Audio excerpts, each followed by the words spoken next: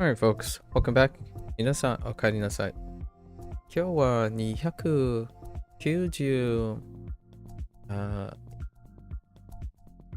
日目です。It is day 294. Alright. We are one day after our second half of, what level is this? 28? Level 28. The final countdown is on the books, right? We are within 6 days, which includes today. Sorry, had to cough a little bit. Until day 300. So we're prepping. This week is filled with background processing and prepping for all the little things I'm going to do moving into the next 100 days, right? There has been quite a lot of changes over the last 100 days. More on that later. So today we have our 88th and whatever the extra 5 is. Probably the lesson moves from the Wednesday thing. Tomorrow is kind of disgusting. So we have one break day, I think. Only one break day within the next week, right? And it might be tomorrow. I don't know. This one seems like pretty intense. This one is kind of too. That's probably a unit. So tomorrow, again, the 88 is gonna move into this. So tomorrow is like 240, 250-ish things. So that's kind of a bit rough for double prompt. But if we can get the energy, we'll do our double prompts as much as we can. Alright, today's gonna go fast. Let's get into it. At least I think it's gonna go fast. I did try to fix the pitch accent thing script, so hopefully that's working. We'll see the moment I type this. It does not work. Okay. Wait. I'll fix it later. Well, that was short-lived.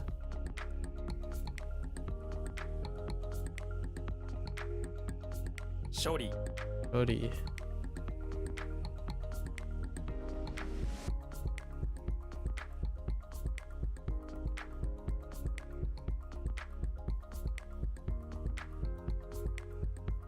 Be a little bit quieter.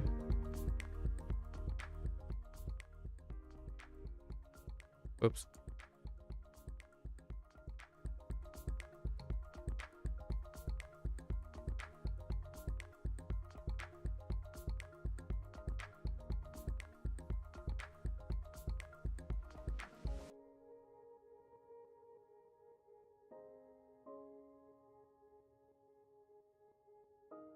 Okay.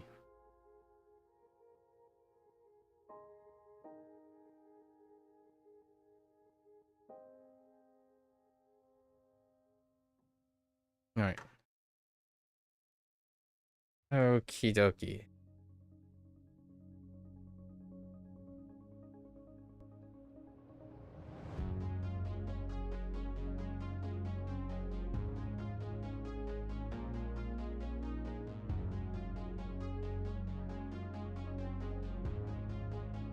I know it's key, I think.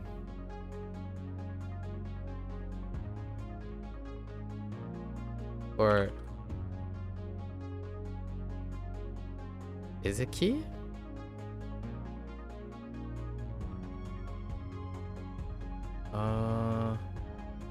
Definitely Yo's in there.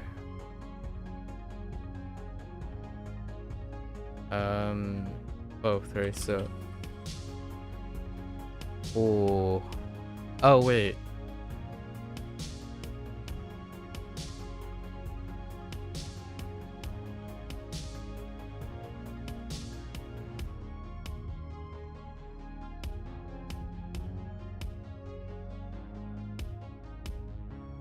This might be on. This might be like honorable, right? So the honorable one is.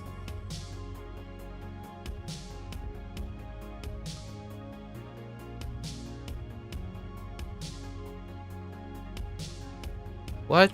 Isagi. Oh, Isagiyoi. Isagiyoi. This is probably the biggest challenge to my mnemonic.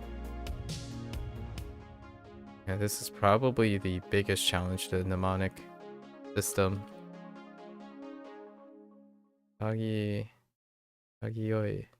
It's honorable.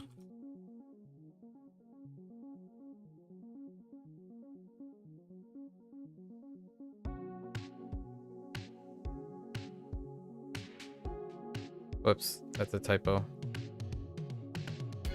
攻める Semeru.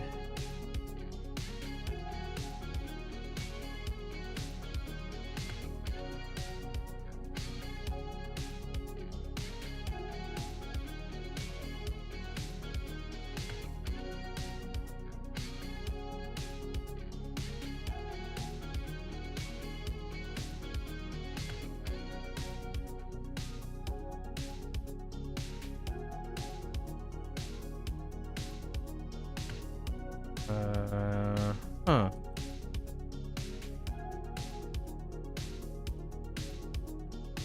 It's not.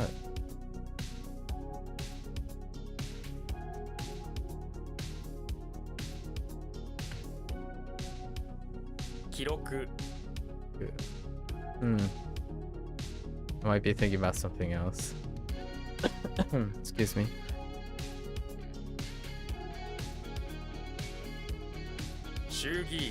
Shugin.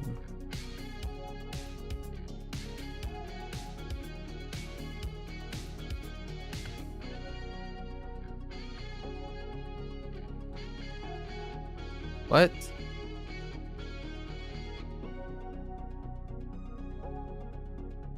Oh. Kenpo.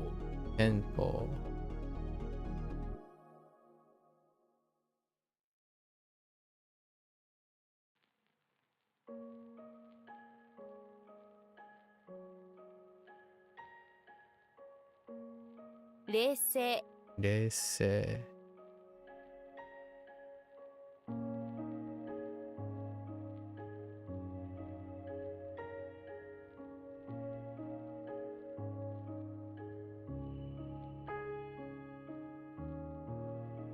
What do I do? Side.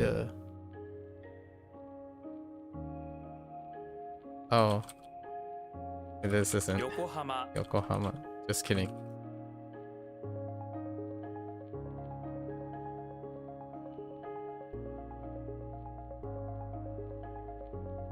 Kaito Kaito. Okay. Oops. Wait. Oh.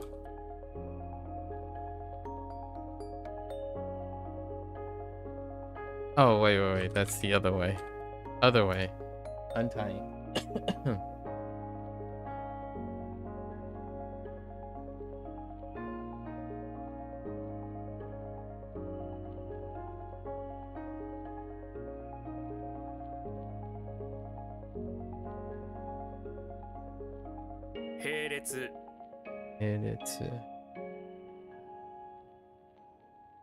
Okay, so is this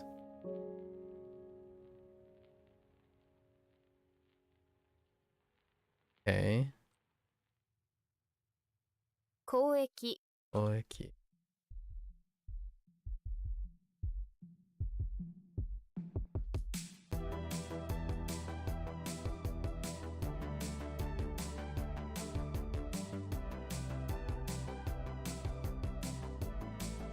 Seiketsu. Imin.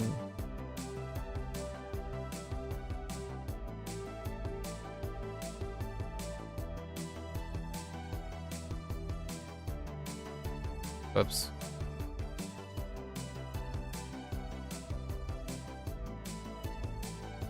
Akongareru. Akongareru. Akongareru. How do I to... Oh, wait, no, fine. Or... Okay. Or to yearn after. I say for instead of after.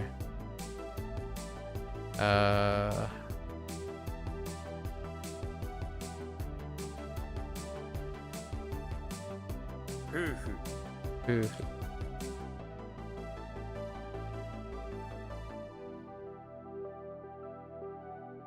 冷たい。はい。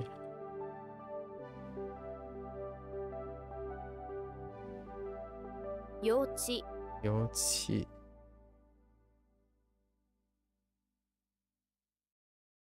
Okay, so this one is like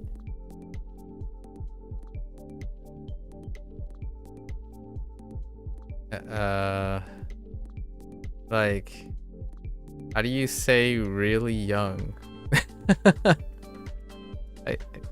I'm having trouble what they're using for young. Maybe like a... Oh no. This might just be young. Or... I really don't like the words that they're using for this. I guess we could use age range. Maybe we'll just lock in an age range. That's a little bit more distinctive than choosing...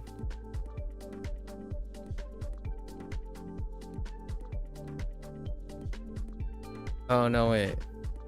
This might actually be the other thing, not the age thing.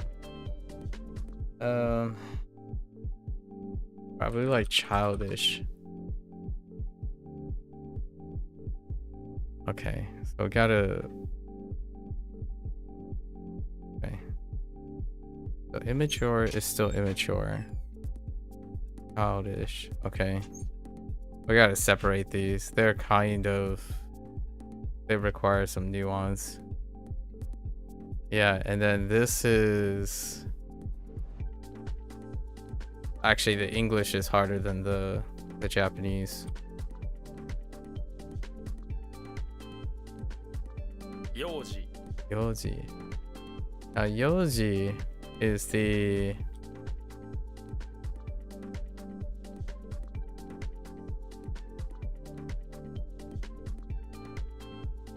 Okay, I can use toddler for this. All right.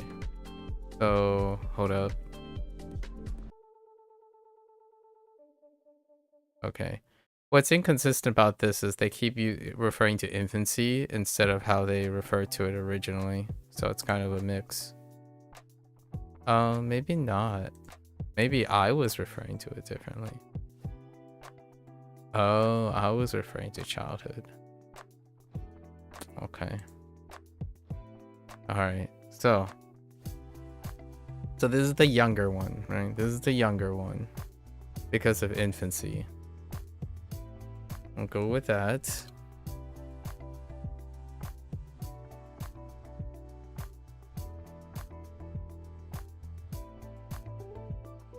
Bisebutsu. Bisebutsu.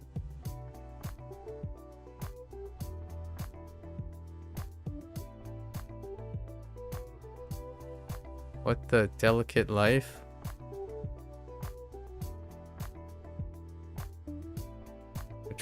Which one is the delicate? Oh, right.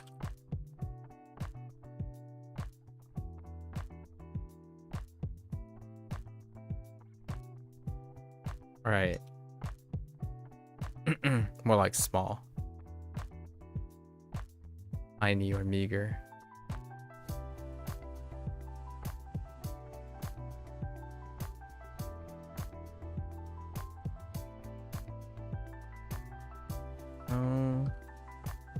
Did you work?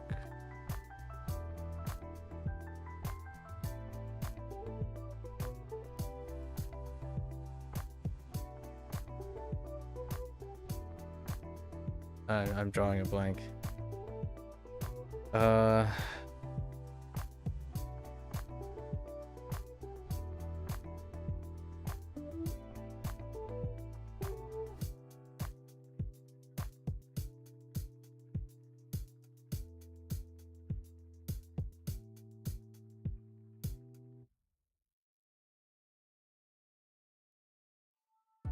some part of me want to type like, okay. That left character is escaping me right now.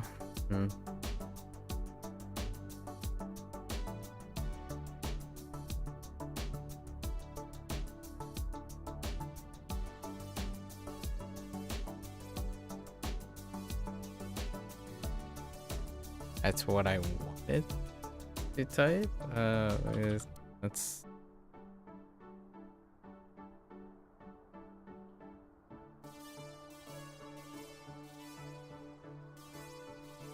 White scooter. Oh. 切迫 Fuck.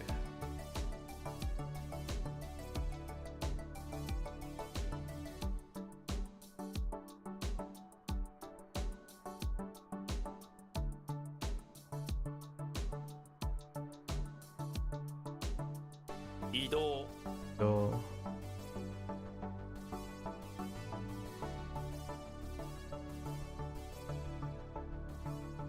婦人 We've seen. Wait, this is just a lady. Okay, and then we have the child. Okay, all right. We can distinguish that. 児童 Hiro.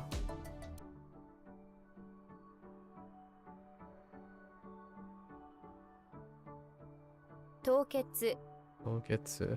This is freezing.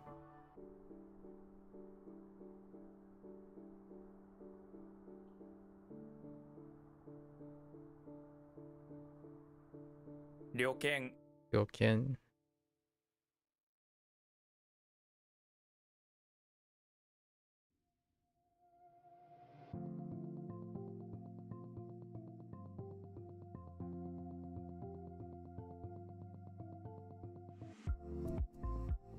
How did that work? Special, right?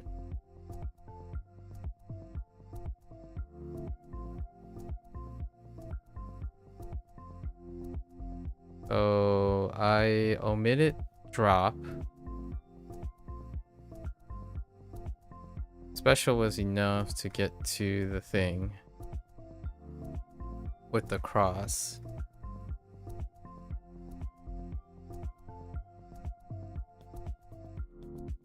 That was... Oh no, I did do the drop. So what is that? I see drop, special, hack, cross, exhibition.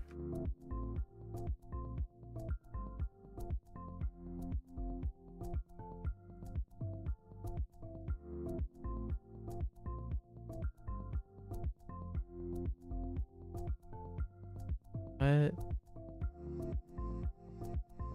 is...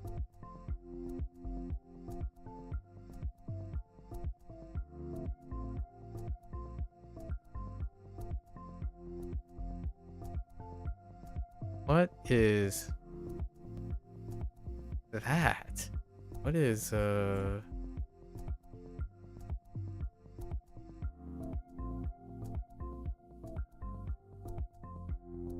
straight special? Was it N? In? Sen? Oh no, wait, it might be 先行 Senko.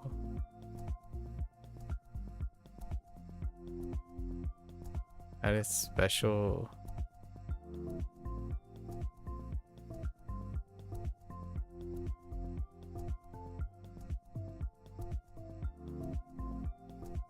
Yeah, specialty aggression. Yeah, I don't like aggression here.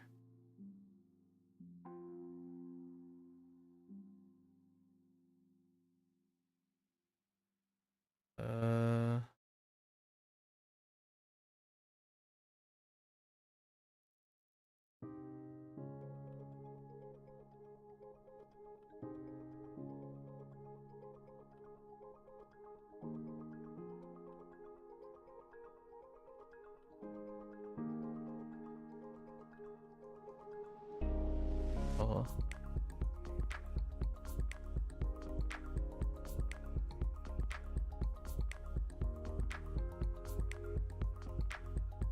And I had to come back to this. Not.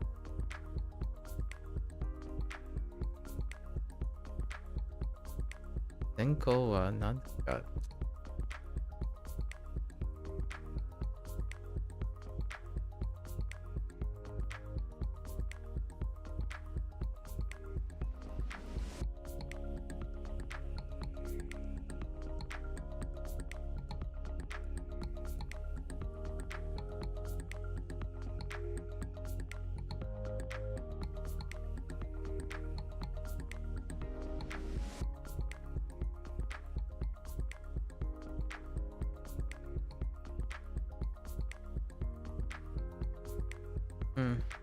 I don't know.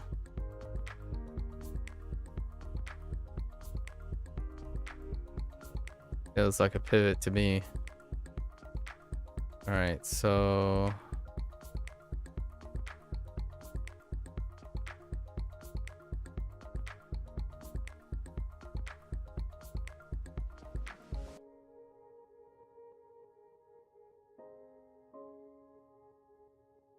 we have freeze. Oh, freeze is internal. コール Oh, dude.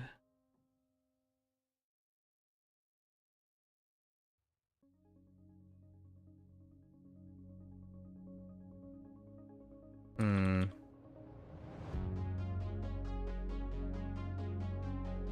回数券 You can. That was a 50-50.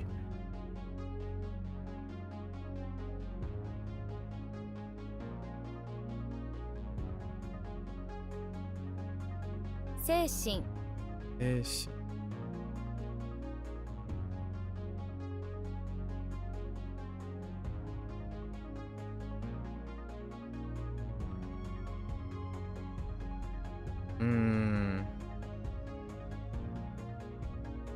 There's a pivot on this too.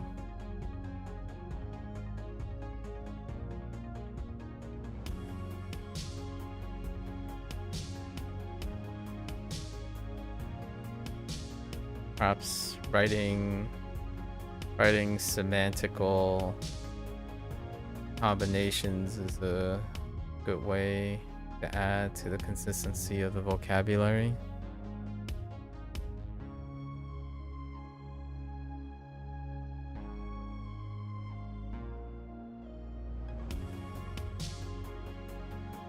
It's probably just spirit, or mind.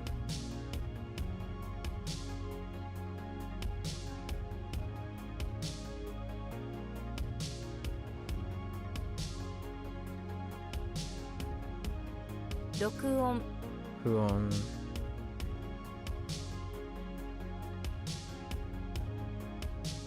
Seido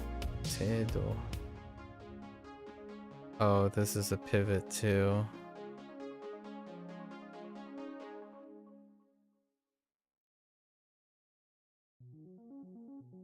Gist? How do I gist? The degree of gisting. Oh, wait, maybe...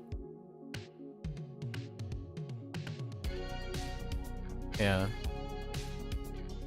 Precision and accuracy.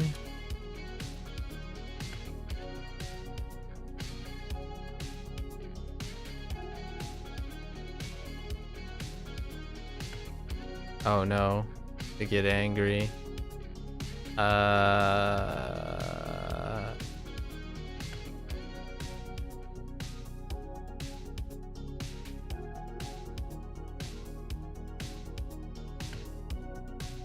At least I know where the 5's coming from.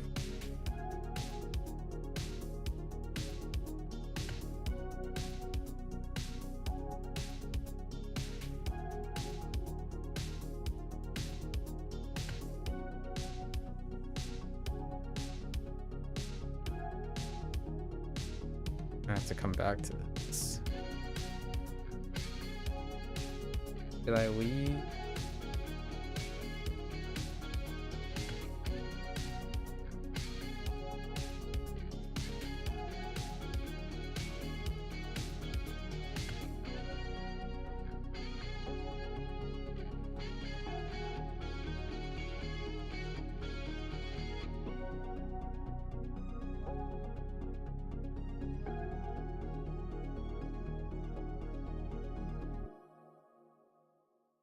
maybe like, no. Thought that was, yeah, potentially. Oh, that's irritate.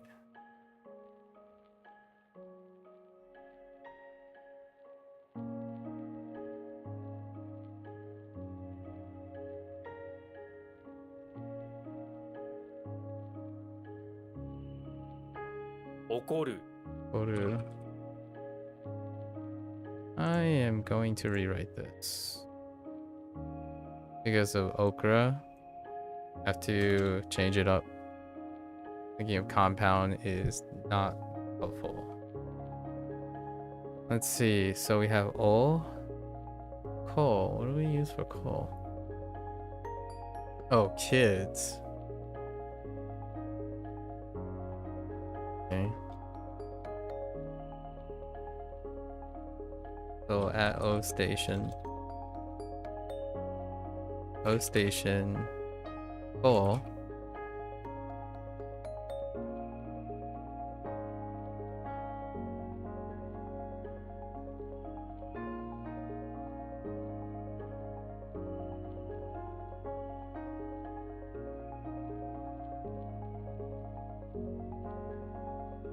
That's it. Get angry.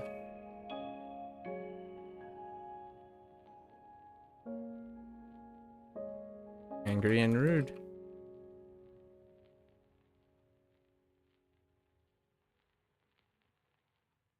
Okay. Wait. We could add Dole. Because I do see Dole.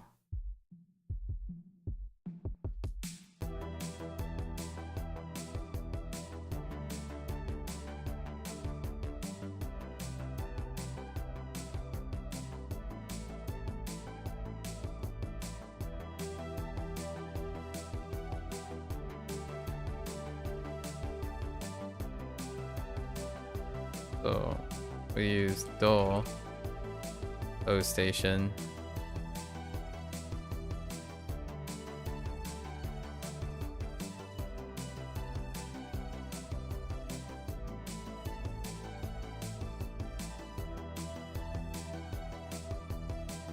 Okay.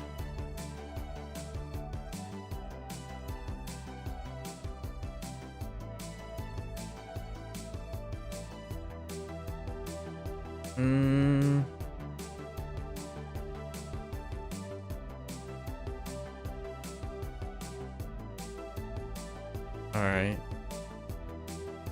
So we have hay. I don't think I used spikes for these standalones. I need to use some of the radicals. So this deals with hay.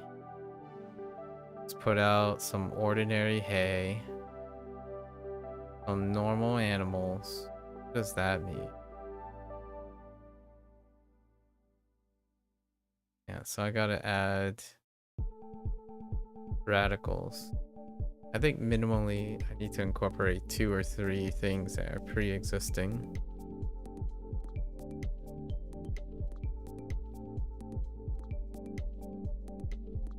Probably a healthy amount.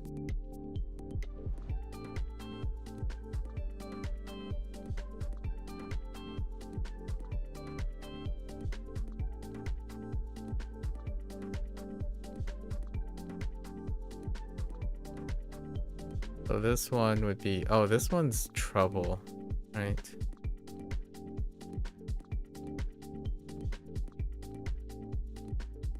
Because I'm not sure.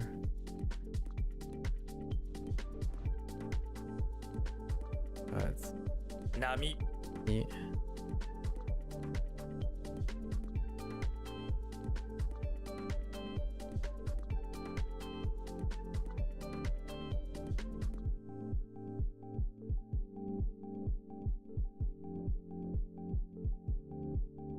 Yeah. Nami is a pivot. Oh yeah, for the ordinary animals, right? So I have to decide if I'm gonna use me. For me. And we need to incorporate something because there's non-existent. So what do we have? Spikes, horns, and ground.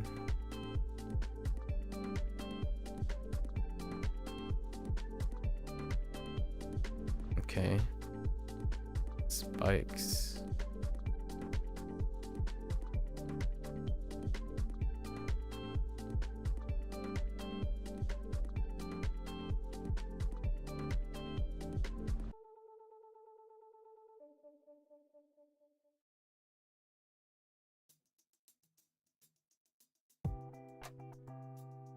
Okay.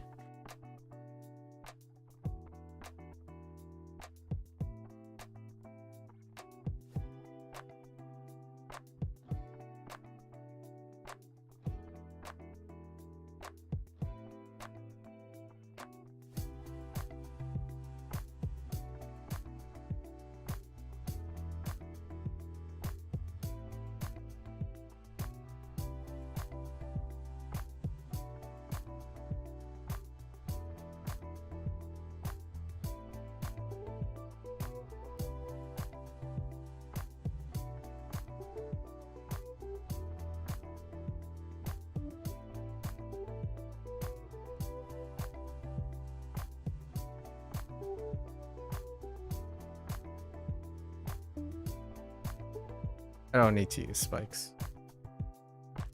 Okay.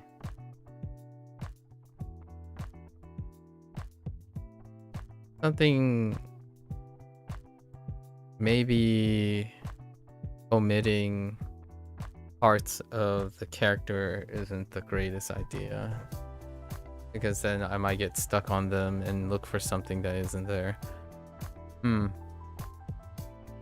think about that. I might be cutting too many corners here.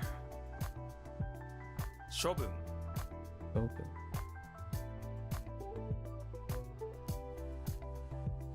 This is to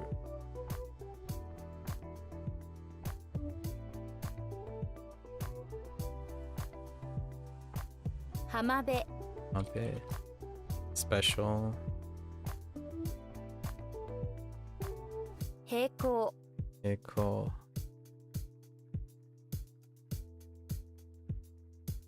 Oh, this is to. Oh, this is in parallel. The other one was just parallel.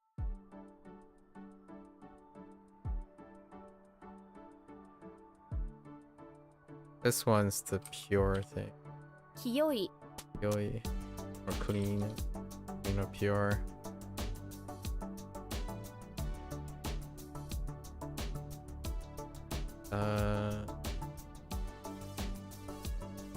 Reverse.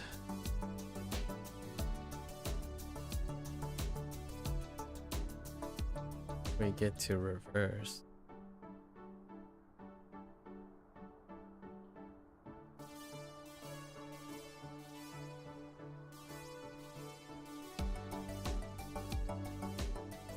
Like drop. Kind of omit the drop too, which is not that great.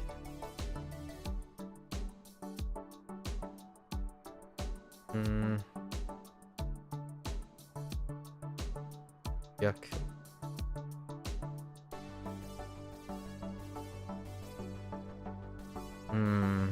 Okay.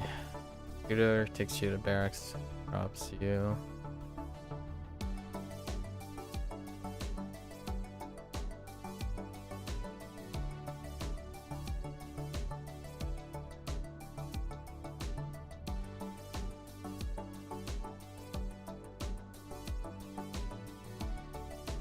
Okay. So we have Scooter. I guess. Doesn't have to be someone close. Scooter. Barracks. Drop.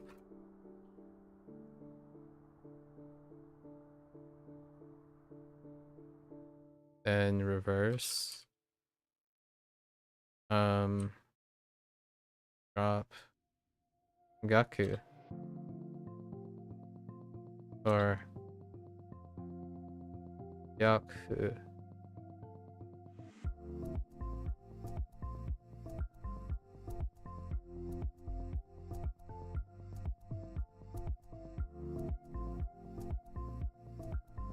Pi reverse.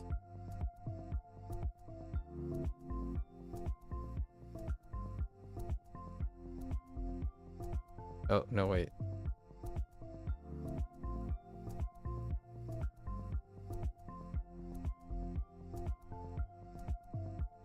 This one is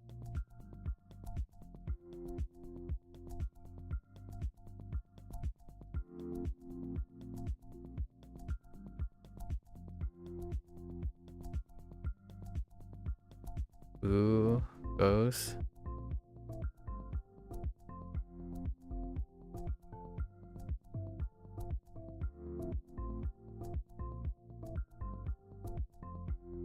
Doing something. The animals. Yeah, I need to incorporate hay. Did I incorporate hay for this?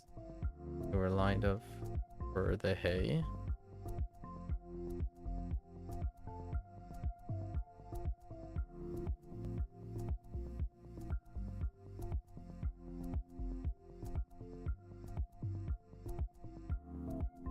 So at the now at the ranch, 並ぶ a boo.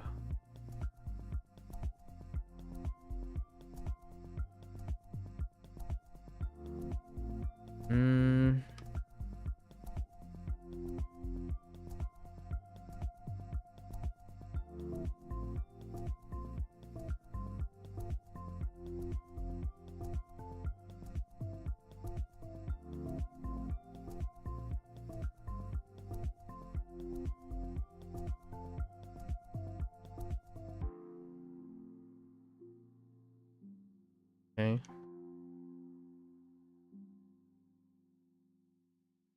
沼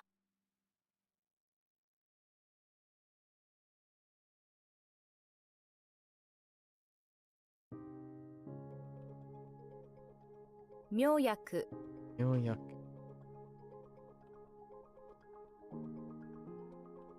程度 Edo.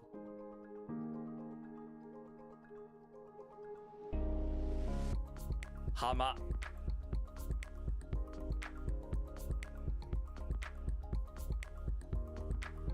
車庫 Taco.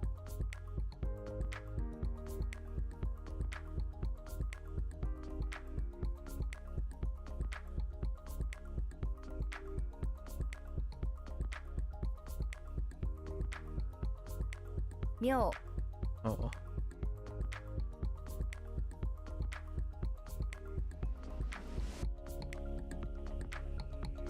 沼地 Imachi.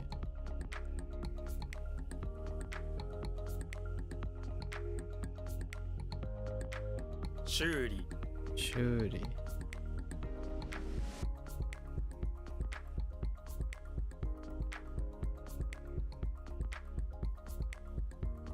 No, this is major. Oh, no, wait.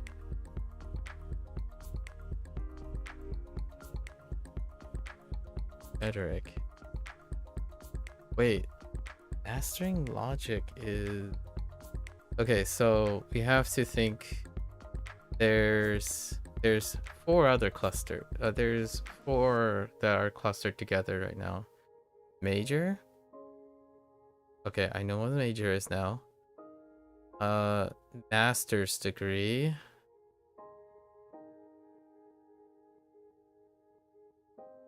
Which is not this.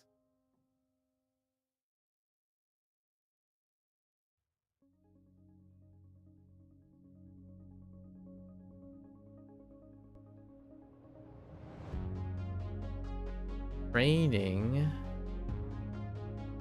Master's degree has she in it.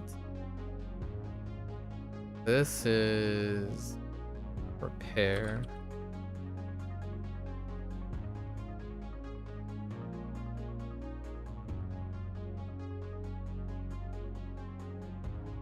Shujikaku Yujikaku.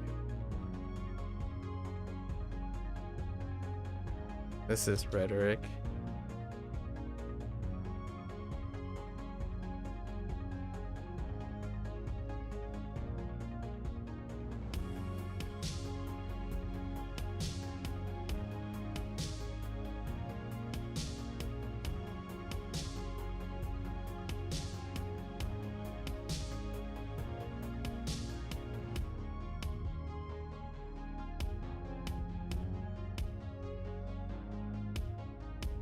So Geki attacked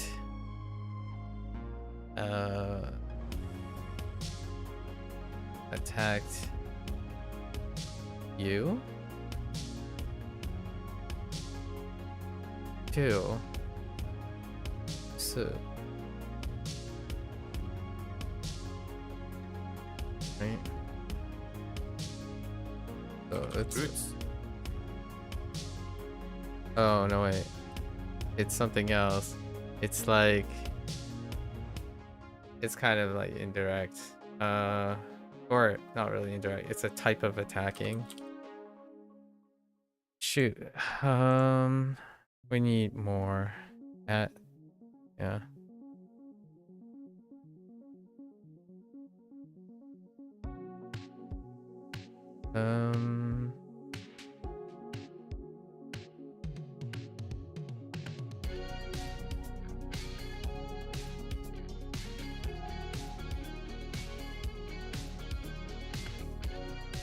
Our weapon.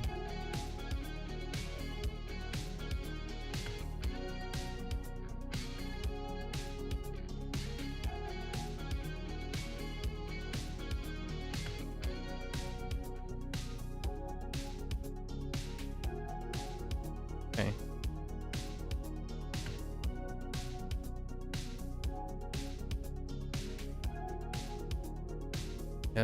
This stays the same, I think. タイ Hey.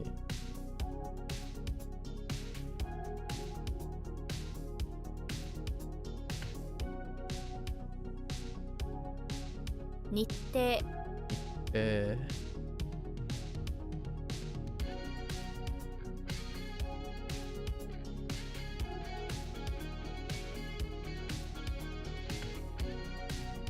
大衆。来週。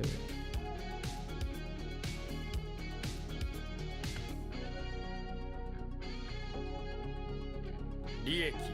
利益。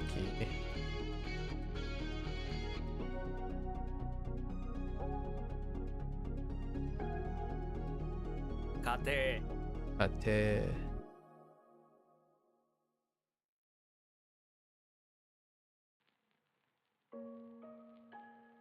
Like the reach has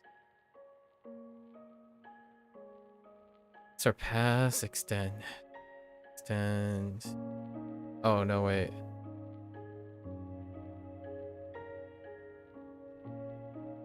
The process.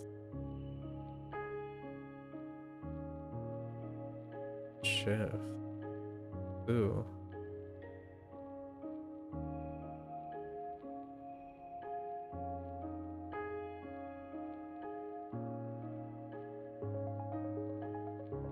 Something about in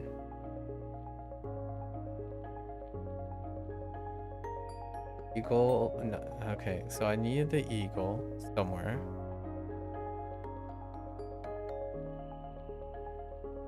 And oh, I haven't encountered. What happens if I have two subjects in the or two potential subjects in the mnemonic?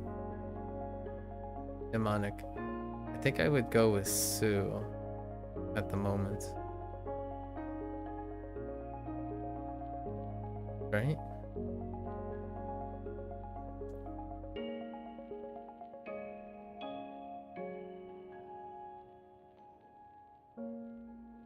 So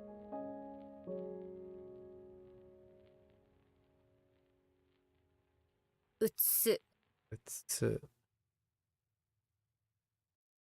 Yes. Did I go with Sue or did I? Yeah.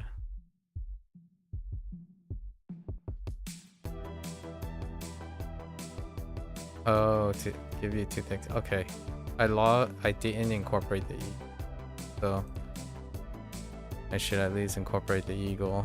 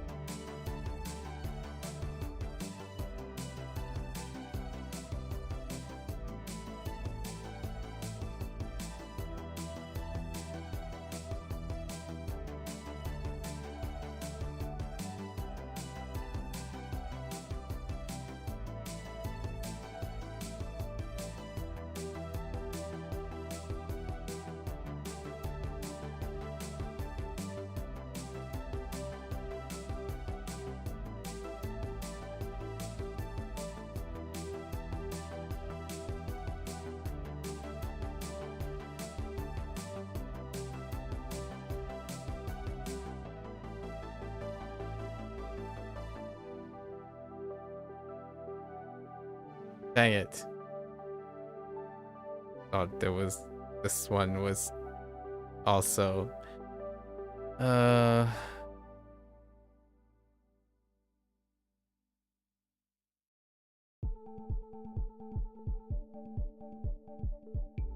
so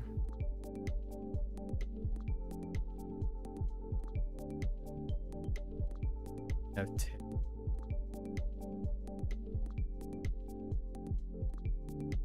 No, this requires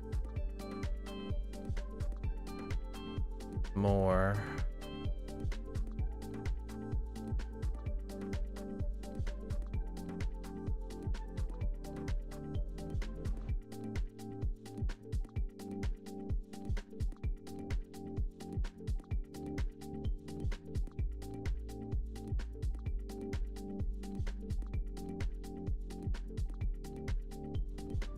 Yeah, so single kunyomis, single ones still require ほど still requires radicals. Okay, which gives us the king. So yeah, king.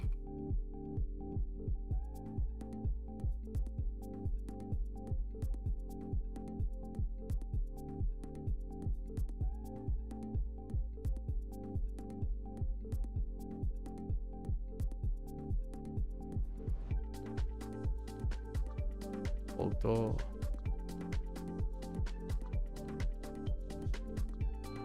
the extent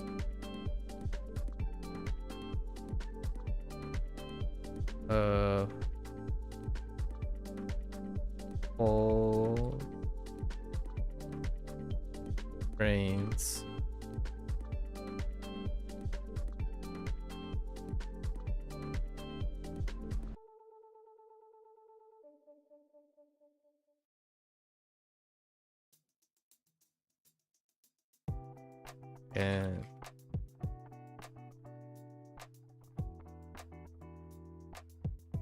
and hungry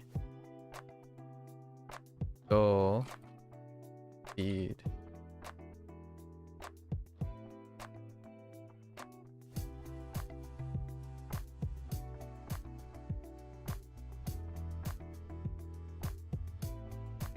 Okay. 牽制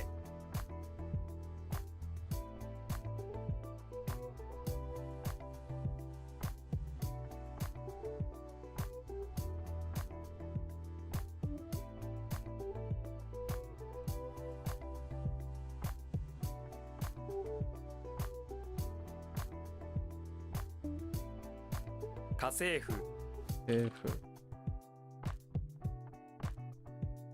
oh wait, Hasefu.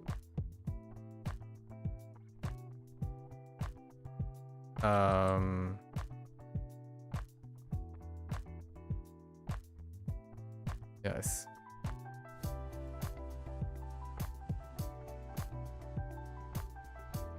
不潔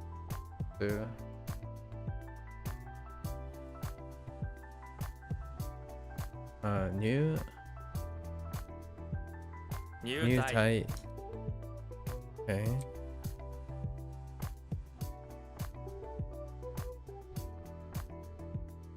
国国益益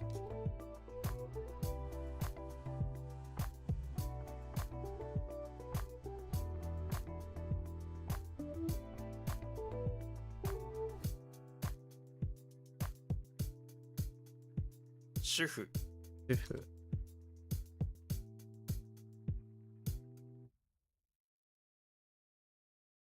what? Oh, 軍 軍隊 隊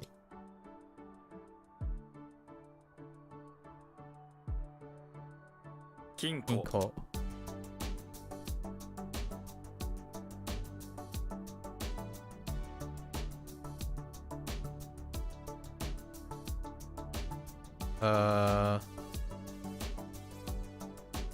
How do you Like, oh, yes.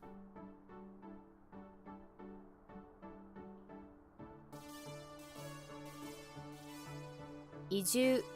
D2.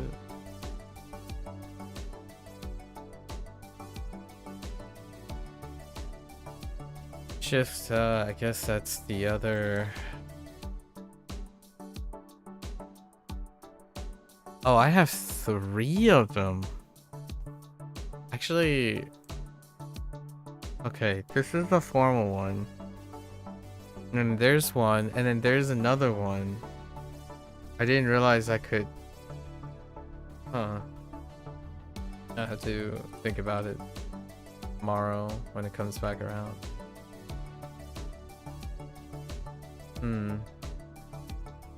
Interesting.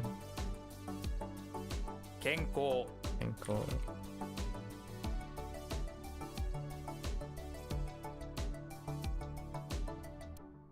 Whoops. 研修 Two.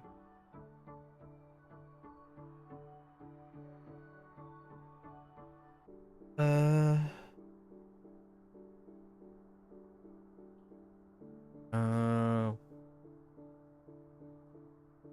build mastering. Oh, wait. No. Yes. No. Into.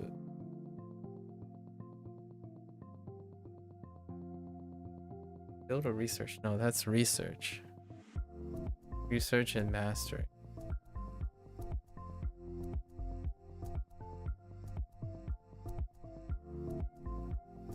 Did I type practice or did I type training?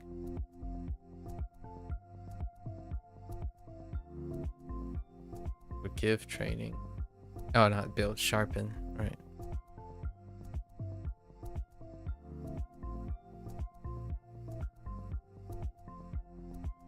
Reitoko.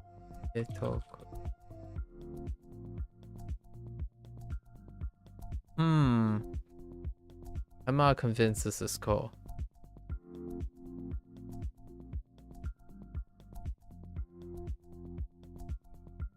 So something about okay. Go in the car.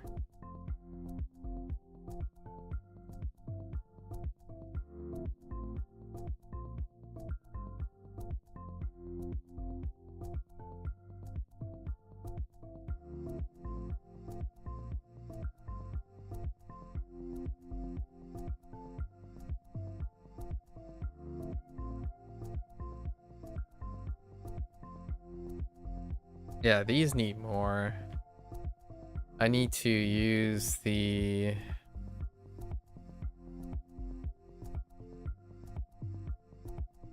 Kura.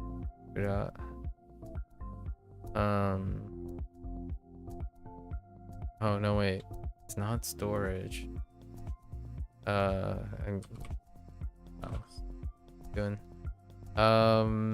I need to use the components for all the standalone. Did I? No, I didn't. Okay. So call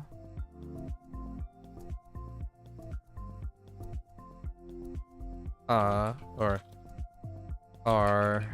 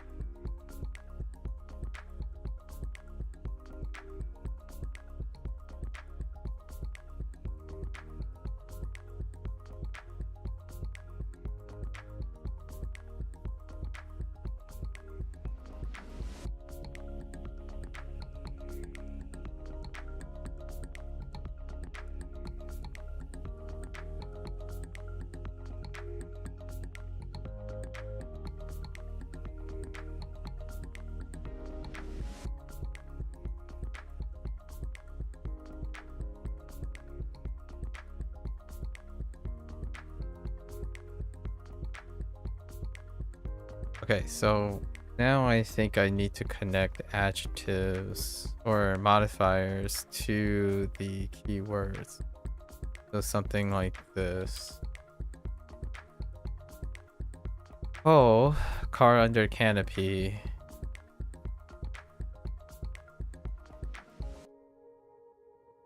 Next door storehouse. Cookies from ranch. Eat.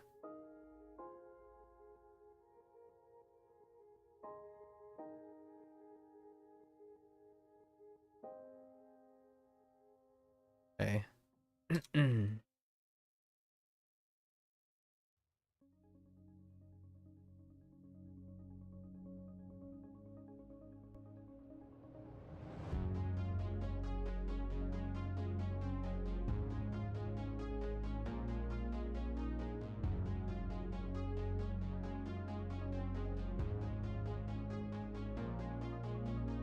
I only remember the solo part. Oh no. Cook. Uh,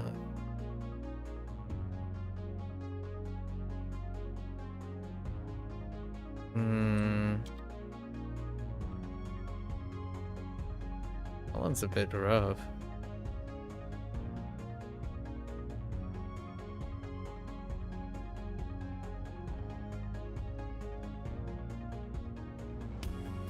Second headache. I think this is the one where we have the onyomi or head.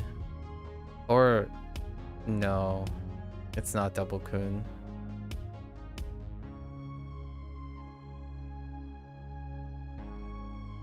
Yeah, I don't think it's double kun.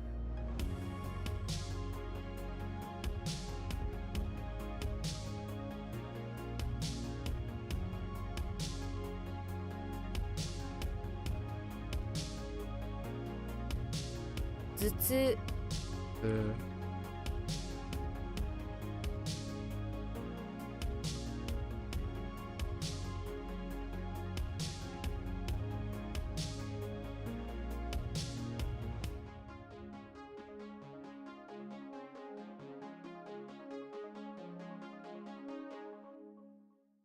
Atama is bad. Bad news bears. So if it's bad news bears, gotta incorporate radicals.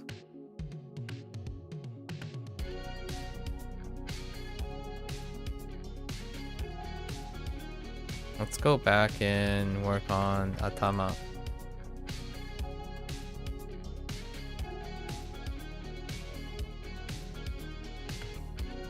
Then we can stack Atama.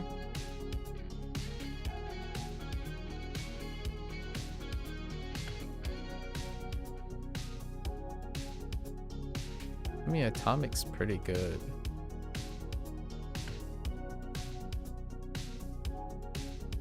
Maybe we make exceptions to body parts. I don't know. Atama.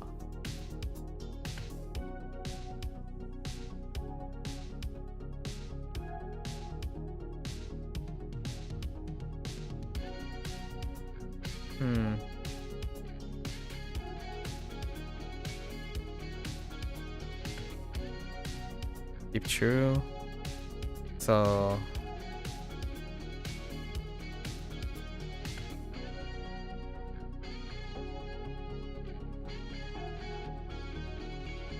ooh.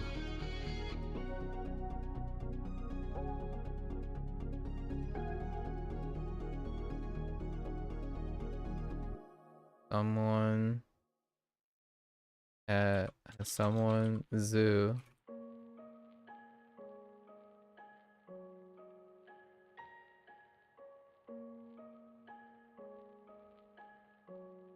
Ata Uma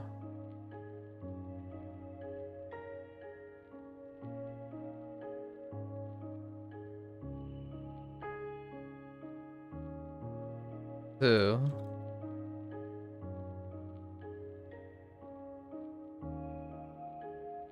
Oh.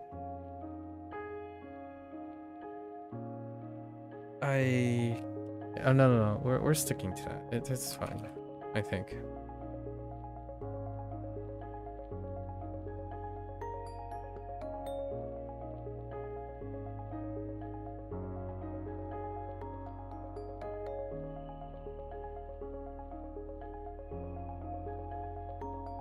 I think my shorthand is getting a little carried away. So it would be like someone at zoo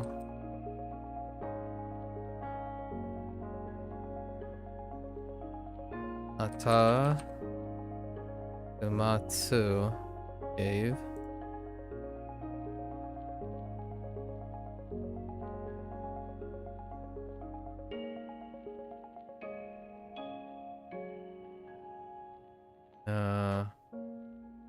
for her headache.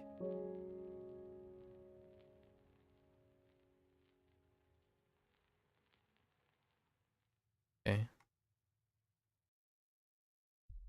剣 傘 Asa.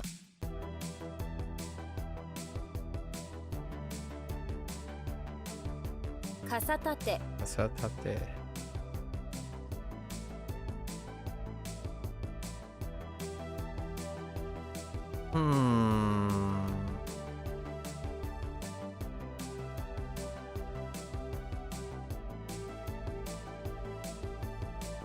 So yogurt. We didn't incorporate yogurt. That's a problem.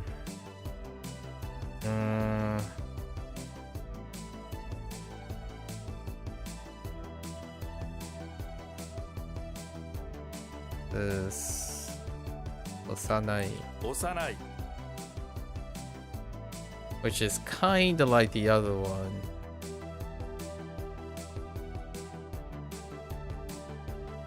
That could just mean very young, because infancy. Alright. Yeah, so these are not good enough because they're standing alone. Let's see. Need more. So what is that? Poop and... Do we have yogurt? I don't even have yogurt in this. I was too complacent yesterday.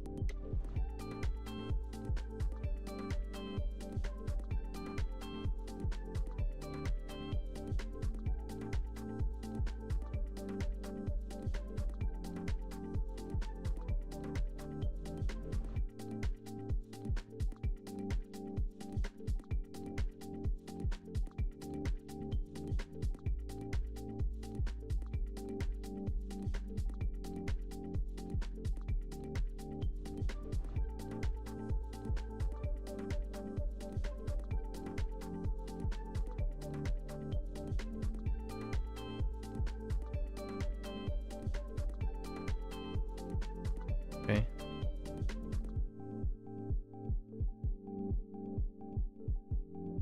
Eventually.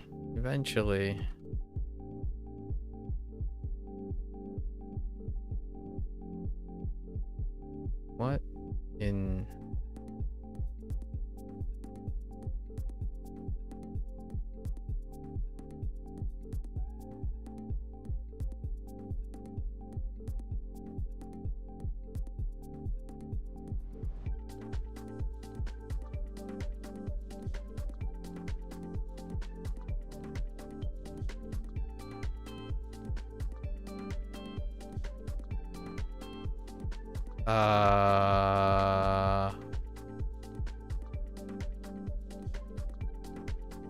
Oh, wait.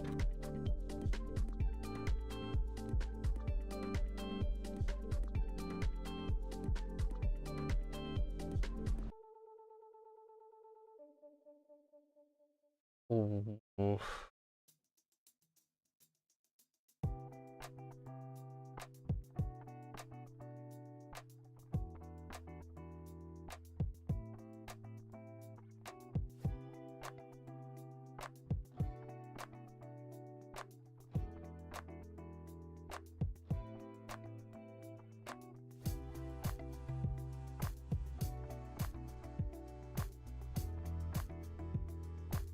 We're gonna skip this. No.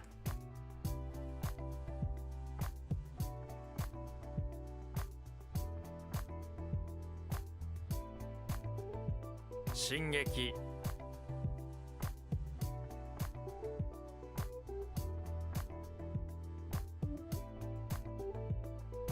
反抗 Oh.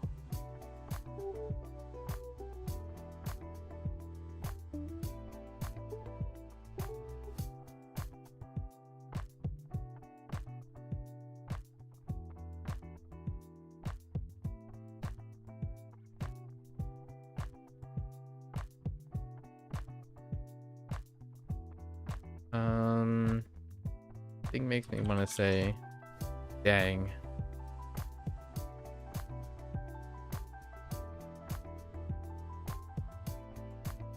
We say troop. And that last one, the one that I just skipped, is a complete blank. Or not really a complete blank, but very weak.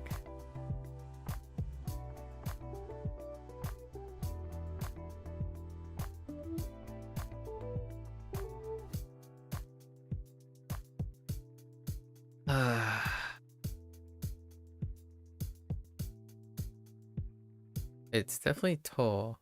Oh, wait.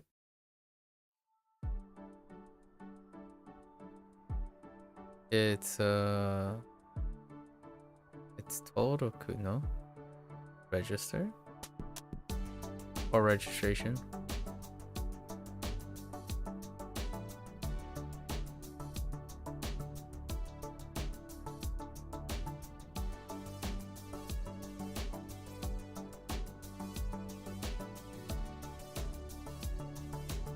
I had a problem with this. It's yeah.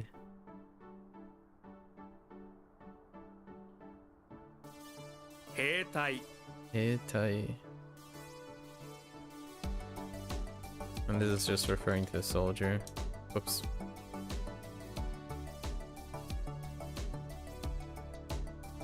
Bimyo Imyo.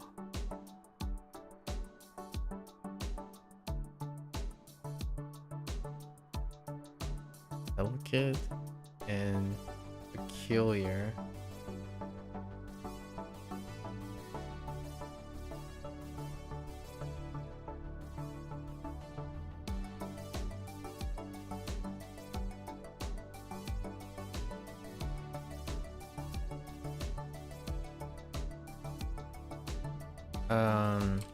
Kind of a negative way, right?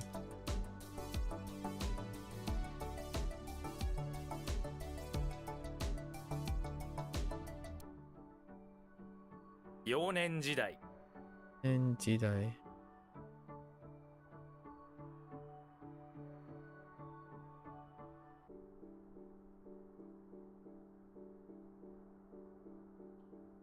Shushi Sushi.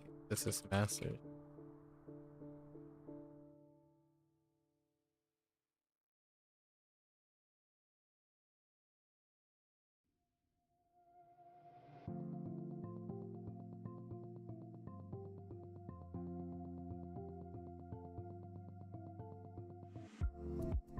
Toshi She.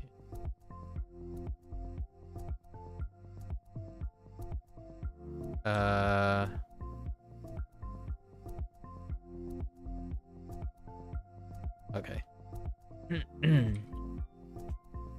攻撃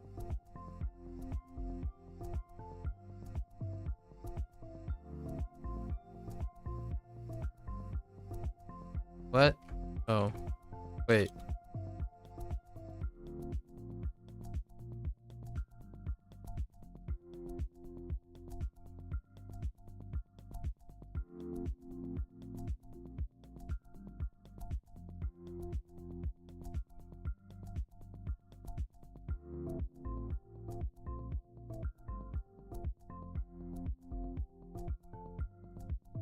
Oh. 前売り券 Yuriken.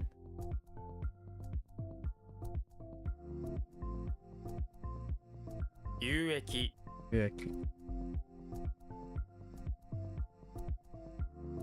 Alright.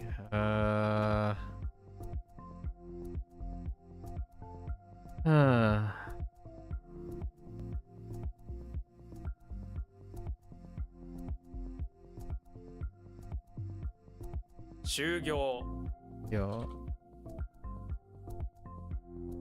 Okay.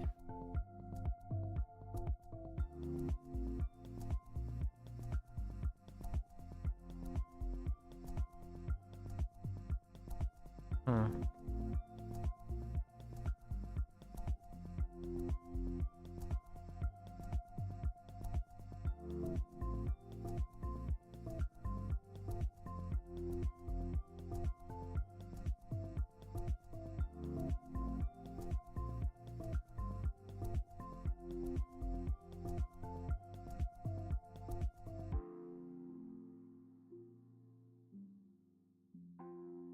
Specialty.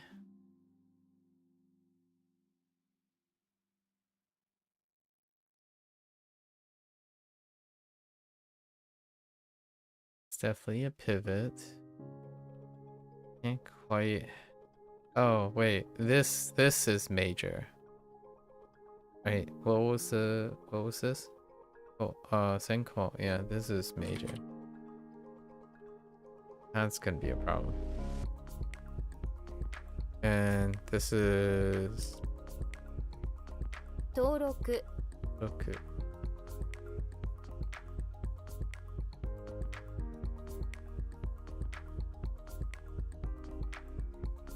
What did I say it was? I could have sworn I just had it. Registration. Actually, Roku. Isn't Roku the...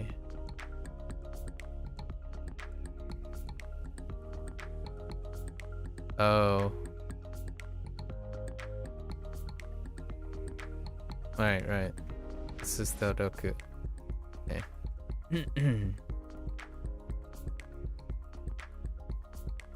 Fine, but mount. Okay.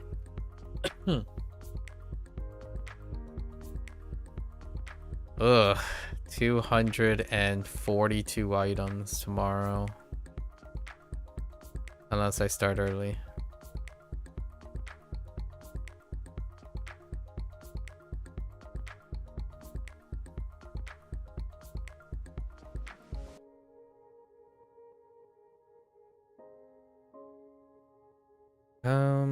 Yeah, tomorrow is gonna be the longest day of the week, right?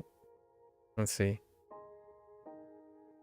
Yeah, so today 1, 2, 3, 4. These are the 4 days we have to double prompt. And then the 5th day is level up day. Whenever you learn something in HanziHero, do you use a mnemonics at all? You feel like learning a convoluted mnemonic might be harder than just learning the characters? I use the mnemonic all the time. In fact, I use it so often that I'm adjusting WaniKani's mnemonic system to incorporate some of that. And then I'm using some of WaniKani's mnemonic to incorporate into HanziHero. I guess the quicker question to you is, how long did you try to use the mnemonic? Most things that you don't know how to do is convoluted at first. But it's like the sentence you constructed now. It was convoluted at first, but you decide to put it. Right? So here's the thing though. When you start using something, you don't have to, in my opinion, you may want to encourage yourself to figure out if the individual components or certain things would want to be changed while you're going through it. That's very similar to what I'm doing in WaniKani right now. We're basically changing the system as you're growing. One thing that I do find with HanziHero is that, I'm not sure if you're familiar with Mandarin Blueprint, but Mandarin Blueprint gives you the skeleton or framework of the mnemonic system, and then you can create the thing to your own image, I suppose, because what HanziHero is trying to do is prescriptionally create a mnemonic system. Mnemonics are inevitably going to be convoluted. The things that you work with, the things that make you, when you say it's probably might be harder than just learning the character words, the way you're just learning is a mnemonic system. But it's a mnemonic system you came up with that you spent pretty much your entire life working on. So adjusting a new one will inevitably be convoluted. And I think to go even further than that, it's even more convoluted if it's different from what you're doing. Your thought process was just that it would be worth it to use HanziHero Mandarin Blueprint when you could just grind in HSK Anki deck. That was the calculation we're making. When you're just grinding in HSK Anki deck, you are using a mnemonic system. It just happens that you don't have to learn a new mnemonic system. The way you're creating connections and associations by memorization, at least I like to think you're not using raw rote memory for these things. The question for you is, it's only worth it if you like the system. If you don't want to learn a new system, then no, it will never be worth it. The intent is you either do it because you know it's going to be worth learning something, or you can continue to memorize things. I kind of talked about this yesterday when someone was talking about collecting data, and it's a pretty good opportunity. So right now, I would think if you're gonna do your Anki stuff, right? In my opinion, this is my opinion. You have, like, if I'm trying to predict what you're weighing. So on the one side, you're data collecting.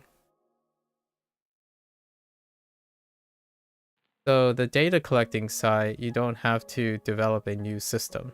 So no new system. No new system. So you're using whatever system you have, which is the existing system.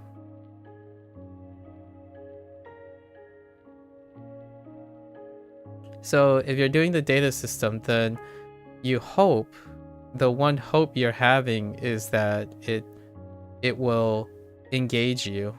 In my opinion, these are the things that I would ask the person. So here's what I would ask you. The hopes that I would have for talking to someone is that, do you believe your current system will engage you for the entire length of acquiring the Hanzi? I know that's a little bit tough to think about, but when you have no intent to create a system, imagine doing the same thing until you acquire all the Hanzi. The second thing I would ask you is, do you believe your current system has scaling? As in, right now when you're speaking English, what is your vocabulary base like? Is it like 30,000? Is it 150,000? Because right now, this is where I would say I'm at, 150,000-ish. But the thing is, I only use like 40,000 of those words on an average basis. So you can ask yourself like, how extensive do you want your scaling? Because scaling is different from engagement and use. Scaling is, how much do you want to remember, right? How much do you want to remember? And that's a great question to ask, because these two can be answered by engaging in a new system. And when you're trying to adapt to a new system, you can also learn to see if it changes scaling, and it can provide an engagement while you're learning these things. And then the third one I would say is goals, right? Goals. This is where me and someone else had a bit of a conflict of interest yesterday, and that is, you're looking for, your readout is, it sounds like it's speed and amount of effort, whatever the effort you're using. So if it's if it's less, it seems like is attractive. So this is where I feel, while it's number 3, learning a new system, this is bad. Like, what I mean is, if your goal is for speed, effort, and less is more attractive, learning a new system will 90% of the time will seem like it's convoluted and a waste of time. Because if you understand that you will remain engaged and your current system has enough scale for it, and it meets your goal of more efficiency, I would say probably not. You're probably not going to want to learn a new system. Your thought? Let's see. Yeah, like I only need a mnemonic for specific characters and words that just won't seem to stick. Yeah, so that is using your current system. So your current system is good enough that you are focused on exceptions, right? So your system, whatever you have currently, works already, and then the extra work that you have to do is all the exceptions, the ones that, you know, leeches out or don't stick. And if these do not happen consistently, then there's no need for a new system, right? No need for a new system. So my thought is, if you wanted to blend the two based on what you would do, if you're using an Anki deck, right? Anki deck doesn't require a new system. Use it until you make note of all the quote unquote exceptions. When they become frequent enough, in my opinion, when they become frequent enough, you can evaluate them to see what is the problem. If they never become a problem, then you don't need to worry about a new system, right?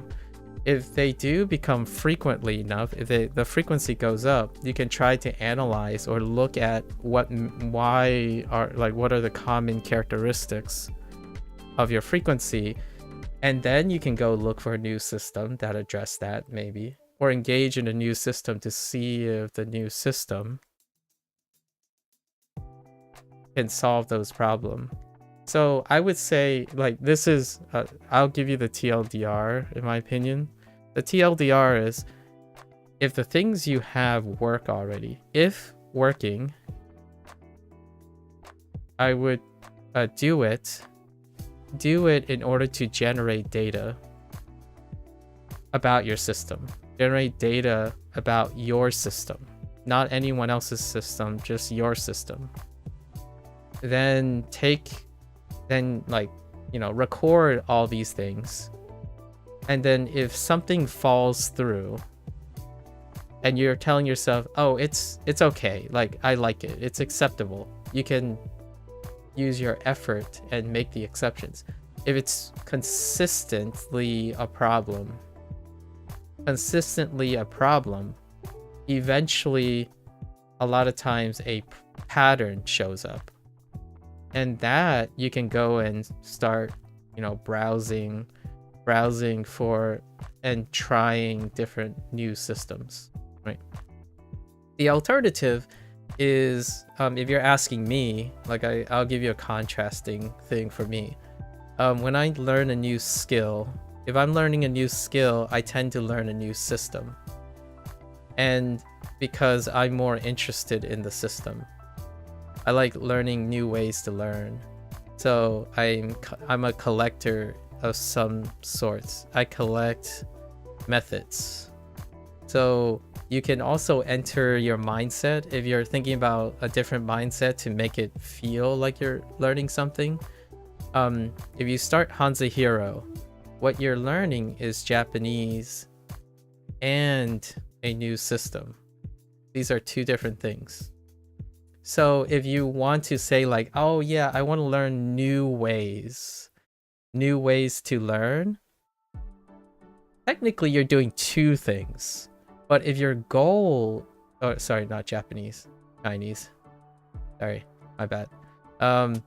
Chinese, if your goal is only to collect data for Chinese, you have to ask yourself those questions. Like, you don't need to use HanziHero for its system. And since you have to pay for it, right? Anki replaces that. So you don't really need to pay for HanziHero at all. What HanziHero is actually offering is the system. So if that is not an incentive, in my opinion, rationally, no need for the system. You can use Anki. Absolutely. That is a great way to go about it. So I probably test the waters to see if you have any errors that are inconsistent that makes you feel eventually when an error comes up enough when you're doing something, it might push you to go and explore new ways of learning, right? Otherwise, getting the information in, I feel like if I had to put myself in your shoes, you'll never be satisfied by learning a new system because it doesn't take you closer to your goal. You just wanted to know if HanziHero is worth it because Anki isn't enough in the end? Oh, it isn't. Interesting. I see. So you kind of have your answer on your own. If it isn't enough, then oftentimes, in my opinion, engaging in a new way of learning can inspire something. Oh, in case. In case it's not enough, you have to start somewhere, right? So thinking about all your possibilities, you gotta start gaining experience. Not cause. Okay. Yes. I see that. Thanks. Well, it's not about in case in this case then. Like, I'm not talking about in case. It's more like you have to do to know. You can prepare it. I mean, if you're refractory, what I can tell you is HanziHero is not Anki, right? So one way you can look at it is if you're worried about in case, it's a different mindset. The mindset for in case is how many points of failure? How many points of failure do you want? And what I mean is points of failure is not a bad thing. So if you're using HanziHero and Anki at the same time, you have 2 points of failure. Or you could say it in a different way. You have not 2 points of failure, sorry, not points of failure, but points of redundancy is a better way to look at this. Sorry, that's a little negative. Points of redundancy.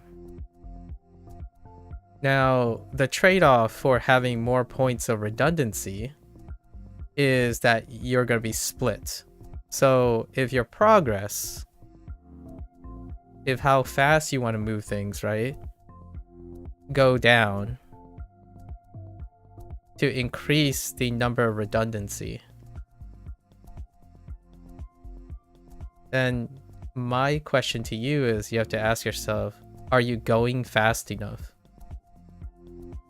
Because it seems like speed is kind of something that is part of your criteria.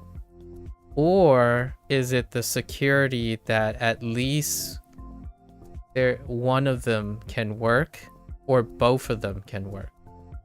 So you're not focused on the idea that you're getting more progress by combining them, in my opinion. You're asking yourself, what happens in case one fails?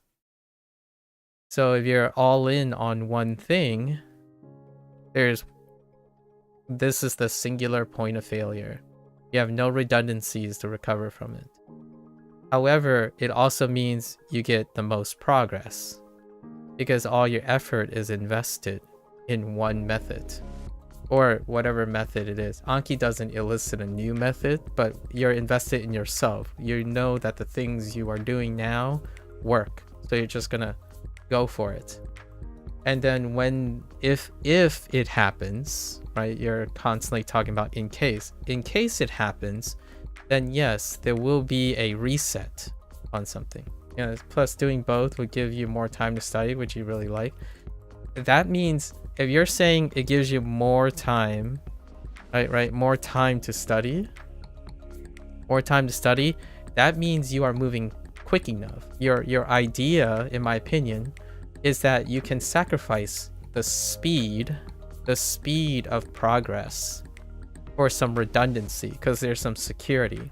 And redundancy, hear me out, redundancy is in a way dealing with memory, right? When you forget something, it also means that there's less redundancy.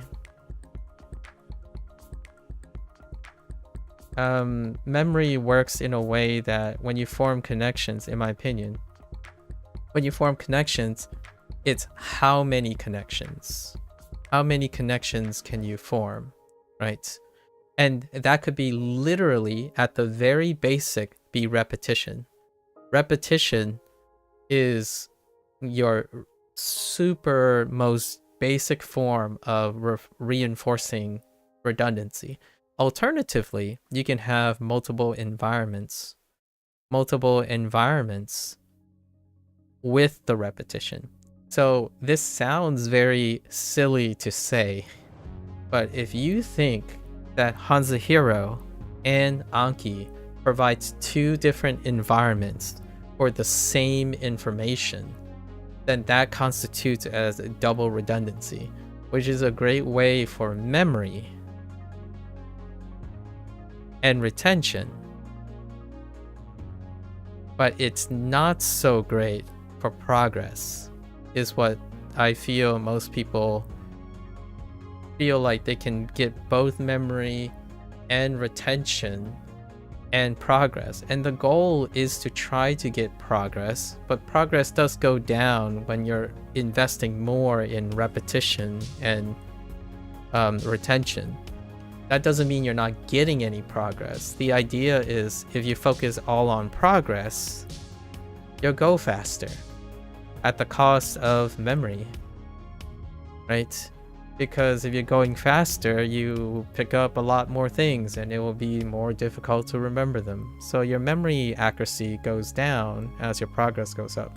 And as far as I know, there isn't like a human life hack that allows you to go as fast as possible while your memory is super solid. The goal is to try to balance between sacrificing or compromising between progress and memory. And I think a great way to do it is test how fast you can go with one thing. How fast can you go, right? And then when you go too fast, you'll know when your memory can't keep up, right? And that's what SRS does, right? That's what the SRS thing in Anki. So if you push yourself as hard as you can, and suddenly your accuracy drops, right? Your accuracy drops. You ask yourself, where would you say when you have a problem? There's no number. For me, I'll tell you what my number is. My number is 90%. So if I start dropping and it starts getting below 8, like it goes to 89%, then I start to say, yes, this is the pace. So I stay with this pace and I ask myself, can I improve it? So over time, my system was changed so that eventually this 90% became 99% again. And then now with the new system,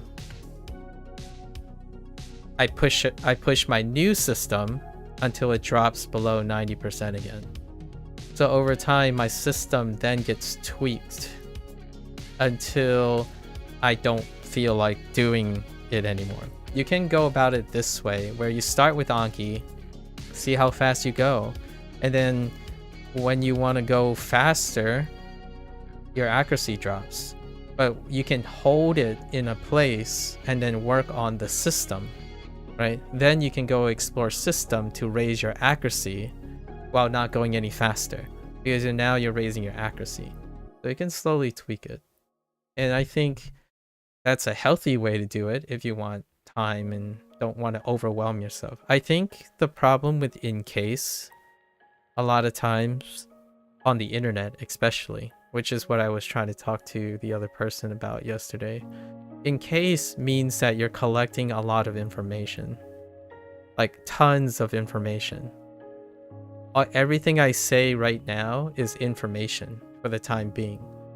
Until you use the information, or create or do something with the information, there won't necessarily be a lot of learning yet, right? So the goal is to try to learn about either, is the system important? Are you looking for more ways that you can study? Then that will take away from your progress. Your progress doesn't go because you're also practicing systems work. You can try to juggle both, which is kind of what I try to do.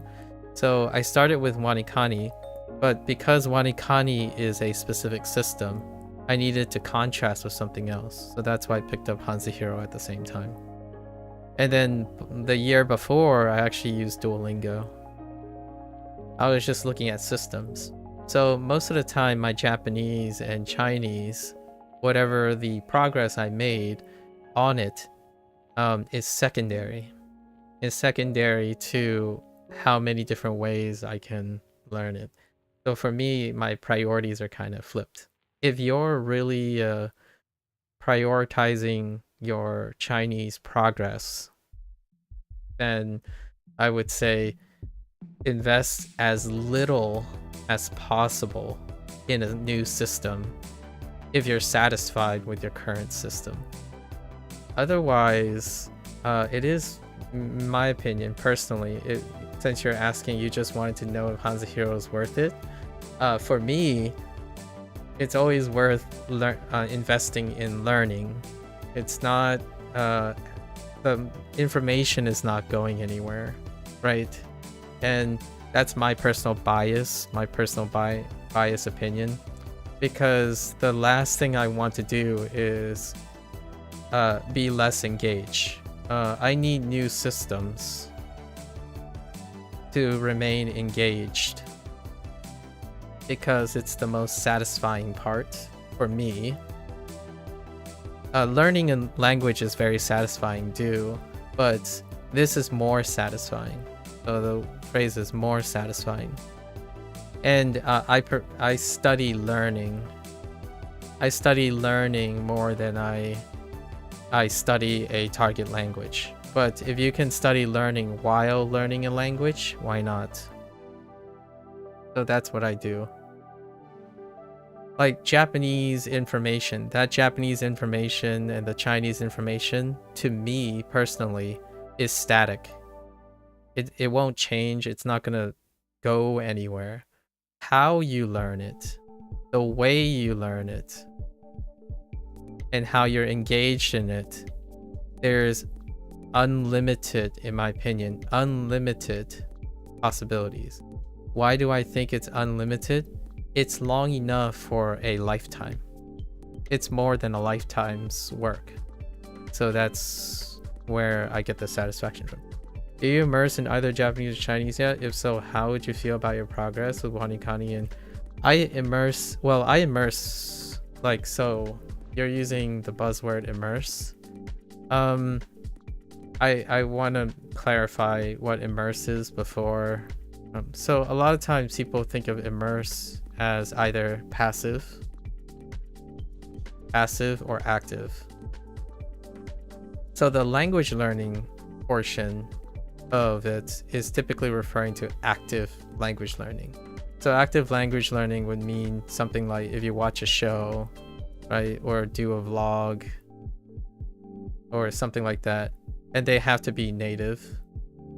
This is what I consider as the stereotypical use of the language learning thing. So it has to be active, it has to be native, right?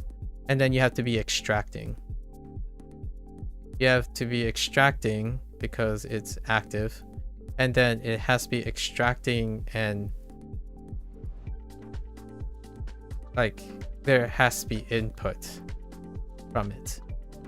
And then there's passive immersion, which some people might confuse this with the language learning style initially when they begin, which is you listen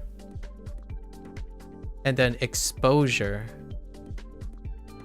You listen, watch, and that exposure, the mere exposure to the content, will help you intuit like Japanese or Chinese, right? The alternative is there's an additional to this, and when you're exposing, when you're listening and watching, there's a reinforcement, which is through repetition or basic repetition. So basically something you learned, when you immerse passively, if it comes up, then it will passively remind you of what you already learned. That's the two things, right? And I'm going to tell you that I do 0% active immersion. I do 100% passive immersion. And then of this, it takes up like 15% of my time.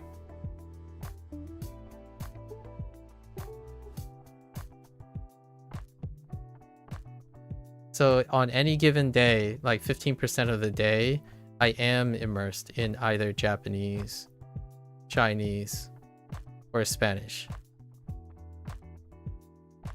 And I have been immersing passively in my life since I was 5 years old. In both languages. My parents are Chinese. So they speak Mandarin sparingly, though. They actually speak Fujianese. Or Fuzhou or Fujian dialect. There's a lot of ways to refer to it in English, but Fuzhou Hua would be what I would call it, but I guess some people would say Fujian, right? But 不是中文，是福州话。福州话以内普通话 right? So that's something to factor in. So I do most of my stuff passively. If you want a reason, the reason why I do it passively is when I'm streaming, I do active things. So I do active learning things. And because I do active learning things, this is the best time for me. I have a mindset that I only actively learn at my best times, like when I'm most alert. So in the evening, if I wanted to engage or immerse in something to reinforce what I learned, it has to be lower effort, because I don't want to burn out. So all the things I do in the evening are lower efforts. It's specifically for retention and output only. So this is output largely. It's nearly 90% output, no input.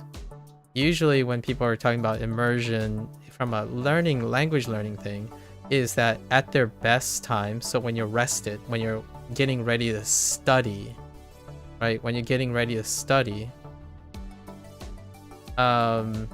oh no, this is what I do, by the way. That's okay. This is what I do most of the time when I'm streaming. I wouldn't be streaming otherwise. So I actually, this is strategy. This is systems work right here.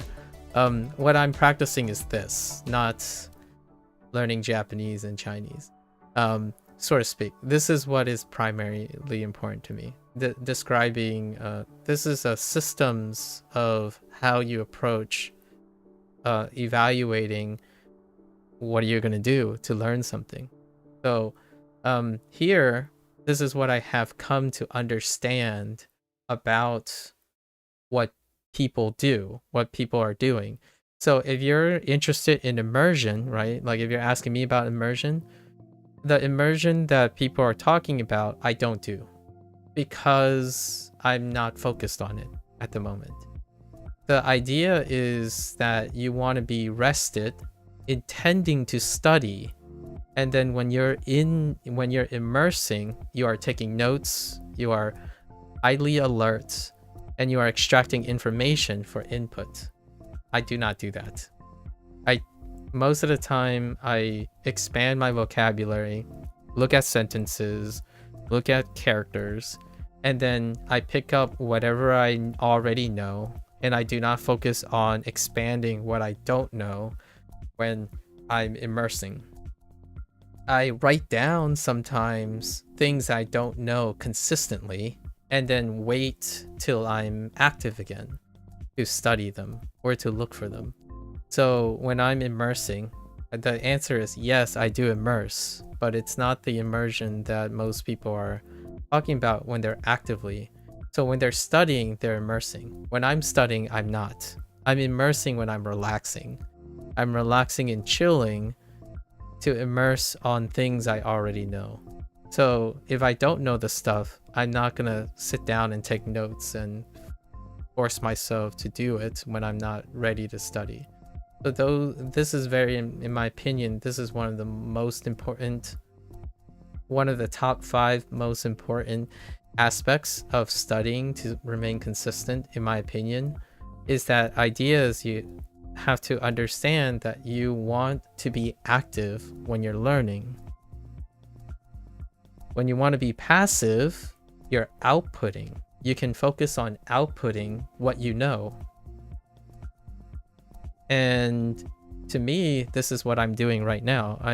When you output, you practice, right? You're practicing, and practicing leads to retention. However, it doesn't lead to new information. So like what I mean is it rarely leads to, maybe like 5% of the time, it may lead to new input. That is the thing about the whole like progress, right? Progress versus memory. Practice creates a lot of memory. Maybe like 95% of the time, practice gives memory. 5% of the time, it might create something new, lead to something, a new discovery, or generate new data that allows you to use as progress. When you're thinking about progress, it's input only, right? Whenever someone says the immersion, like input only, right? Input. Yes, because progress and input, 95% of the time, it leads to new data or new information. However, 5% of the time, it leaves less time for practice. Which, I'm gonna be honest with you, the impression that I get from what's trending right now in language learning is that most people prefer just doing 100% input and never practice. Because practicing is boring. I actually, if you wanted a breakdown, I actually spend 30% of my time inputting. I spend 70% of my time practicing. When it comes to the actual language. So I don't actually input that much. This is a good way to tell people, like to make sure that the progress that I make is what I expect from this. So if someone tells me, oh, but I'm faster and I learn more, right? Learn more. I'm like, I probably agree with you. How often do you input? I bet most of the time you're like grinding yourself to a halt by spending 80% of your time learning, constantly worried about progress and, you know, and spending less time, quote unquote, studying, but really spending less time practicing. I say study is a combination of practice and learning. Practicing is taking what you learn and using it. Or even the most basic is to repeat it, right? Because it gives you a purpose. It gives the information a purpose. At the very basic level is repeating. The using it would be great. You find ways to use it, like say hello in, like yoroshiku. Nice to meet you, right? Yoroshiku. Yoroshiku onegaishimasu. You can use that, and then that would be practicing it. That means that you're not actually using any new information. There's nothing new. You already know it. I spend 70% of my time practicing. And the reason why for language is because my interest is systems. So systems, I spend like 60% of the time looking for new things. And 40% of the time, I practice it. So this is my balance. I look for learning systems as opposed to language. Here, I think a lot of people would prefer that they be able to input all the time.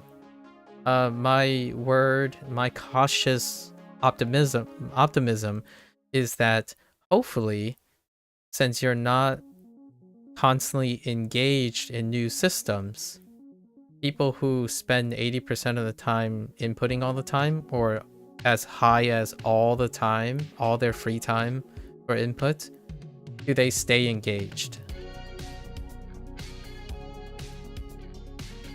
Right? And that's where apps come in. That's where we talk about HanziHero, Anki, Do Chinese, which I think you mentioned. Yeah, like just checking out other contents intended for fluent speakers and also consider graded readers. Yep, Do Chinese would be a graded reader, which is based on... So when you collect enough, this will give you enough systems to stay engaged. So many decide, oftentimes, many do all of them parallel or staggered. So you can have Do, HanziHero, and Anki at the same time. And Anki gets the bigger arrow because it's costs less, it's highly individualized, so you're focused on your own development and your own system. HanziHero will be a little bit slower, right, in progress sticker, because you have to learn a new system. So there's a learning curve dealing with the actual encoding, right? And then Do Chinese is even higher because we have then comprehension. We have complexity of sentences, right? And subject matter. So it would be even a higher learning curve. But you can have all three of these cycled in one day. So, 40 minutes here, 30 minutes here, and 20 minutes here. The reason why it's down is because oftentimes when you're trying to gauge how to gain an overall feeling of progress in order to reach a satisfaction, right? Satisfaction is different from engagement. The amount of ways you can engage in a system, the many more systems when systems go up, typically your engagement goes up. Your consistent engagement goes up. And when this time goes up, your engagement goes down. So the longer you stay doing something consecutively, your engagement is going to go down. And what you do, in my opinion, is find out when you lose focus, because focus is the word, right? This timer that you have, that you set yourself up, you can determine when you lose focus. So when you lose focus, you make a track of that. And when you practice getting longer and longer on the task, you can improve over time how long your engagement stays. However, engagement, that means that when you lose focus, that's when your engagement is gone. So then you move on to the next one, then the next one. And eventually that 40 minutes can turn into 50 minutes. HanziHero can turn in from 30 minutes to 40 minutes, and then 30 to 40 minutes. Now, then you have to worry about total time, right? How much total time you have. And once your focus is good enough to fill all your total time, like say you have 2 hours of free time each day, you get to choose now. If you can't do your task and stay engaged long enough to fill your free time, I would probably start there by diversifying your systems until you can fill your time up.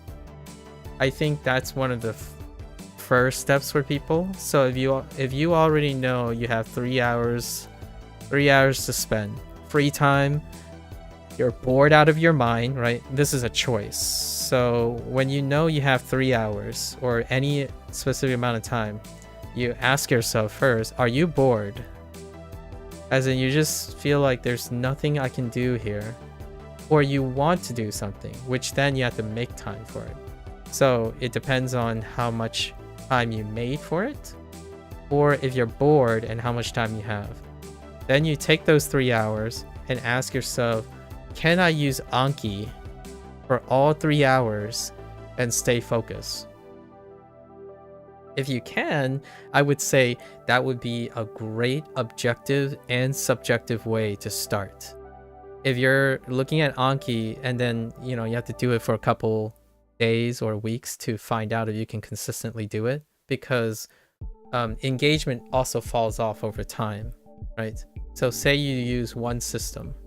This is one system and it's Anki. And then you have your days down here and your engagement. And your engagement, or sorry, not engagement, your focus. There's a threshold for your engagement. So this is your threshold for engagement. Actually, maybe we'll flip them. Engagement is here.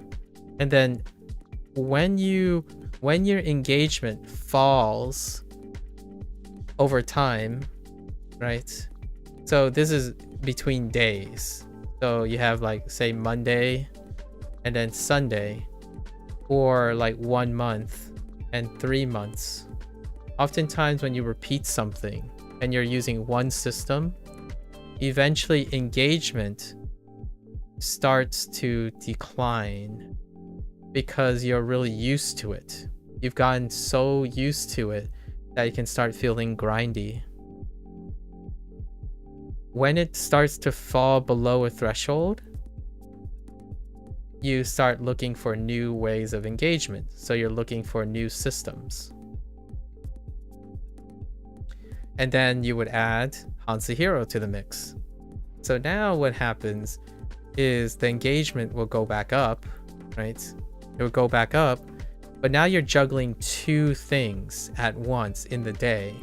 So this engagement fall will be slower because you're actually doing 2 separate things in the day.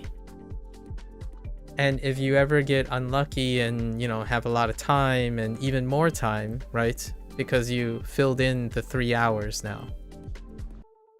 Then once it gets down here again, you look for another system. Another system. Now you're gonna have 3, which you could add Du Chinese to the mix.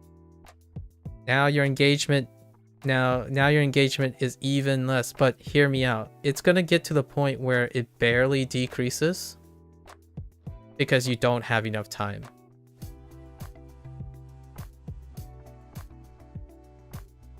So that's the goal, right? That's one of the goals. To me, personally, the most important thing to me is if I had to ask someone if they're gonna learn something like a language for a lifetime, right? You want to learn a language for a lifetime. Overall, the idea is you get to a balance of whatever you're doing, whatever you're engaging in, like immersion, what have you. The idea is you can do it forever, And whenever you're bored of one thing, you can go to another thing, and you're constantly in the language. Your language is your source. When you play video games, it's in that language. When you watch television, it's in that language. Because whenever you're bored of that, whenever you're bored of something, you have something else that replaces it. So all your free time, right? All your free time is filled with engagement, right? And input and output. So all of those things will come, in my opinion, when you understand that you can never get bored of it. That's the first thing, though. Of course, I think this is a great way to say if you show up, if you show up to the task, it will be good enough to affect all the other ones. The other ones are like your progress chart, right? So what happens with your progress chart? Oftentimes, when you stick to one system, when you start with one system, your progress chart tends to be something like this. And it's true for even physical properties. You'll have a learning curve, whatever the learning curve is. It's relatively short. And then you'll enter an exponential phase.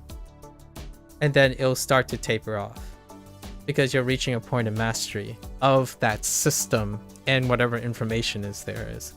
So when you do that, that means the value of whatever your system is has a limited time span, right? It has a limited time span. When you add a new system, you do this again. If there are two systems, another system could have a different learning curve, but they would begin to taper off too. And now you have the value of two systems. So while you're doing this amount of time here, this delta t that you're using for your learning curve, that is the amount of time you're going to lose in progress towards your goal of fluency most of the time. Because that is time you have to spend with a new system to get its benefits towards that. But what you have is you have learned more about something else not related to this, right?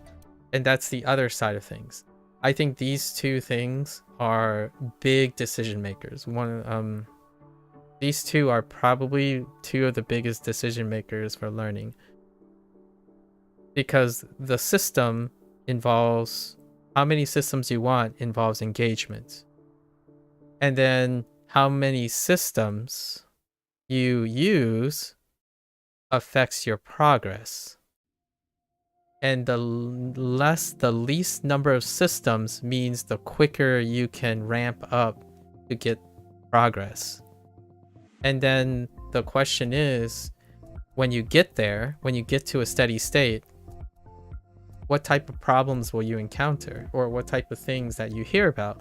And oftentimes the thing I hear about is fatigue, grinding, lack of motivation,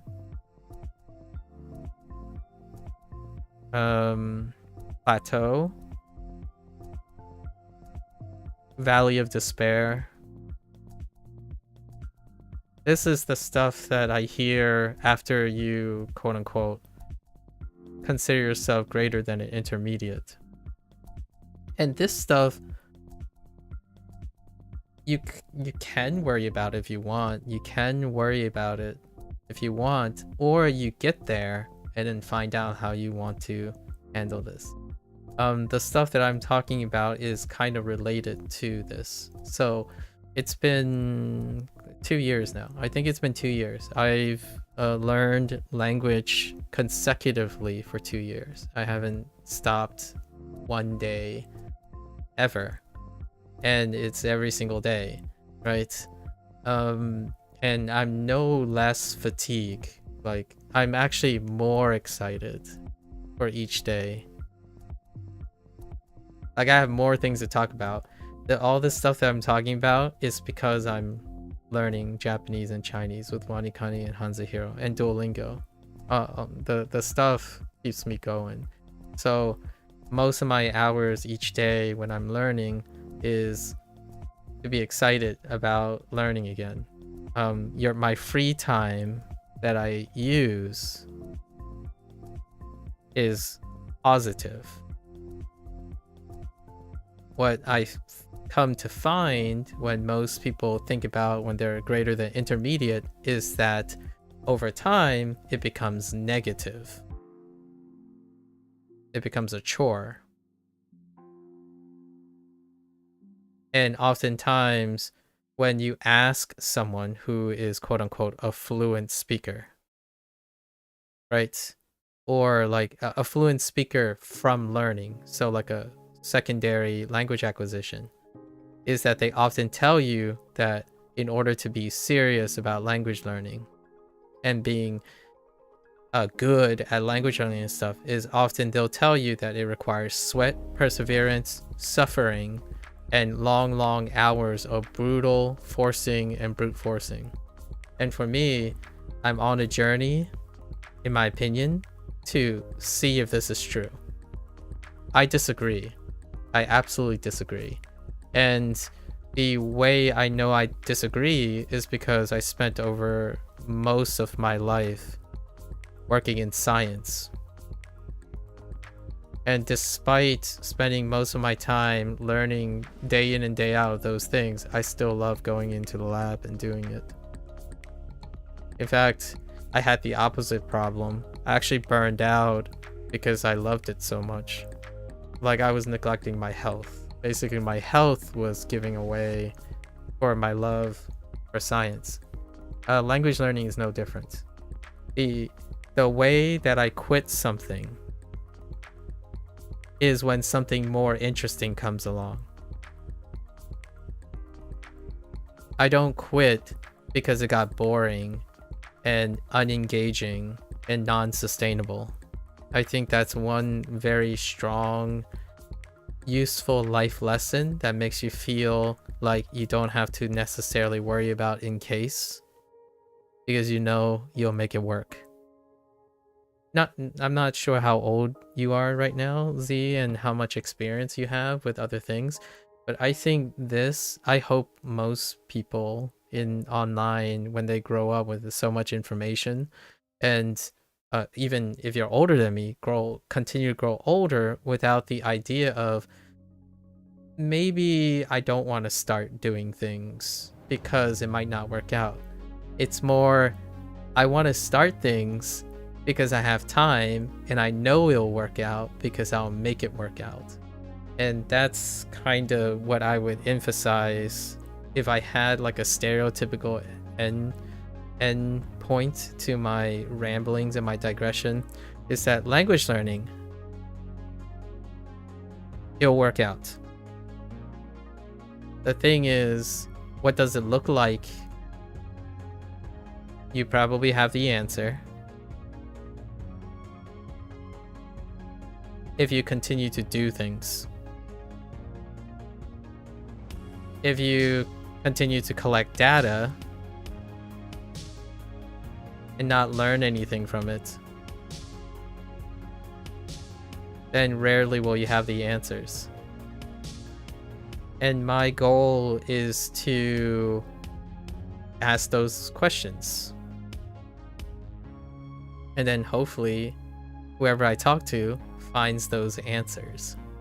And one of them right now is, if you're engaged, right? Like I'm gonna say you have 1 hour of time and you're using Anki and time flies, right? Like you're like, oh, 1 hour. Oh, 1 hour's up. Now I have to go to do real life stuff, you know, the stuff you have to do, right? Like eat, sleep, and stuff. It's like, oh, okay, you don't need more systems. No need. No need if you're filling your time. The moment the time becomes, I can only do 30 minutes of Anki. Like this is getting really boring. Fill in those 30 minutes with something else. They can slowly build into whatever it is that'll get you going. This way I feel is more common. The alternative way is, yeah, go for it. The sky's the limit. So you could try to do 3 things at once. What it will cost you is there will be a lack of focus. And lack of focus often means you're trading progress. But you're trading progress for engagement. And that usually that engagement is because you're learning other things. You're learning other new things. And what you saw me do, maybe you'll probably see me do with WaniKani and HanziHero, is I don't use WaniKani the same for 1 year. For 1 whole year. I don't do the same thing for 1 whole year. I change it. I actually change it from month to month. On a month to month, I change the way I'm using the system. HanziHero, I no longer do the same things. I do different things. But, well, I do the same thing and put more on it.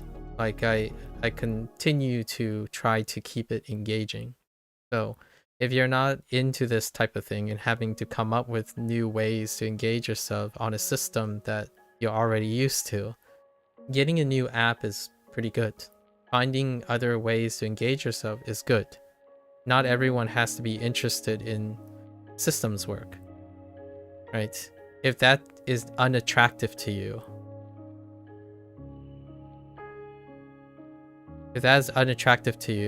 I would say try to... What do I do differently with WaniKani? Well, I'll show you. This is one routine that I do.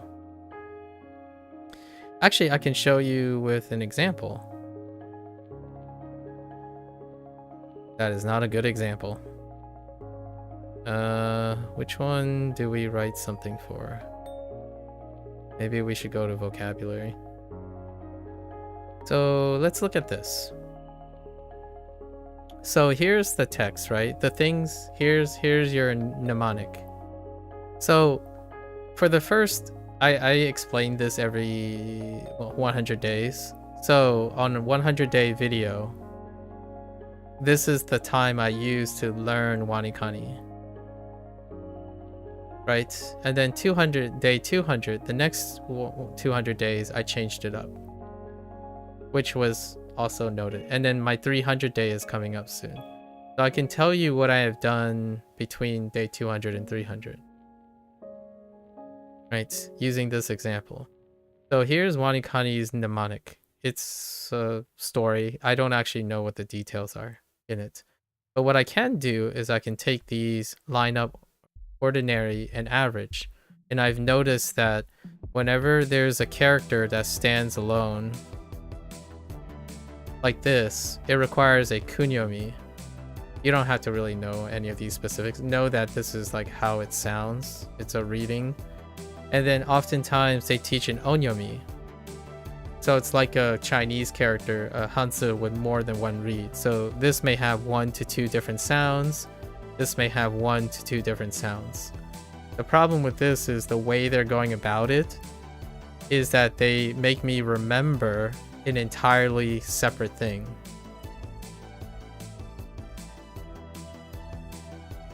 Like, it's really far apart. So instead, I decided we're gonna create a shorthand way to do things. And oftentimes it's broken down into this note section. So I don't use most of these things. What I use is I use their keywords that they've already established for me for a while now. We've been practicing seeing these things. And then we're reorganizing all this information. So na and mi, their key word for nami is wave. This is the Japanese sound for wave. And wave looks like this, right? you might be able to recognize these for Chinese because same traditional characters. So that's their keyword. But that would mean that this is one thing. And this one thing requires me to know that this is Nami. Right? But what happens if you forget Nami? Then that's one point of failure, right? So I need to increase the amount of redundancy. If I don't increase the amount of redundancy, I'll forget. So if I forget one thing, I forget it all, right? So I could use this, which I kind of do. Like I read this. It's like, that's okay. This is secondary. Maybe I'll remember by that, maybe I won't. Now we do a different thing. We take these two. Na and mi are two things. Na is associated with now, and mi is associated with me, as in me, the person.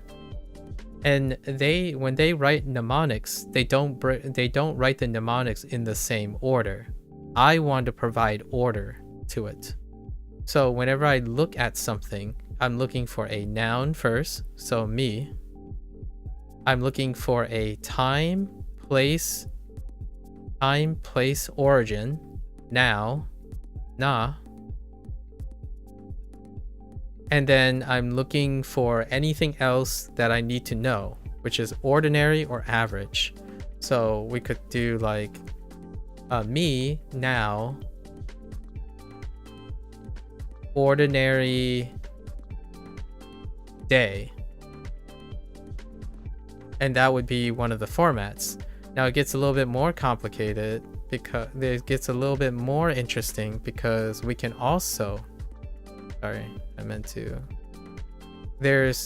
so this thing here, WaniKani also introduces radicals, or the radical system, which is common to both Chinese and Japanese, like traditionally. So radical system, you have the horns, the ground, and these are what WaniKani decided to use because they're not the traditional ones.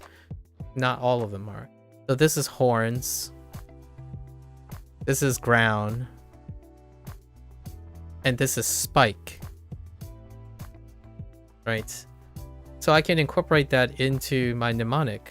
So me, now, ordinary, horned animals,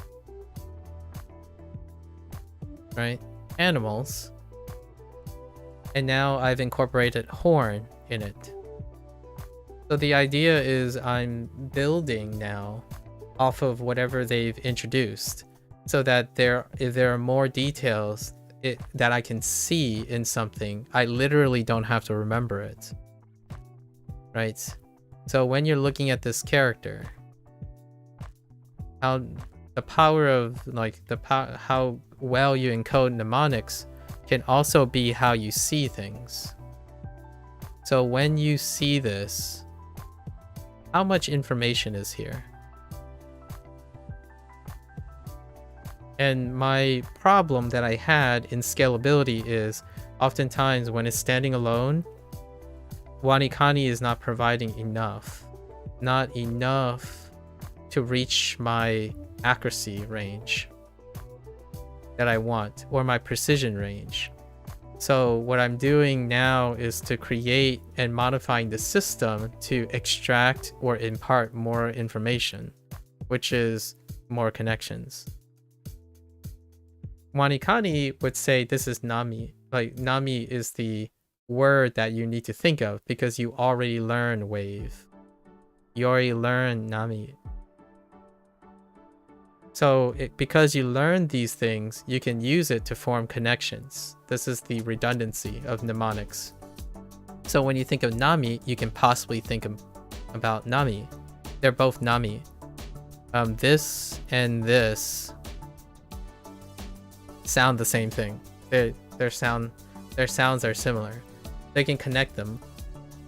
And that's how that's the principle of mnemonics, where you make the connection and make them redundant. and then you can separate them because you know how they're connected and how they're not connected, right?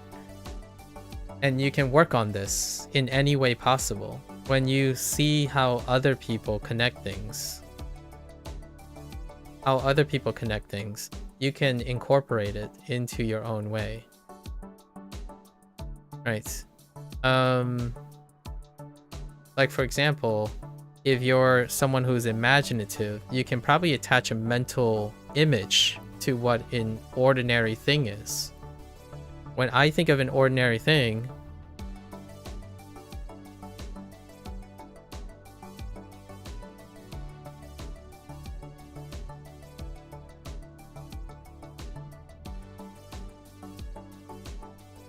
I think of this.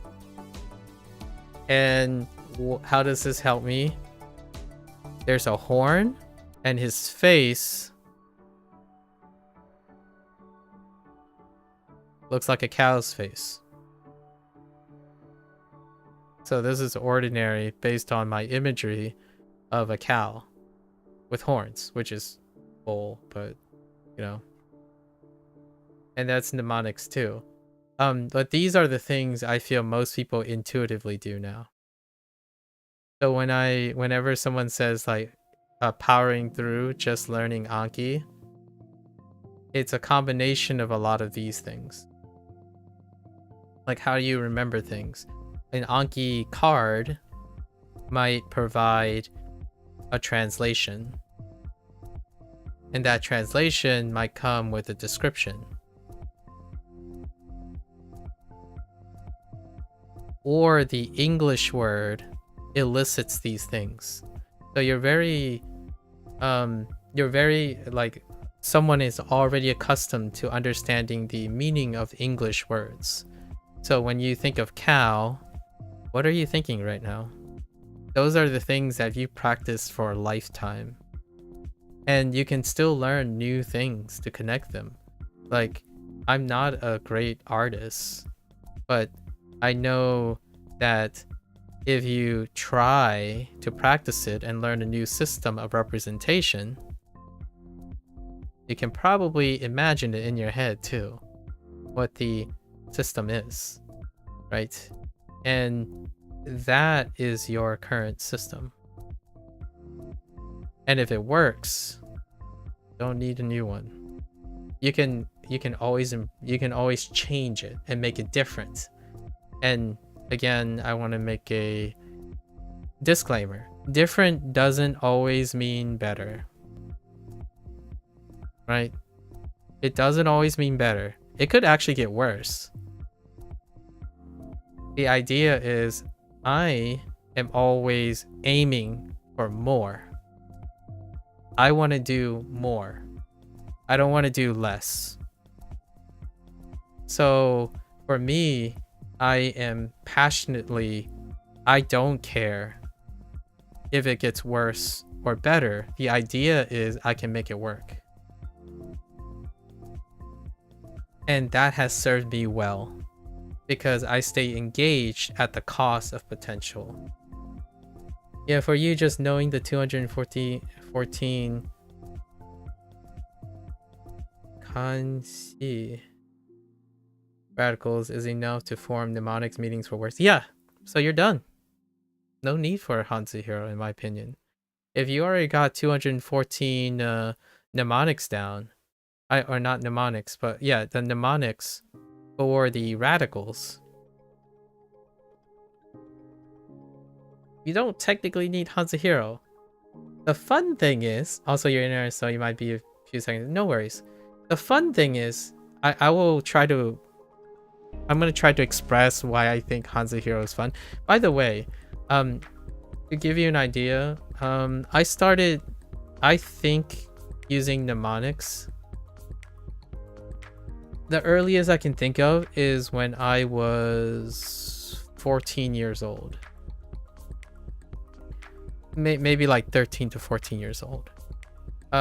When I got a confirmation that I use mnemonics in the form of a mind palace. Nowadays, people use the word mind palace a lot, so I'll use the mind palace. It's kind of like the buzzword for immersion. Mind Palace is where you provide an order, and then you attach like abstraction to the order, be it a visual or like a behavior that you have, right? And for me, learning HanziHero, the most interesting thing, so here's my systems breakdown. The most interesting thing about HanziHero is how they do the mnemonic system, not what the mnemonic system has. Like, the mnemonic system still has like your radicals, as in the radicals that you've invested time in, right? So the information you already have for the, I don't actually know the tone for this, but these things, you already have that. So HanziHero is going to compete with that. It's going to compete with the things if your goal is to learn Chinese. If your goal is to learn how many different ways you can interpret these radicals, and that's a different goal. You're learning more, and I've learned more. So what does this radical mean? Well, it could mean mouth. That's probably all you need. If it's good enough to get you to the place, it's all you need, right? I don't. This is say, talk, declare, person, speech, mouth shape,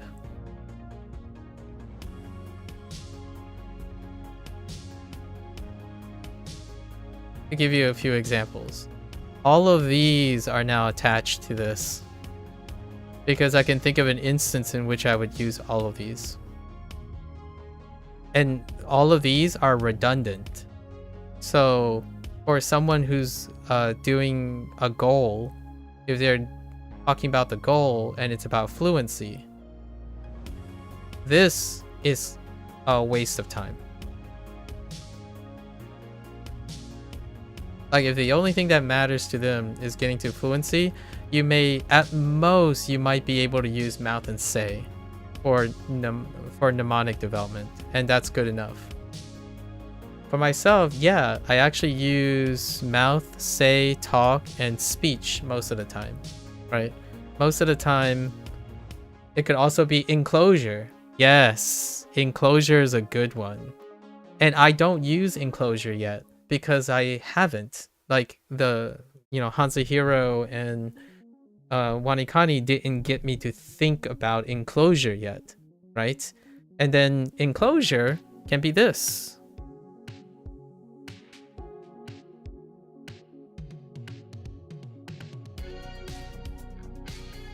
I messed up. Oh, I missed a stroke. Hang on, let me rewrite that. I missed a stroke.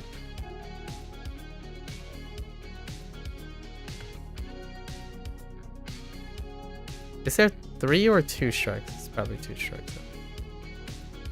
So this is enclosure.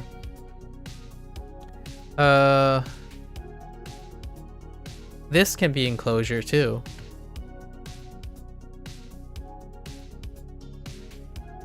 I'm trying to think of if there's anything else that can be sort of considered enclosure.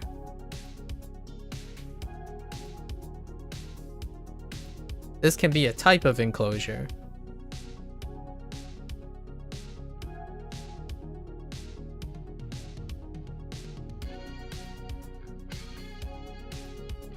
This can be a type of enclosure as well. So is this. So is this. So there's a lot, right? But the reason why I'm not worried is because all of these have different histories as well. So this is, you can call this a shack or a canopy. This is a dollhouse or a roof. This can be a forehead. or a crown. This can be a prison or a container.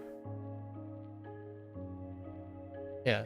So that's pretty much, and pretty much most of this won't help you with getting more progress with Chinese or Japanese. Like what I mean is it itself, the information itself is not more information about Chinese or Japanese, so to speak. There are also the boxes, yes. So you have boxes or cages. Yep, exactly. These are great. The boxes, excellent. And that, to me, if you're already thinking like that, maybe HanziHero might be worth it. I can demonstrate. I'm about to switch over to HanziHero, but let me quickly demonstrate HanziHero. I actually don't have this character, so let's bring up a character. What are we gonna do? Let's do kind of a nice character.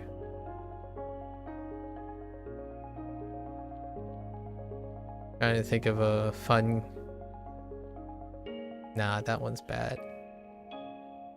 Well, I always just go to Hito. Or Hito, alright. So let's talk about this character, shall we? So Hito, Ren. Right. Some people stop there. Person. Maybe they'll fill in your card. So think of this as an Anki card. So if I were to make an Anki deck now, right? You would see Ren. You would see Hito. You would see person.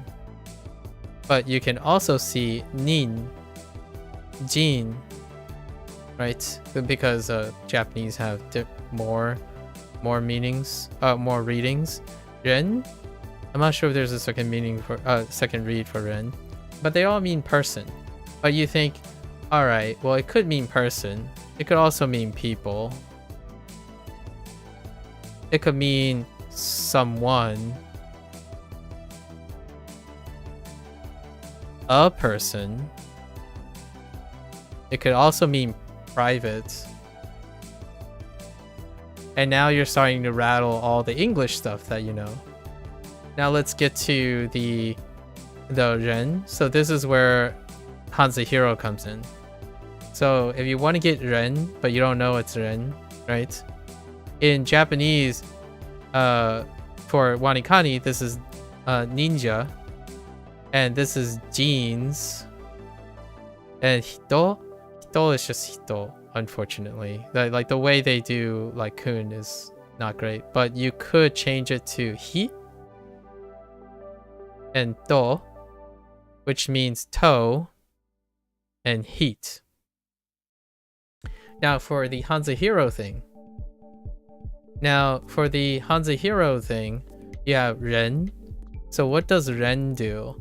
And I can demonstrate the HanziHero thing that you're paying for. Basically, in my opinion, this is what you're paying for in HanziHero. The main thing you're paying for. What you're paying for in WaniKani is illustrated here, kind of, sort of. So Ren, we have R, which is Robin Hood. You have N, which is infirmary. And then you have 2, which is inside. And this is the character for people or person. So the radical itself is the person radical, or the component is what they call it. The person component. And the existing mnemonic uses these 3 things. So if you can already create a mnemonic that tells you about a Robin Hood is in the infirmary, is inside the infirmary trying to help people. Or maybe you could make it about Robin Hood. So Robin Hood snuck inside to inside the infirmary to give gold to the person, to the people, to the patients, like the common folk. The common folk, because they need to pay their medical bills. Their medical bills. Since Robin is a thief, right? So the gold he stole. You have your mnemonic. And you might be thinking, oh yeah, that's so convoluted. Like, what the heck? It's so convoluted. It is at first. And then it becomes... It still takes longer than knowing the read right away. So if you already know this as Ren, it gets shorter and shorter. The thing is, you can abandon this over time. You don't have to do this. The first thing I think about is, this is Robin Hood, Ren, right? That's it. Like, what happens is HanziHero, all this stuff becomes optional. But it produces a Mind Palace scaffold that you can replace and do it for things like WaniKani.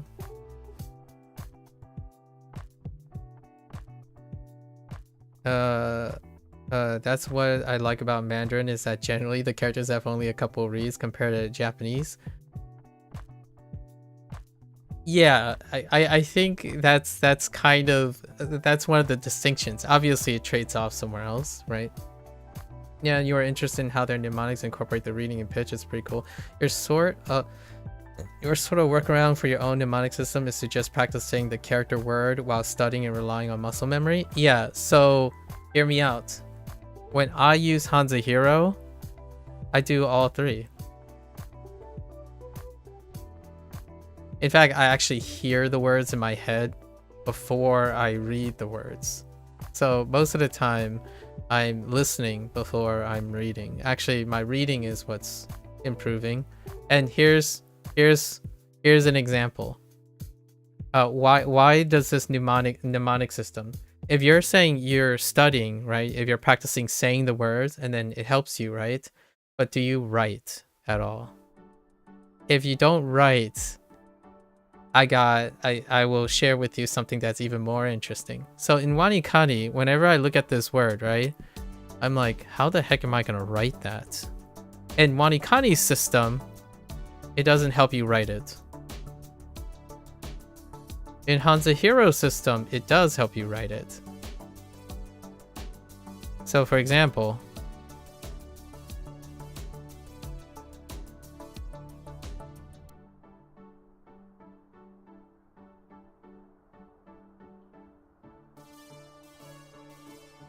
that's not what I'm looking for.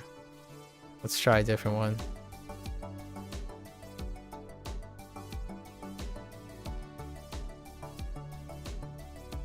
The reason I'm writing these is I'm not telling you how I'm writing these.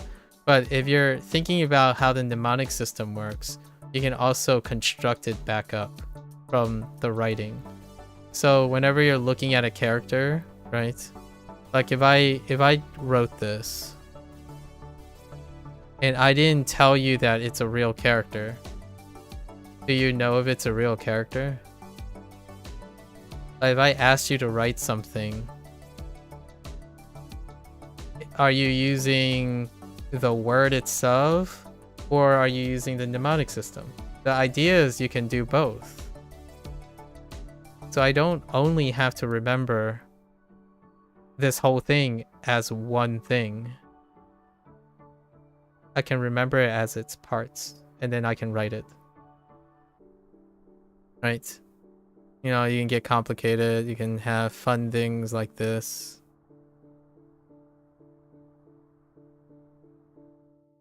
Right?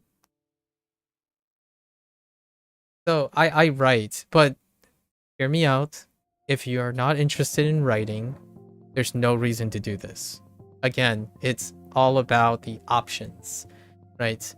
Like, I see it being written. I see the character being written by the mnemonic.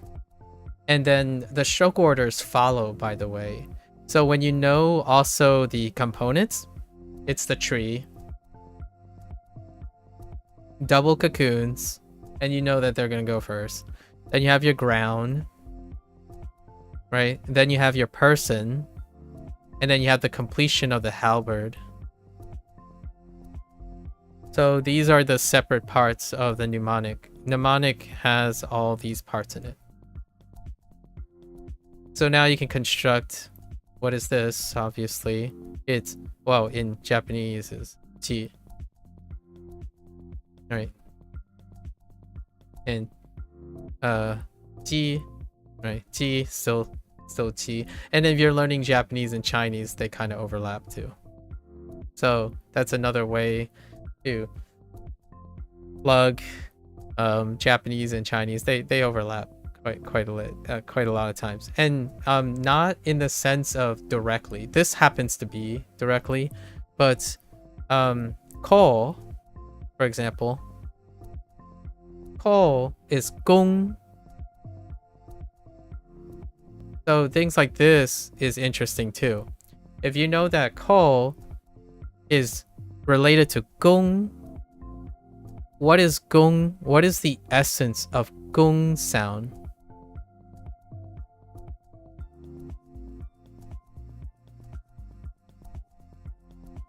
Which this is also an essence of, oh no, sorry, that's the wrong thing. It's sorry, wrong character. This is the gong sound. This happens to also be the ko sound. Oh, and I messed up ko.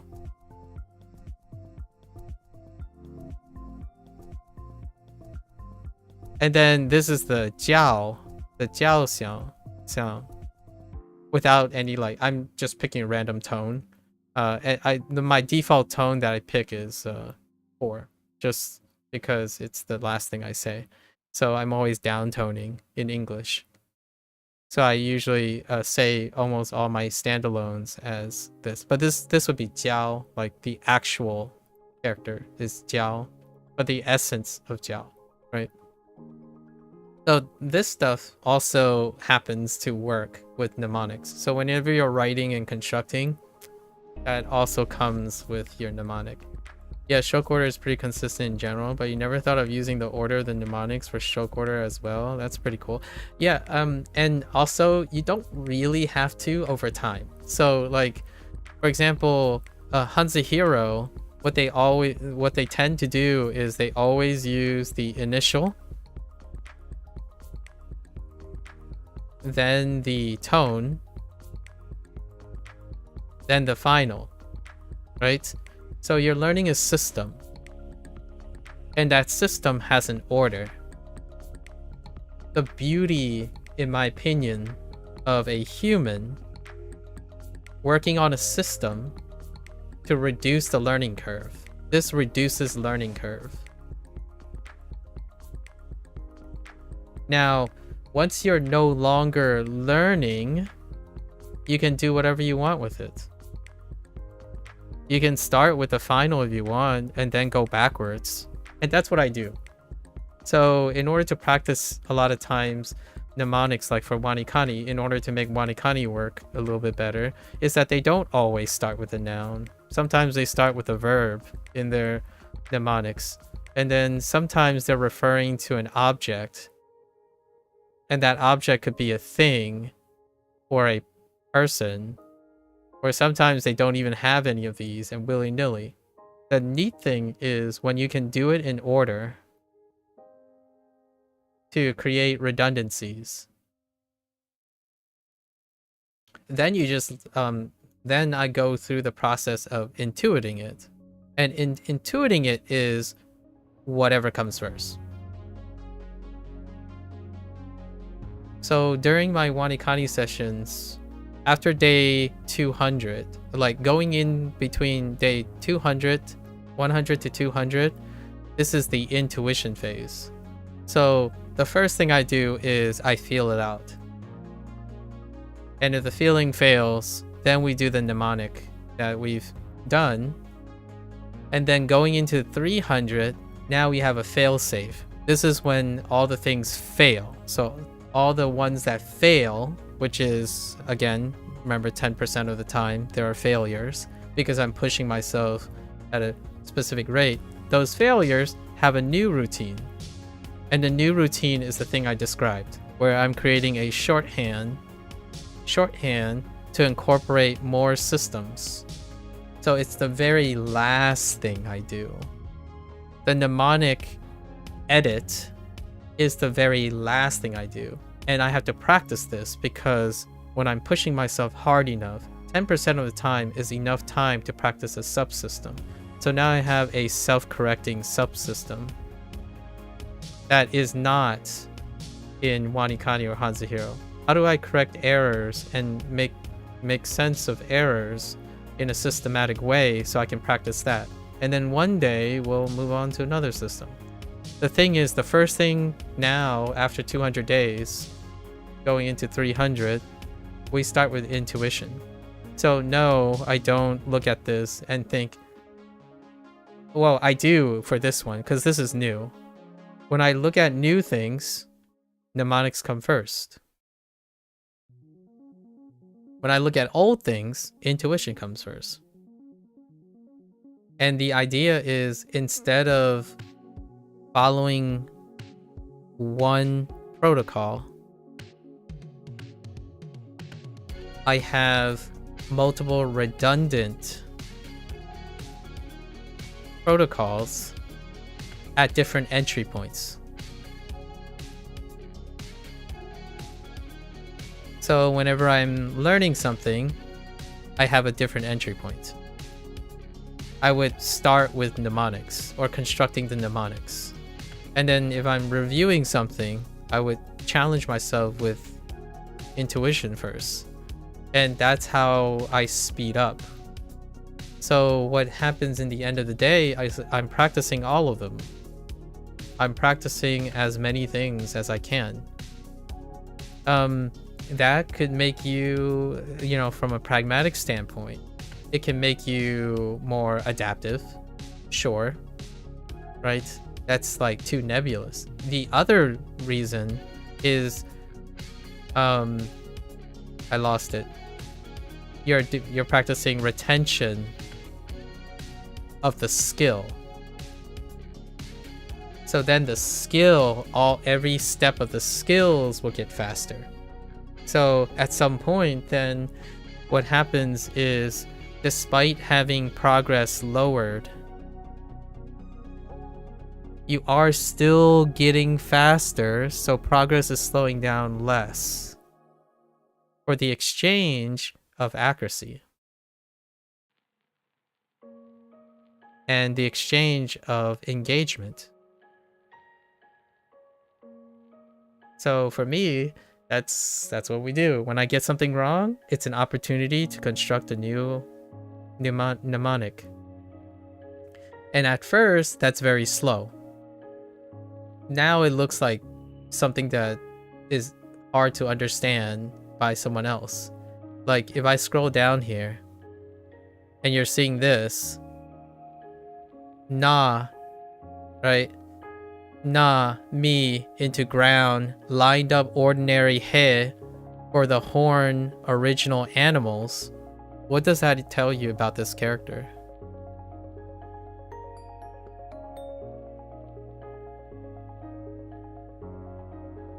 Where am I getting these things? And this takes, less than a minute. I'm still working on it, and it takes less than a minute. So what is the read and definition of this in Japanese from this note? Right? Na, me, ground, ordinary. He is its, so nami is its kun. The onyomi read is he. Why am I drawing a blank on he? How do I he? Oh, wait. We'll just write he for now. I'm drawing a blank. And then horn. And I actually skipped spike So you would have to connect. You would have to connect Nami to horn and ground to get spike. So spike is imposed here. And that's it. That's all the parts. So you get all the parts. I'm debating whether I should throw in spike for the sake of comprehensiveness. Oh, he. Sorry. He. Yeah. So he, so my mnemonics have both all the reads. Or it has the read that is most common that I know already before this. So this is the new one. Nami is the new one. He is the old one. So I'm using he to support Nami. And at some point, if I forget he, like when it's in another word, I can use Nami to reinforce he. So you go the other direction for multiple reads. Obviously, it's not a problem, that much of a problem in Chinese, right? Because of that, but you can use that in a different way. If you lost the initial, or something like this, where you only recognize, let's say you only recognize this in the character, and you kind of think there's something here. What could it be? To complete this, what would you insert here to complete it into a different thing? You could use this. What does that mean? Right? And that's kind of where the mnemonics can be fun, but it's also not very useful. What I mean is that's not very useful to increase your fluency, I suppose. I don't know how much fun people find this, but I do. Like, what is the relationship between, this was a recent one. What is the relationship between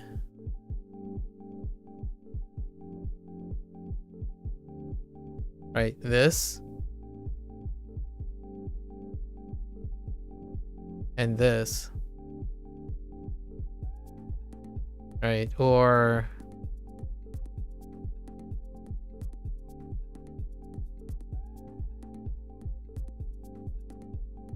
actually, that's not a good example. Maybe we'll use this and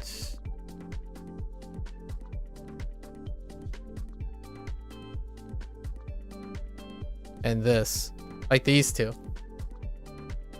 And those are great ways to kind of illustrate the use of mnemonics later down the road, if you want, if it's important or not.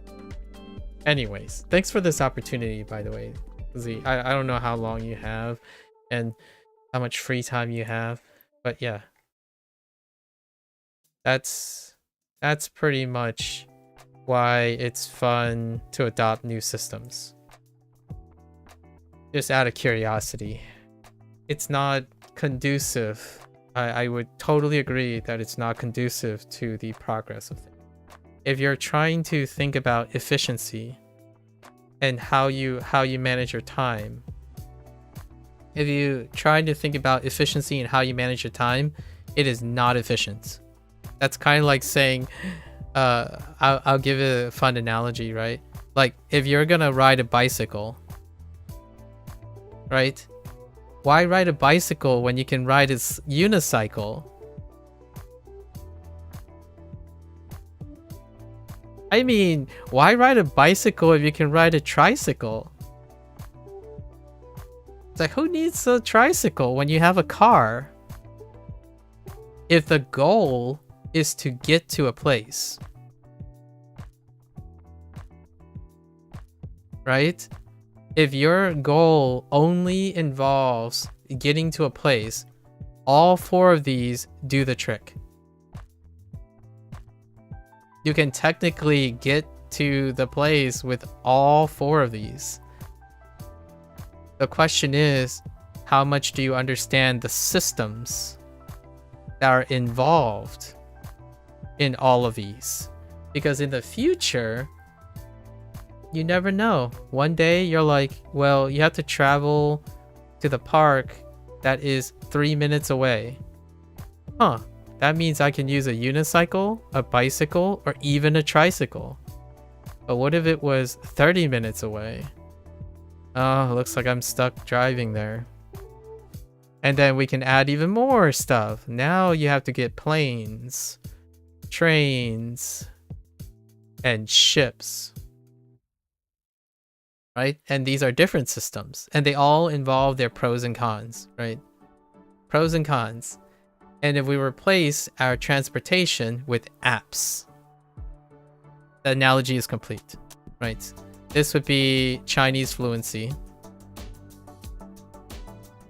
The apps would be the systems. And hear me out.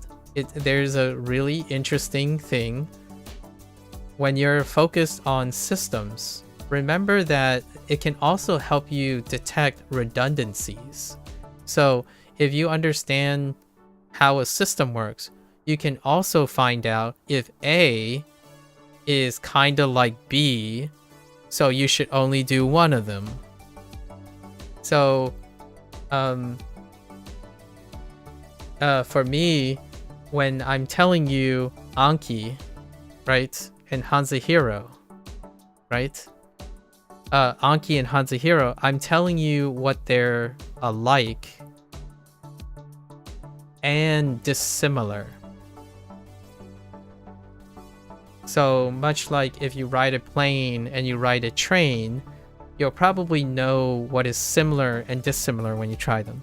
Yeah, for now, you think you're going to keep going with the HanziHero free trial while doing Anki edition? Yes, and reassess reassess when it runs out. Yeah, I know it might have seemed like we used up so much time just to say something like, just try it out and then figure it out yourself. But I am very passionate about the process. So like systems work and process. So if you give me the opportunity to explain and comparing and contrasting things, I probably spend hours that can be reduced to someone saying, you might as well try it and then just figure out if they're the same or not. And then if the differences make the chance, you know? You have to be, in my opinion, if you are as enthusiastic as I am, like, or even more, about like describing the weird ways you can remember a kanji, then I think definitely go out there and do different things, like different things to learn the language, because that's my jam. I absolutely love, like, if you think you have if your mnemonic system is like backwards crazy, but there's a rhyme and reason to it, and then you package it, I would be interested in seeing how it works, because that means I haven't done it that way, and that would be interesting to challenge me to see if I can think that way. So to me, I want to leave with like a final impression. I love education, and education involves learning. It does not involve, it does have an element of information gathering, but without the application and use of the information, there is no in my opinion, personally, there is a really lack of education and learning. You can be really, really well informed about things, but still ask the same questions to someone else who is experienced and applying that information.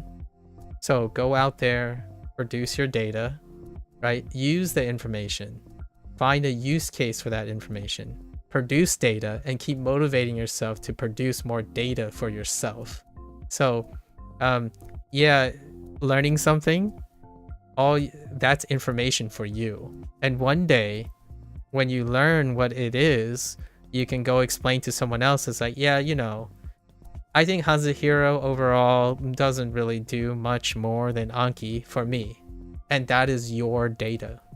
That is something you learned. You actively learned with the information provided. and you will remember it, in my opinion, when you're actively learning by using the data that's provided. Sitting around reading about what ifs can feel good. It can make you feel knowledgeable about things, but I think the truest satisfaction comes from knowing what you know because you did it, at least in my opinion. So yeah, excellent. All right, so now I'm gonna go through my end of routine WaniKani. So today is day 2, right? Thanks, Jazz. So today is day 2. So the routine I do at the end of WaniKani is we go do the definitions. So we do the D definitions. So for this one we have complete,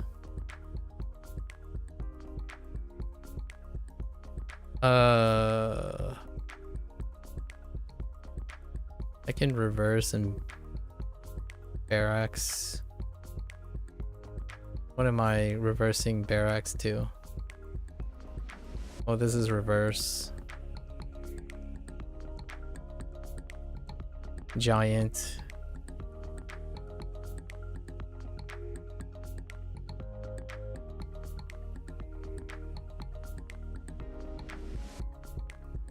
Exhibition.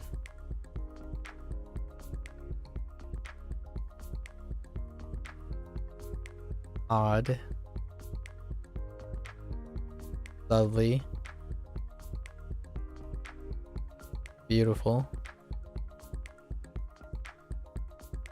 Alright, now we're gonna do the mnemonic actually. We're gonna do our mnemonics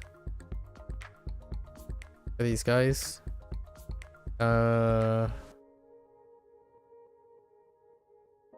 Soup and road and reverse. Reverse is kind of a butthead.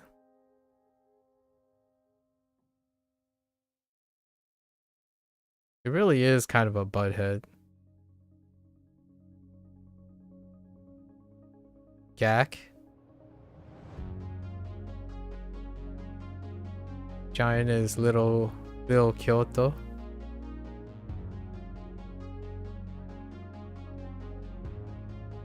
Exhibition.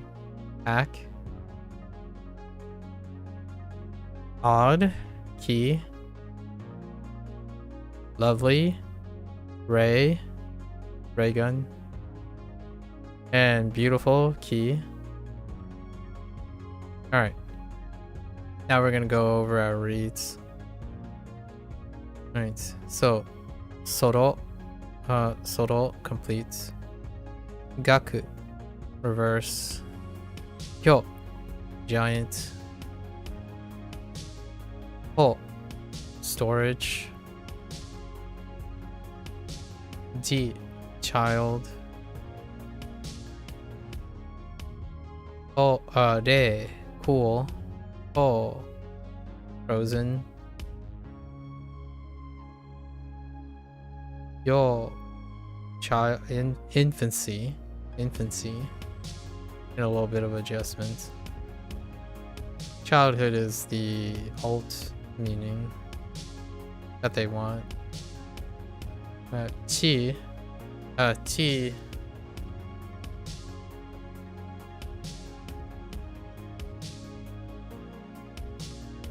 Immature. Sho. Deal with. Aku. Exhibition. Se. Pure. Ketsu. Pure. Roku. Record. Or record. Actually, record. Kai. Squad. Shu. Mastering. En. Ticket. U. Wife. Ki. Odd.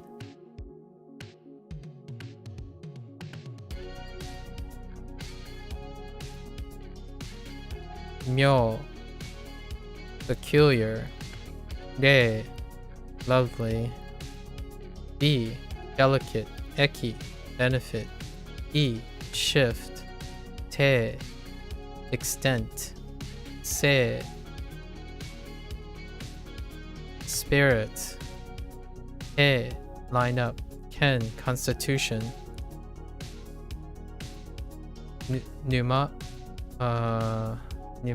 bog, shu, populace, kasa, oops, actually, numa, I messed up here, kasa, ama, beach, geki, attack, ko, aggression, and ki. Beautiful. And that is a wrap for our WaniKani session today. Thank you for the opportunity, right, to kind of geek out and nerd out a little bit about WaniKani and HanziHero. Again, I wanted to emphasize, right, what I practice most of the time is explaining things and differences between experiences and whatnot. Japanese, bonus, extra bonus, and then learning Chinese is bonus.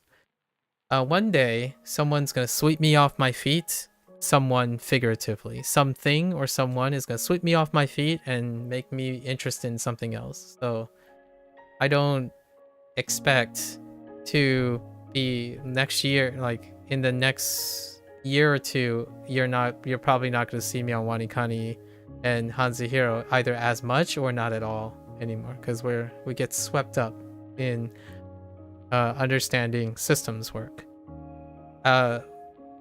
Understanding those things contribute to the progress of Japanese and Chinese. How high it goes is really not my concern at the moment.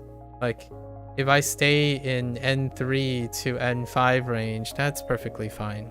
What I want to be able to do is to understand how to get people to start learning a language, because there will be a strategy or method or something that can get them engaged in starting to learn, and then they can choose to go and master the language if they want. But for me, I like to do that small window of period that I mentioned before, where you get 80% of the gains in the beginning of learning a skill or a system. And that other 20%, I don't actually know where the 20 percentile for Japanese is, but I guess I'm going to mark it as at least clearing N1's vocabulary and kanji, right? We are currently at yeah, like 60-70% ish right now. And then for Chinese, we cover HSK 1 through 6. And in the future, we're gonna start writing essays about video games using those characters, and then that's where we're gonna build up speech. When it comes to listening and comprehending and responding to people in this language, it's like short responses, and they can talk to me, but I'll probably short response to them, because business first for me when it comes to using Japanese. So I can say yes because I can understand that person. I can say no because I can understand that person. That is my use case. And if a lot of people say, well, what if you want to have deeper conversations? It's like, do you have deeper conversations on the internet all the time? Because I'm very, very curious. Definitely feel free to come on by and tell me how often you engage in deep conversations with strangers on the internet. Because I feel like most people spend like 90% of their free time on the internet, and they say hello, 69, 71, 420 blaze it, and bruh. Actually, a lot of those are archaic. They largely just say bruh most of the time. So, your fluency of your language is not reflexive of the depth in which you use the language. And you can still achieve great depths with the fundamentals. And that's my counter argument. Not that I'm trying to convince you that mastery of a language is not the coolest thing ever.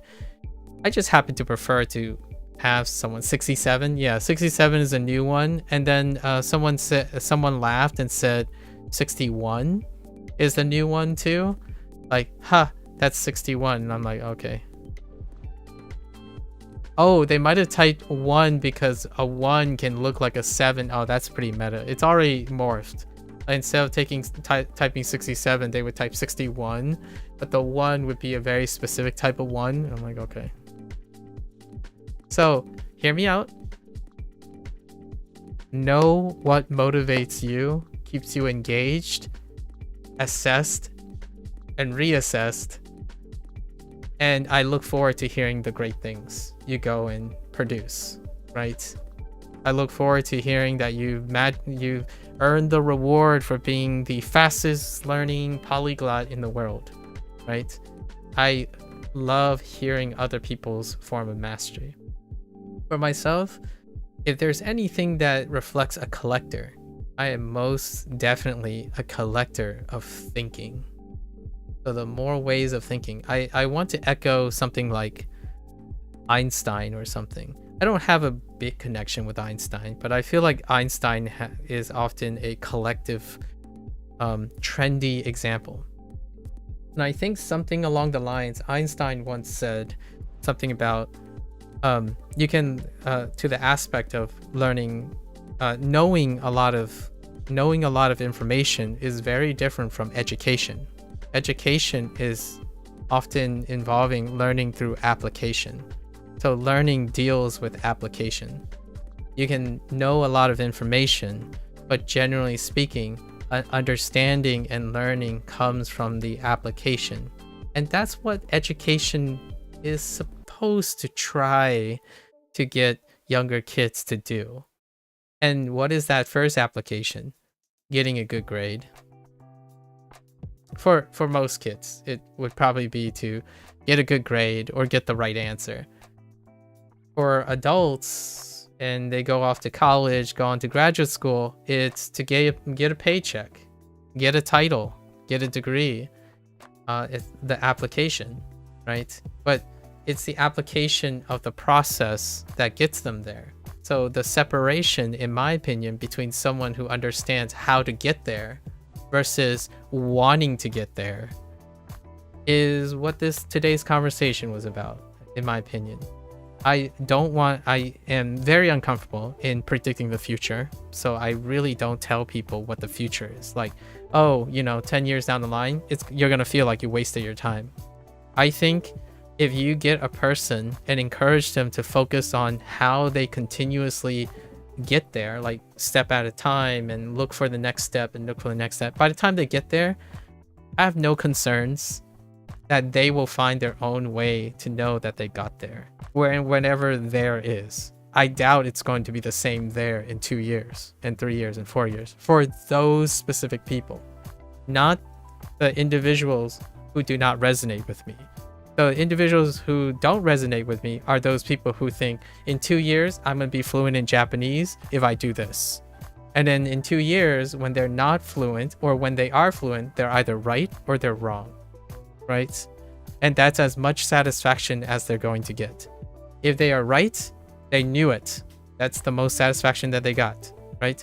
For me, when someone's focused on, keeping the goal in mind, but they're focused on doing more as they're going, by the time you get there, who's to say that you're not only fluent in Japanese, but you actually could teach someone 10 different ways to get to fluency in Japanese. Not 1, not 2.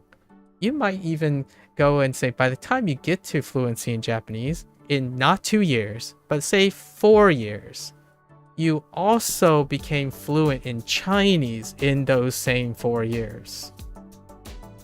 That, to me, is something that I would love to encourage other people to do.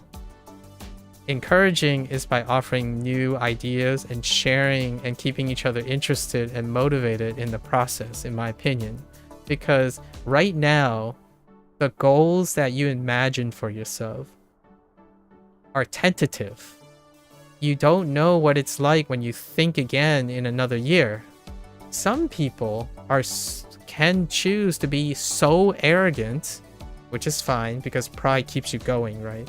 It's willpower. If you're really arrogant, you can harness that to keep your eye on the ball, like straight up. And you'll get there really fast, for sure. You'll probably, if you say you're going to get there in 2 years, you're probably going to get there in 2 years. And that is the limit of it. That's maybe the person, while they're getting there, is like, oh, wait, you know what? I can do more. And then they end up not going for that goal in the first place. So which one happens more often? I have no idea. For me, journey before destination. 80% journey, 20% destination. Not the other way around. If your satisfaction is derived from the idea of how close you are getting to the destination, pretty much ignore most of the things I say, because honestly, that's not going to, it's going to create a conflict of interest with that type of mindset. But for myself, every day is a better day, or at least every day is different to the point where I find reward in the better day, right? It becomes a better day because it is slightly different. Yeah, you think your comment about redundancy really helped clarify the decision for you? Oh, okay. It's the redundancy part. Yeah, for me, I don't like risking it all. I'm not a, like, if I have to give you my subjective opinion about doing things, I don't like putting everything in one basket. So I start with something and I look for alternatives. So you have a dominant thing that you're like, oh yeah, this is working. I have a plan B. I create redundancies in things. So you never know, right? When the primary thing you're doing benefits from the redundancy and the other way around, right? Someone told me that WaniKani is better than Duolingo. But I don't think of it as which one's better. I think about it as how each one helps me. So I take the things that work on Duolingo and I channel those principles into WaniKani. And then I'm using HanziHero and WaniKani at the same time. I take the things and I mix them together. It's not about like viewing things as separate things. Like, oh man, I have regrets. I shouldn't have spent all that time doing that, because now I'm basically just replacing it. Like, well, you're not necessarily replacing it. You're reinforcing the things you believe are good. And then when you know that, you can also choose not to do it. Right? If something is redundant and you know it's redundant, you can also choose not to make it redundant. You can take the things that aren't redundant and go for it. It'll be boring if you keep focusing on things that you want to confirm versus things that you can benefit from. That's an alternative way of looking at it. Like the redundancy, having a fallback for when you get bored and your focus shifts too. Yes. I think for me, the most common complaint, or not really complaint, the most common story that I have when I ask someone, oh, how long have you been learning Japanese? Or how long have you been learning Chinese? The first comment they say is like, oh, you know, I've been learning for 6 years. And then I was like, oh man, you've been learning for 6 years? That's fantastic. Like, man, you must know, like, can you like help me out and tell me something that you've learned? Tell me some of your stories. And the next sentence, 8 out of 10 times, they will say something like, oh no, but it's on and off. Like, you know, I go for like 3 months strong and then suddenly I just like stop for 8 months, and then now I'm like relearning all the things I learned for 3 months, and then, you know, then something comes up and then I didn't use it, so then I started again in the 4th year, and then this time I was like, I got a better idea of how to start, so I lasted longer for 6 months, but then I didn't practice, and then I'm now starting over with a new method. That can work, but it doesn't have to be like that. And one of the ways is to understand how your focus works, how your focus. I don't personally think that there is someone out there who can read your mind, unless they're your closest friends who spent most of their lives with your things, to know where your boredom frequencies, your work ethic, and your focus shifting happens. I think a lot of 60 to 70% of it is within your attentiveness to yourself. So And then you can gather inspiration, ask other people. If you're attentive to yourself, you can ask other people, hey, do you think I am like bored during this? Like, have you noticed anything, to your friends or someone around you? Because for me, when I'm on stream, I like to think that I don't look bored most of the time. I could look tired though. And it's a different type of tired. It's a tired that I wish I can do more, but my heckin' body doesn't keep up. So that to me is a great form of tired. It's the thing when you go to the gym and you knock out some really awesome sets and you go home feeling like you've done a great set of work. That is what I hope most people get from their free time, if they have free time. Because we're still assuming that you have free time and you are also choosing to occupy your free time. The type of ones that I don't want to hear most of the time, and I do actually hear most of the time, is when someone is tired because they're bored and they have nothing to do. As in, they're just tired, so they don't know what to do with themselves. I don't want to hear that.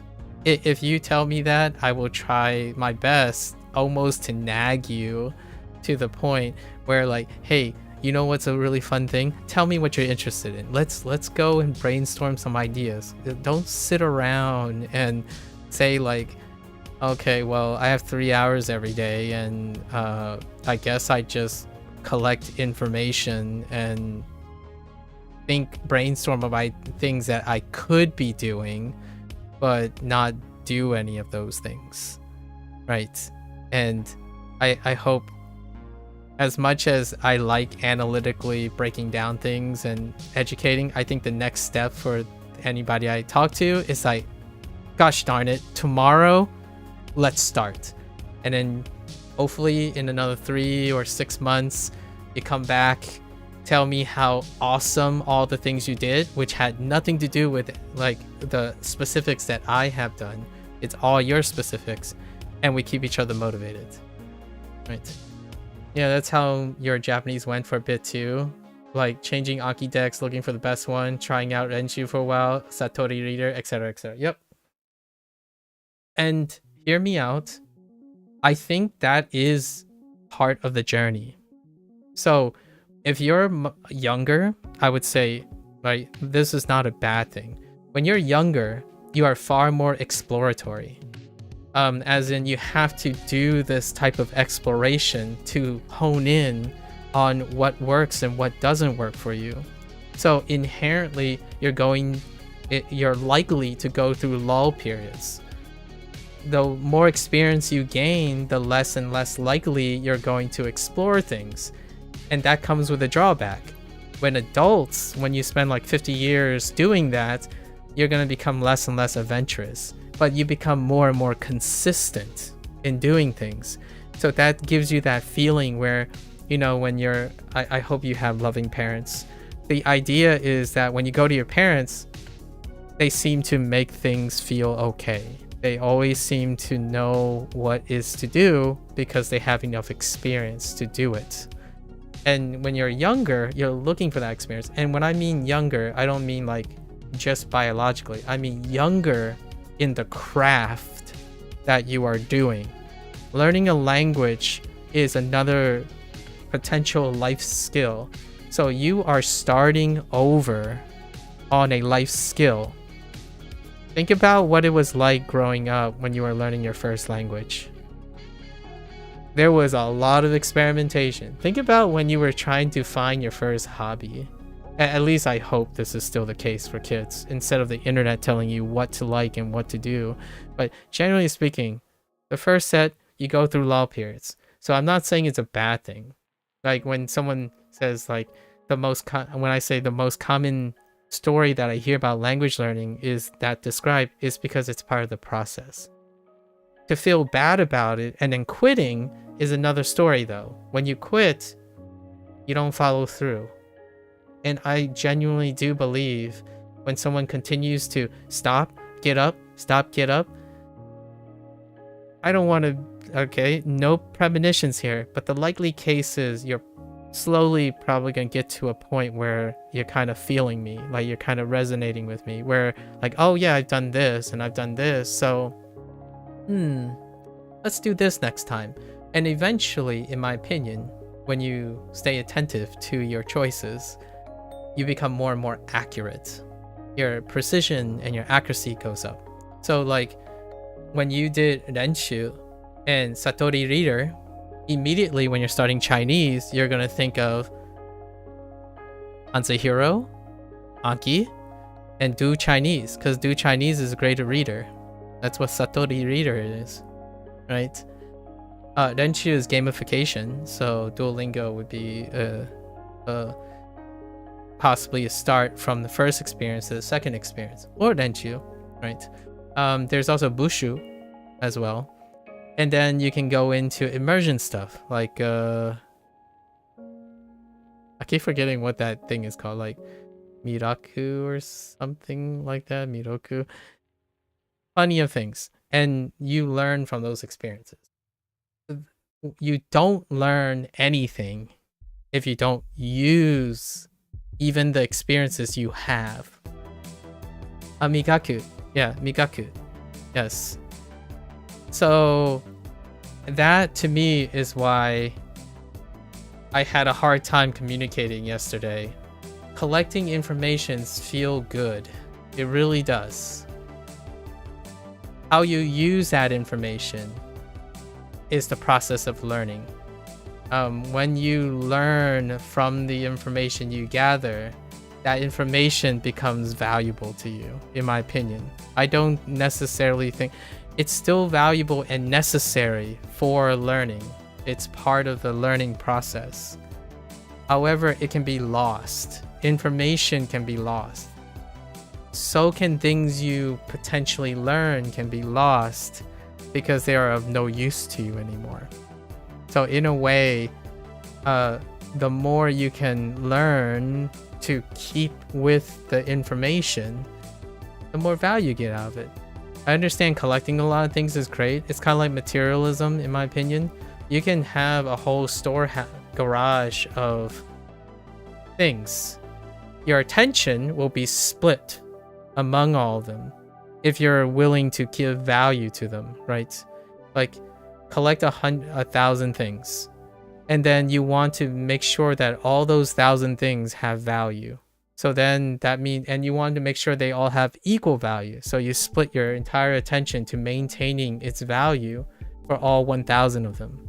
Now compare it to someone who has 3 things in their garage, and they want to keep the value of those 3 things. Then the value of those 3 things compared to the 1,000 things go up. That's the game of life that you play with your time and your memory. And for me, there's an upper limit. For myself, I'm not a brainchild. I don't have eidetic memory and a running glossary of like memory tools that can help me memorize every single detail of my life. So emphasizing collecting data and collecting information is as much as I can use it. So I collect sufficient information because it doesn't provide me with as much reward as what I do with that information. I immediately use that information to generate my own information. So when I use the information, I'm applying it and then generating and creating new information for myself. And that stuff is redundant with the information that you're getting. And that redundancy creates memories and your own personal experience attached to them. So if someone tells you Anki is the best thing since sliced bread, and then you use it, and then you find out that Anki is the best thing since sliced bread, it's not a waste of time to confirm someone's information based on your own experiences. You have learned the truth for yourself. You know the truth from someone else. When someone tells you this is the best thing since sliced bread, you know that they believe it's the best thing since sliced bread. You cannot internalize that and learn that until you do it. And in that process, you'll probably end up doing it slightly different than that other person. And then now you have two people who believe Anki is the best since sliced bread, only now both of them have learned how to use Anki, not know what Anki is. And that is my little hot take. It is a really hot one, but I think if you want to hear something from a famous person who people like to refer to as someone who's fairly smart, Albert Einstein has a lot of things regarding education and how application is not the same thing as knowledge. Right? Education and learning is not necessarily the same as knowledge. And that's where I get most of my influences, from individuals who believe that. So grain of salt, right? Because it can be bias. I would be remiss to not say that I'm human and I'm happy. I like to think I'm happy with learning things. So I am emotionally biased. Rarely do I ever say I'm objective about my emotions. That's a little weird, but I feel like a lot of people tend to try to objectify their opinions. I don't objectify my opinions. I know what education is to me, and I don't think collecting like static facts and whatnot is sufficient. It's very satisfying, and it's part of the bigger picture. Yeah, the balance between having a few valuable things and not putting all your eggs in one basket. Yeah. Oh, that too. Yeah, so the other way is if you don't have enough things and your basket just goes out the window, right? So you have the two extremes. The one that focuses on amassing as much as they can and not any one thing sticks up. Because, in case. So you have the in case extreme. So if you're taking the in case extreme, it's like buying 6,000 different types of toilet paper in case a catastrophe happens and 5,999 cases of those toilet paper are useless. So you have backup. And then the other extreme is investing every single thing into one thing and having that not work out. The latter, the thing eggs in one basket, the internet does that better, in my opinion. If you spend a lot of time on algorithms, targeted ads, and all that, all eggs in one basket, in my opinion, is the trendier for now. It might change in the future.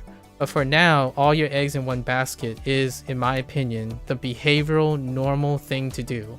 And it's ironic because sometimes the eggs in one basket thing is collecting as much information as you can and not doing anything with it. So there's like a bit of a cyclic thing going around here. Like you spend more time figuring out what you could do and what you need to remember and know just in case than doing a few things, even that. So here's a little bit of a lesser evil thing. If you're gonna put all your eggs in one basket, at least you have a basket. In my opinion, most people have an empty basket. Like at least you have an egg, right? If you put eggs in a basket, at least you have eggs. I think there are even individuals who spend more time shopping for baskets and shopping for eggs and leaving empty-handed. That's where that metaphor gets a little bit meta. When you're shopping, when you're window shopping, that's not the same as buying something and committing and investing in it. If you see what the eggs could become, you don't own any of those eggs. And you'll never see what they become. You know what they could become, but you wouldn't know what it's like. And that's kind of, that will blend pretty much all the other things. So I look forward to what you think with your free trial thing, Z. Feel free to tell me like how you compare and contrast Anki. I haven't used Anki yet, Z. I will be using Anki for a different reason. I'll be using Anki to build a Chinese-Japanese deck. And that Chinese-Japanese deck will be my personal record of mnemonics. And that's it. Like, it's going to be an output deck. So what I mean is I'm not going to be using Anki for inputs. I'm using it for passive output. So for practicing, creating another redundancy.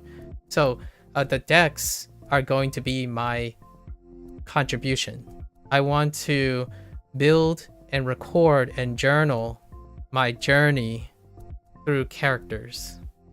So in the future, the Anki deck is going to try to represent all the hours that I spent on Duolingo, WaniKani, HanziHero, and I'm going to publish that deck and have a link to it in the, I don't know, in Discord or on the Twitch page or the YouTube page. And those are going to be ways that I solidify my fun things. So instead of having to constantly explain, which I absolutely love, by the way, because I get a chance to practice and speak all of the things I practice, there will be other versions of all the things I said for people who don't like that.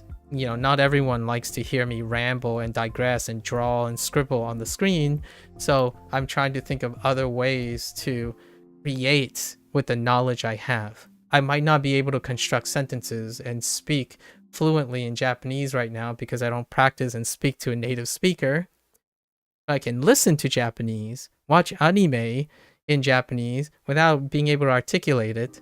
And I can also enjoy Japanese video games without looking at the English subtitles. That's great. Now, what are other ways I can use the knowledge I have now in order to create things so that I can use it? An Anki deck. So in sometime in 2026, the things that make WaniKani and HanziHero what they are to me now will end up going in a deck. And then the other things that I'll add to that Anki deck are video game examples, because I play video games, right? And then book examples. And then also other people I've met examples. Because I still have a couple of stories from other people's mnemonics. So that's what's going to go in the Anki deck. And it will be the, quote unquote, the Anki deck of content creation. I'm creating content. Because I don't necessarily think I need to rush the progress of any certain things. There's so much to do with already the limited information I have now. You can do so much with far less information than a lot of people would think, at least in the day of the internet. I think in your case for Anki is probably the way to go. The issue with using pre-built decks like you is you're trusting in a random internet user with your time. You stick with them, yes, but you can also learn about them if you want, right? For me, it's kind of my motivation to know a lot about you. Today I didn't ask as much questions because I was kind of being like a little bit presumptuous.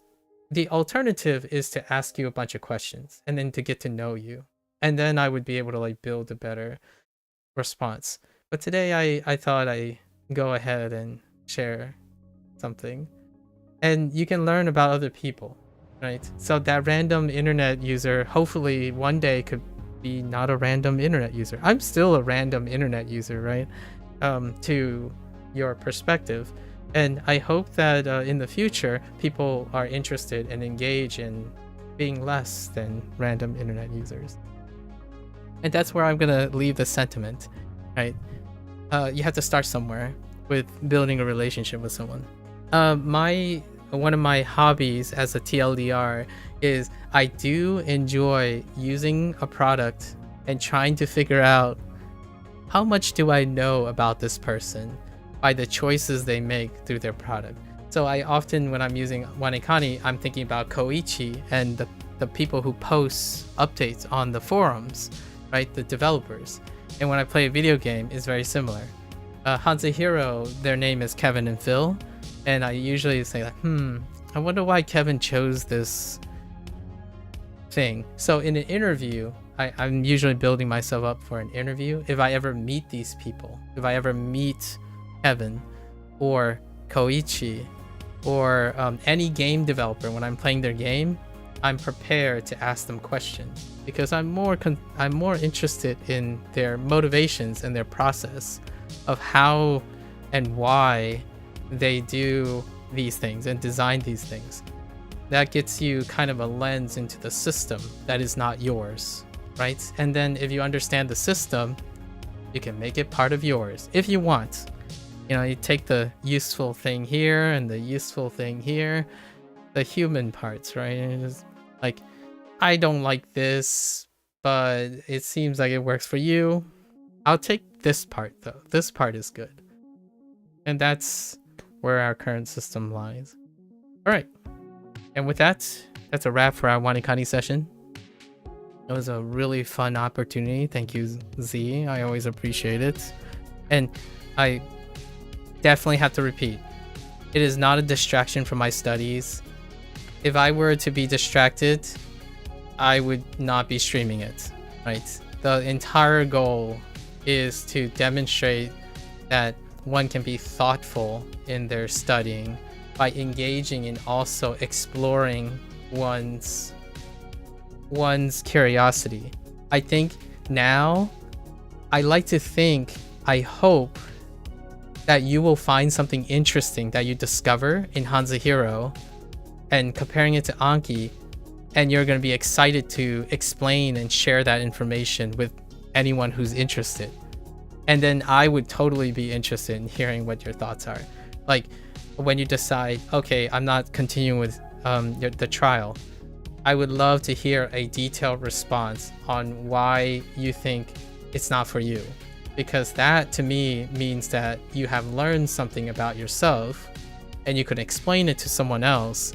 And therefore your next choice, when you choose like a different app, will have that information locked in.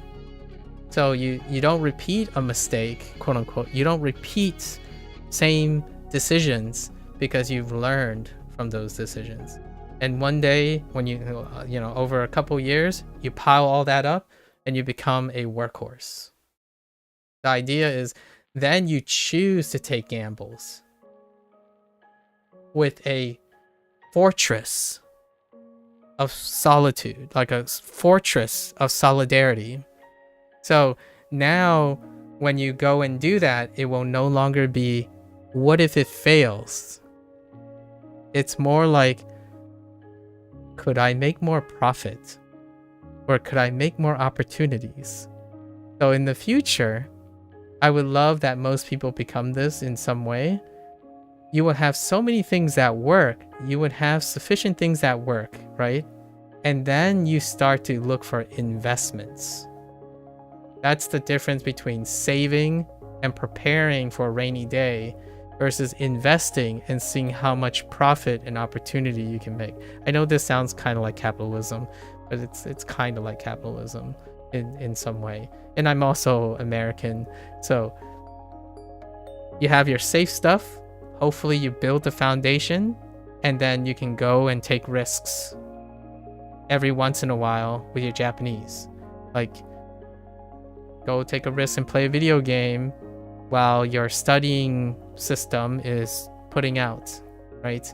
And then one day that video game thing is just going to be the safe stuff, and then you can go on and build more things, right? Foundation building and relying on good old use cases, and then you're just exploring. So you spend like a bit of time exploring random things, like, hey, if it doesn't work, it's a little bit of your time. The good news is you're always putting out, right? Or at least that's how investing goes, right? Diversification. You divest when you can under bedrock of foundational consistency. So you have your bedrock of dividends, and you invest in risks. You take some risks and they might pay back, or you can afford to lose them. So that's investment playing, but that's a lot way down the line. Anyways, like I always say, if you're gonna watch this there, arigatou gozaimasu, right? Feel free to follow along, pick up WaniKani for yourself, give it a try. There is a 1-month trial of WaniKani, right? Let me know what you think. You are always welcome. So stop on by, yap, complain at me. Disclaimer, I will probably be asking questions. It will probably be a drawn out digression. If you're here to stay for it, fair enough, right? And for the record, one time is sufficient. That could make all the difference. And that's what we're gonna, that's the sentiment that I want to communicate, obviously. And that may keep each other motivated. That's the goal. So until next time, for those who are only interested in WaniKani, minasan mata ne, right? Mite kurete arigato. Thanks for watching. I'm gonna get up, take a quick bathroom break, stretch a little bit, and I'll be back for my HanziHero session. Thank you, thank you.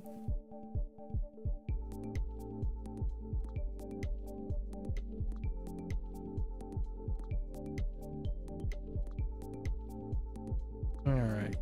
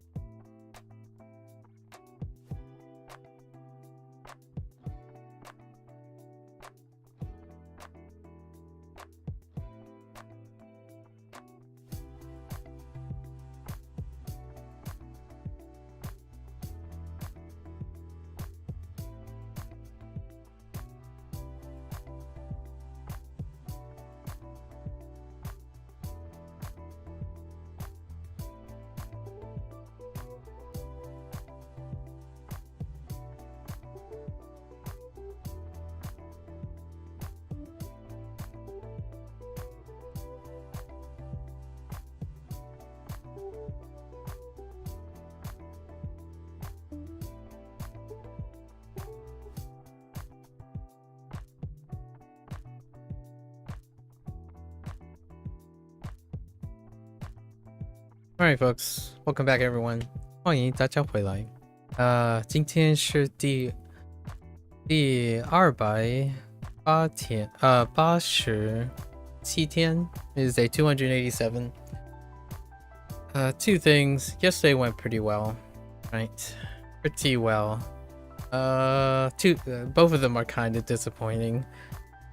Tian was one.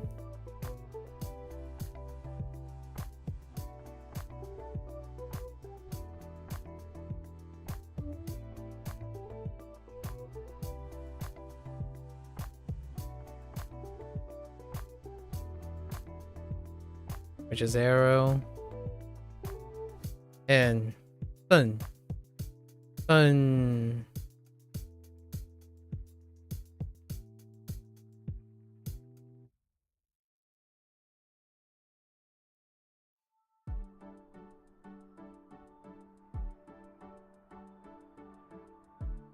Indignant. Or angry. Indignant is such a fancy word. Alright.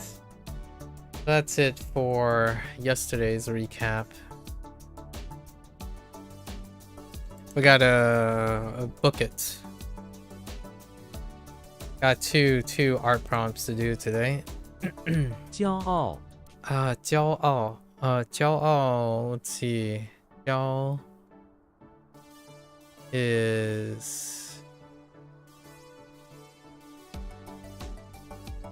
what is this? Proud. So proud plus arrogant, which is still proud, or arrogant, or conceited, right?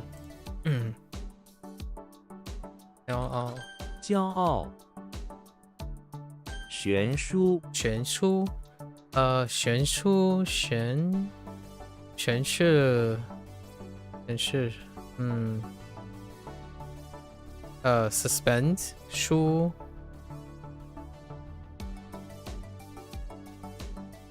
different, suspend different, vastly different, interesting. Describe the degree in which two things are different, so much so that it seems they are suspended. Okay. It looks like Shen has an extender. It has an extent. We'll see how often that comes up before we add it to it. 悬殊悬殊悬殊 vastly different. 遗憾遗憾 I actually know someone that I'm not sure if this is how their name works. 遗憾 because that would be unfortunate. Naming someone regret.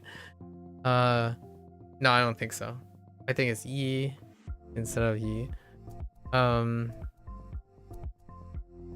遗憾. So yi is leave behind. Han, resentment or regret. Oh, that's regret, right? Okay, so leave behind regret is regret. It feels like leaving behind yi can be in the front, and it can complement the thing following. 遗憾钻研钻研 钻研 pavement. Oh, this is the drill. Yen.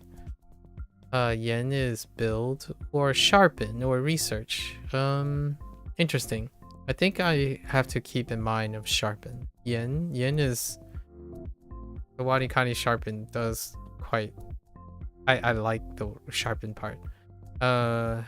So you're like drilling to sharpen your, or drilling deeper, right? So to delve into. To research intensely, yeah.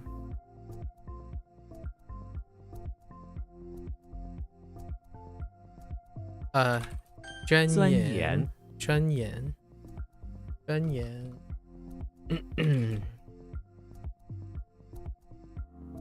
How do you spell intensely? 谦虚谦虚 谦 modest 虚 void. Interesting. Modest void. I feel like void is starting to become more of a lack situation. Like 谦 or no 欠 and 缺 kind of situation. Where if you put 缺 and 欠 with something else, like a characteristic, it takes on that characteristic. Or it modifies that characteristic in the same direction. So like a shortcoming would have 欠 in it, or like 缺, but the shortcoming is not because it lacks the other character, which would also be negative. It's kind of interesting how frequently that shows up. This one is also one, in my opinion, like what I would think of is it's void of modesty. So if it's void of modesty, then it would be arrogance. But instead, it's more like modest and it's void of whatever modesty is. So it's void of, you have to interpret it as it's a void of something. What is it void of that makes one modest? Probably pride. So yeah, see, to the point that the conceited parts of their being is in mere void. Yeah, that's kind of it happens more often than not. 谦虚，谦虚. Okay. All right.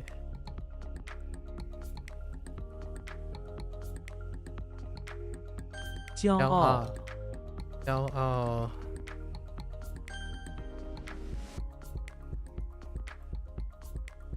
Most of the time, the two characters are in the same direction. But occasionally, when it comes to like modifiers and stuff, there's kind of an opposite direction from time to time. And then you have the negation, the classic negation ones. At least I think of them more as the classic negation ones.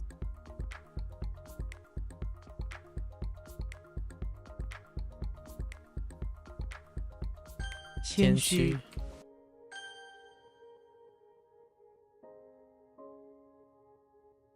钻研，钻研，钻研，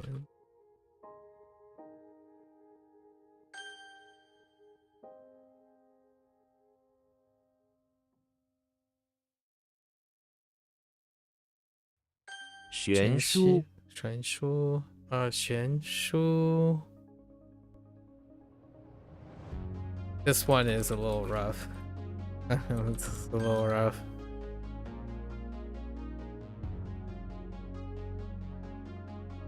遗憾，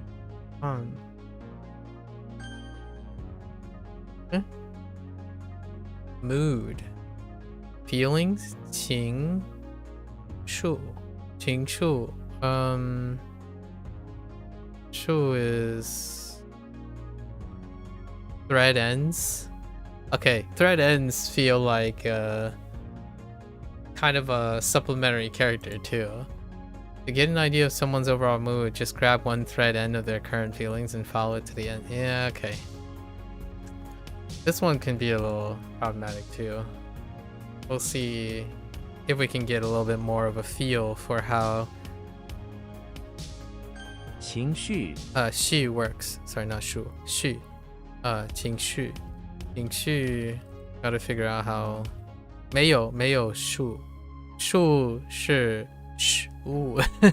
not 绪 情绪 okay.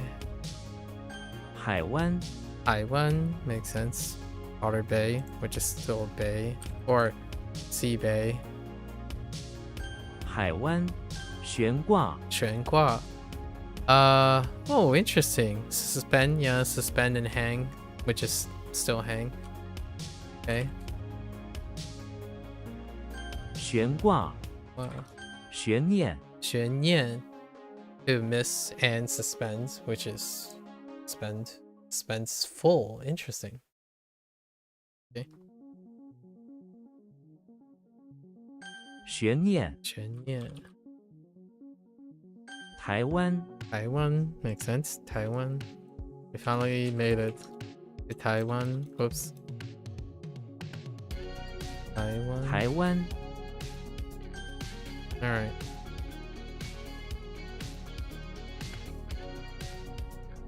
情绪，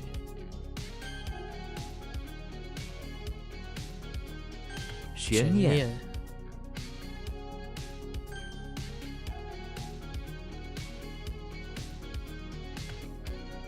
海湾，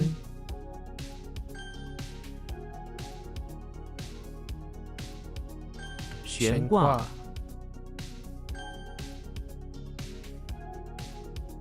台湾， Okay. 思绪，思绪. Thought or contemplate or consider. thoughts. Consider she. Thread ends. Train of thought. Okay, I'm kind of feeling out. Interesting. So it has an element of the process. I feel like she is more like process. So like thought process, train of thought, feeling process. That's your way you feel about things, which is still summarized as feelings. So the thread ends is like the line of thread, like the process, right? The journey. I like it. I kind of like this character. I might actually, I'm really feeling this character. It kind of embodies a lot of things.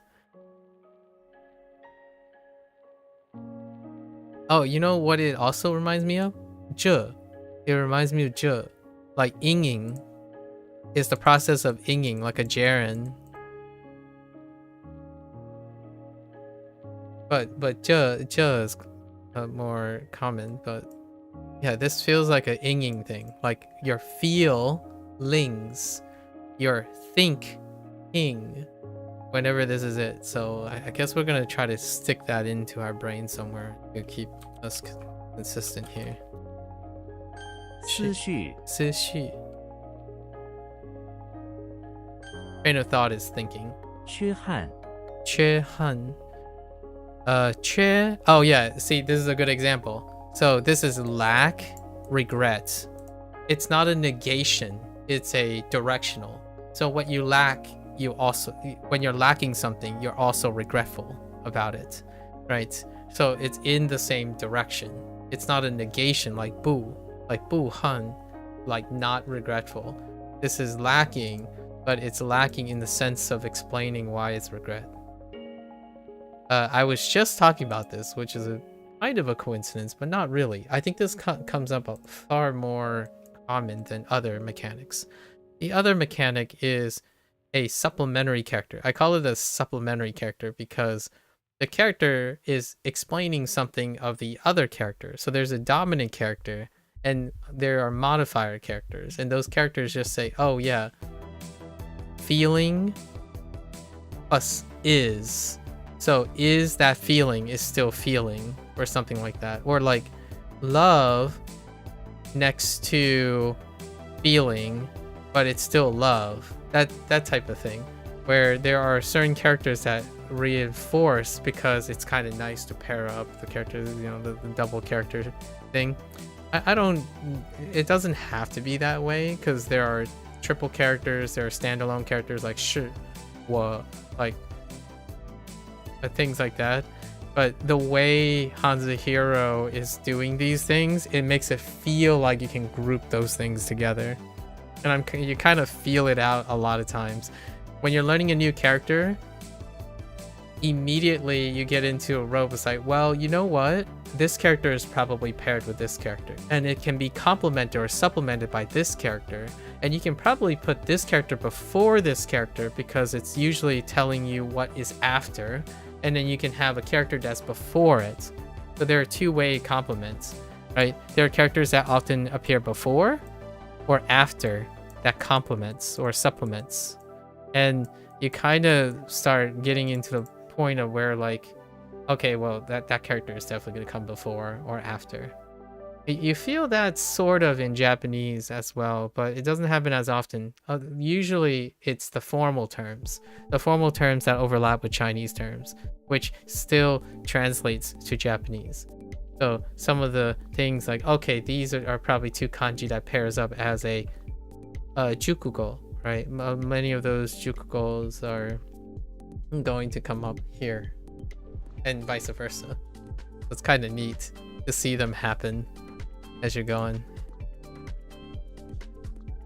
Okay.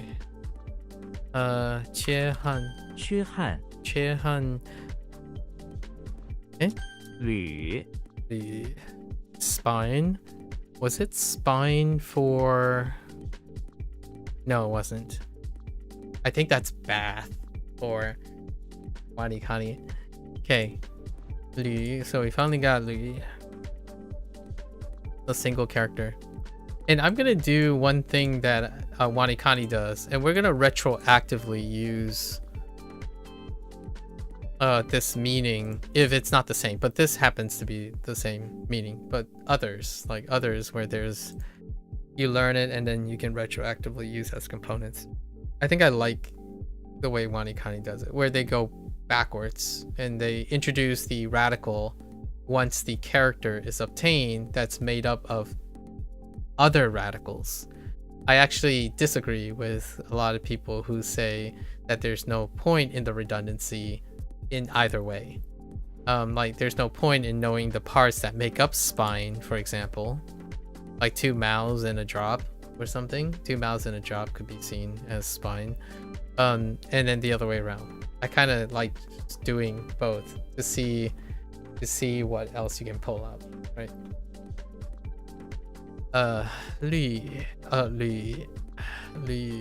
Louis is in the basement of the house, rummaging through boxes of old goods. He pulls out a spine and looks at it with appreciation. He plans on decorating with gems and wearing it as a necklace.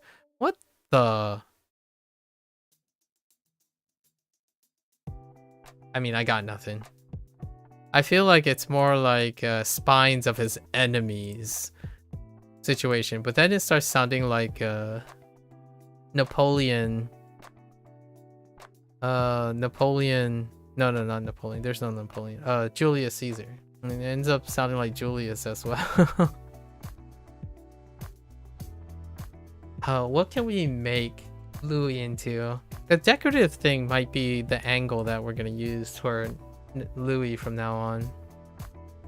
Like extravagancy, right? So you rummaging through, he found a spine and looks at it, and he plans on decorating with gems and wearing. I think that's a good way to distinguish between Julius Caesar and Louis. Not that it's supposed to be historically accurate. I'm using it as a way because a lot of the characters require more differentiation so that they can scale up more. Like Timmy Turner is kind of like Jimmy Neutron, but with a science versus magic angle. And then Dumbledore and Gandalf, one uses a wand and one uses a staff. One's more pagan and the other one's more like interacting with children, right? Like a teacher of sorts. Gandalf is less so that. He's more of a guide.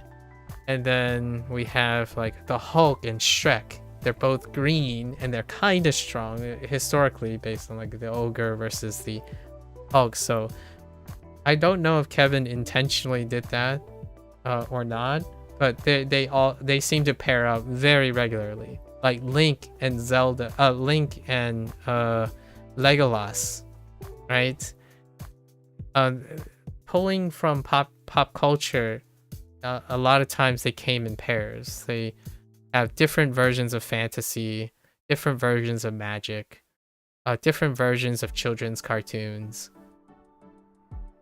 and even ones from the same show can interact with each other, but at least their archetypes are different in relation to each other. Like for example, Zelda can be differentiated from Link because they belong to the same franchise. SpongeBob can be differentiated from Patrick. However, SpongeBob is a goofball, which can be associated with Goofy from Looney Tunes. Is it Looney Tunes? I think so. Or is it just Goofy? The Goof Troop? I'm not even sure what Disney's universe is like. But Goofy and SpongeBob as they're Goofy. And then we have like pranksters, right? Bart Simpson. And actually Bart Simpson is pretty solid standing alone. There are some that definitely stand alone fairly well. Anyways, more on that in less than 2 weeks from now. We have 13 days, or actually 12 days left, including today, before the 300 review for HanziHero. So the focus of HanziHero's 300-day review, unlike WaniKani's, is to focus on differentiating the mnemonics.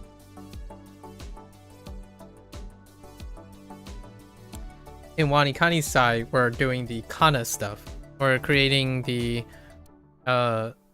read system. We're redeveloping and adding on top of the read system from WaniKani by creating and attaching a static word to all of the reads to construct a pseudo thing on top of WaniKani. In HanziHero, we're reconstructing the archetypes of all the characters and the locations to filter my image while adopting most of the stuff that they have. Like, for example, the immaculate lawn in front of the English manor, the hot spring in the temple, the medical beds in the infirmary, the loose wires in the electricity plant. These are very specific things that one can develop over time.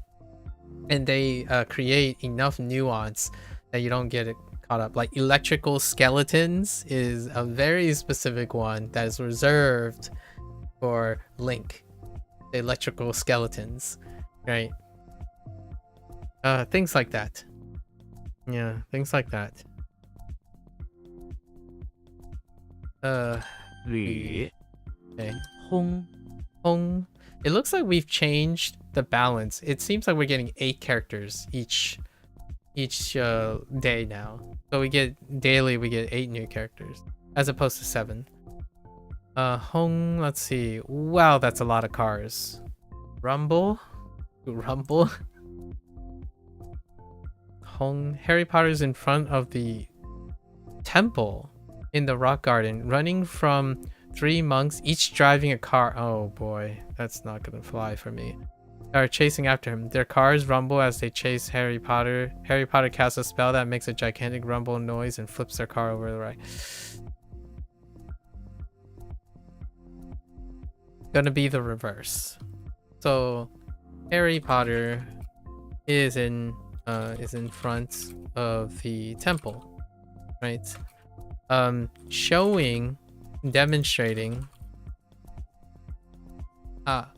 Demonstrating what cars do, right?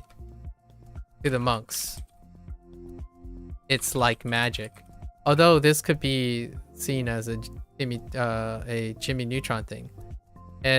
Or maybe like he used his magic to materialize and demonstrate what cars do.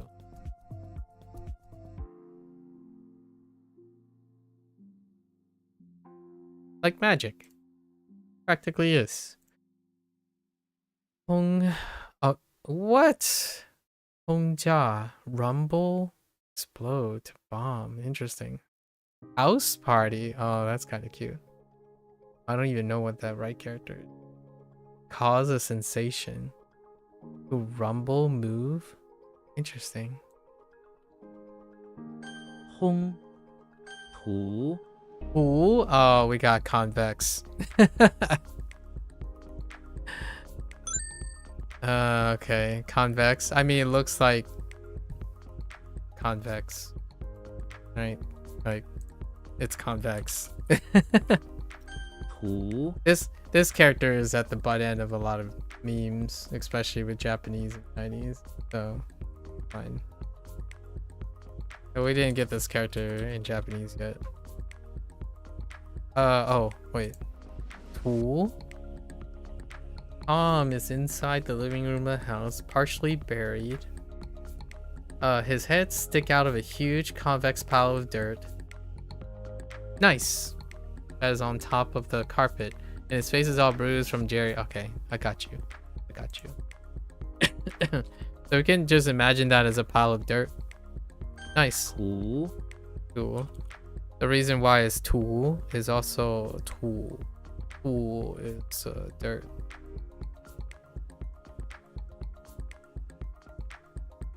Okay. All right.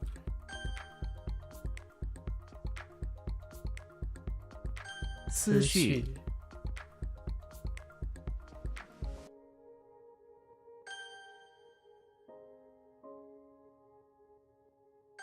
轰 Okay. 吕 Okay. 图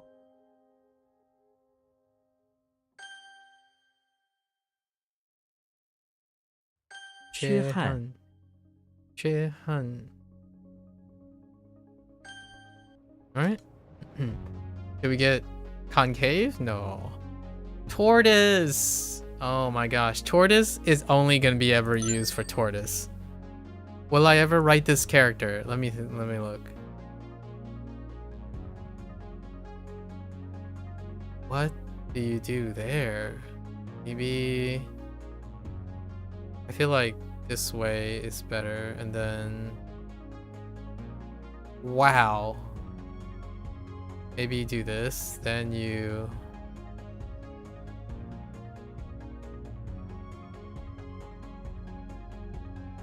That is wild. There is some questionable stroke orders for this. But it does look like a tortoise, so... If you bend your head to the... like... Maybe bend your head this way. Okay. Or a turtle. Turtle or tortoise. 龟 Gui. Yep. Wu Gui. Right? Wu Gui. Oh, I wonder what the Wu part is for. Yeah, Wu Gui. Right. Character. Alright, so Goofy is in front of the beach house where he's walking his pet tortoise in the sand. It's a strange sight to see a dog with a pet tortoise. I love it. Oh, Hai Gui. And Gui Ke. Oh, I don't have shell yet. Sweet. 龟 Okay. 补 Ooh, oh, we finally got the magic stick too. Divination. Wow. Bugs Bunny. These are tough. Like, I can't emphasize how difficult it is to go back to rote memory. Like, this is the essence of rote memory. To try to learn a character's static where the character only has one tether. So there's a singular point of failure, right? However, we can create more redundancy by putting Wu in other things. And then it gets reinforced as divination, right? That's kind of what I do. That's kind of what we're doing now for HanziHero. WaniKani actually does this. It looks like a hand holding a divining rod. Yeah, basically. Yep. And one way is I'm doing the opposite now, where WaniKani kind of does it, where now that I know it's magic stick, this character is now officially magic stick and divination. Or we can even combine it and call this stick a divining rod, which is what I was thinking of, a divining rod, which will combine the two. And that's what we do. Like, obviously it's not in HanziHero. It's usually in one direction. I go in both directions, or like multiple directions as I'm going. So the lovely thing about I enjoy Z about Anki is that you can do that with your cards. Like, the cards can be modified over time. So as you're learning, you're encouraged to evolve, matriculate it, right? Because the information itself is static. So only you can make it dynamic, or you go find someone else to have more static information, right? Alternatively, we can retroactively do these, which I enjoy. Why SRS works this way, where I constantly filter in things as we go. So Bugs Bunny. Bugs Bunny is in the basement of the house trying out a magic stick. He found recently everything he taps into a huge orange carrot that has divination inscribed into it. Everything he taps turns into a huge orange carrot that has a divination inscribed into it. He taps a chair, turns into a carrot, and reads, "If you don't run, Elmer Fudd will catch you." Oh, because of divination. Yeah, let's go with it. These ones are tough. I think these are really hard retroactively. When you're looking at this, all you see is like this, and you're like, it's a stick. What are you gonna do? You either think you remember it's a divining rod, and then it still doesn't get you closer to bugs other than, oh yeah, now we gotta think of large carrots. So that's kind of the goal here. We just gotta think of gigantic carrots, 5 warning him of his imminent doom. 找 Oh, this is the same. Oh, we're finally hitting all the stuff. Yeah, HSK 7 through 9 is interesting. They're filled with characters that just stand alone on their sub. I kind of like it. They start most of the characters that have multiple components are earlier than this. So now we finally got Claw after many months. So James Bond is in the basement of the barn looking for a missing sacred claw as part of his mission backlog. James Bond missions. He opens the storage cabinet, and right next to some bucket of milk and manure, basement, right, the cellar of the barn, is a claw. Operation Cow's Claw is now complete. All right, I got you. 找 All right, we got tortoise. 龟 龟 tortoise. Cool. 虎 Divination. 找 Claw. Nice. And our lessons are complete. Yeah, we're finally breaking into what I would call the aftermath, the HSK 7 to 9 aftermath. It's the flavor stuff now. All right, let's get into it. 156.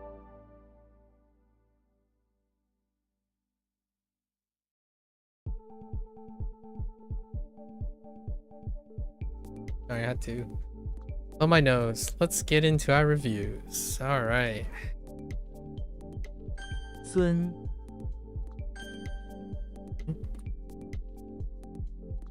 墨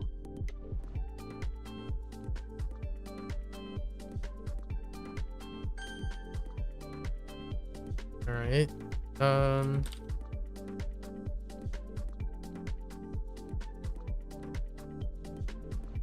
Whoops. I added a G. That's bad. Bad news bears. T. We worked on this. Hold up. Heck. Oh, 次. Sorry, that's Japanese. I get the T and 次 immediately. We're still in Japanese mode for that. It's fine. 自节. Okay.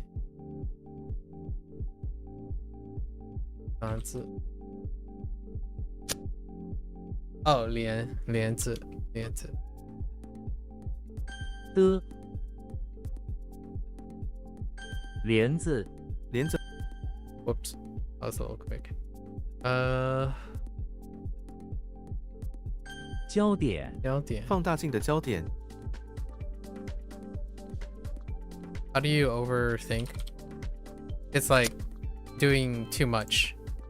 Focal point, yes. Okay. 吉 Oh boy. G. Auspicious? Lucky? Okay. Pretty sure. 扭转这次会议可能扭转决策 Or twist. Twist. We'll use twist.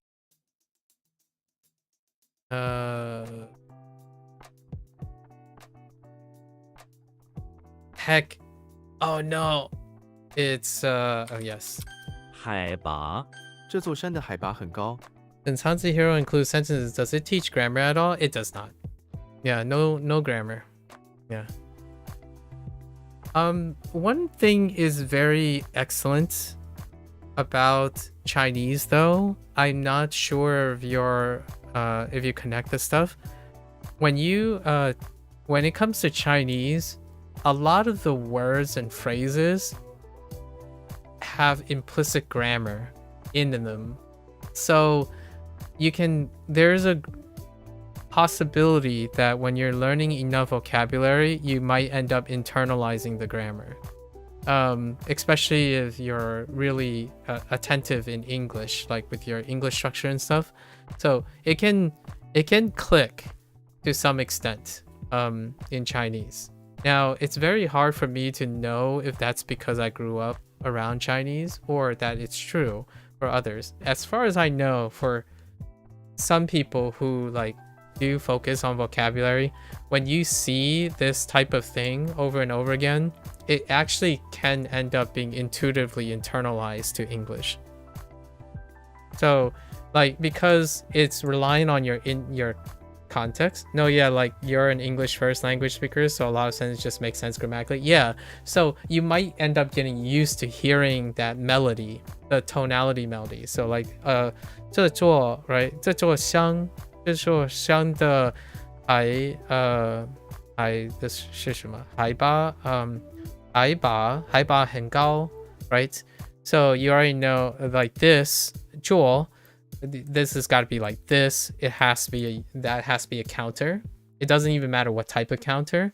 You know that it's a counter for a mountain, and that mountain's elevation 很 is and 高 is tall. So that mountain has high elevation or is very tall in other ways. Like you can say it in many different ways because Chinese plays very nice with English intuition, in my opinion.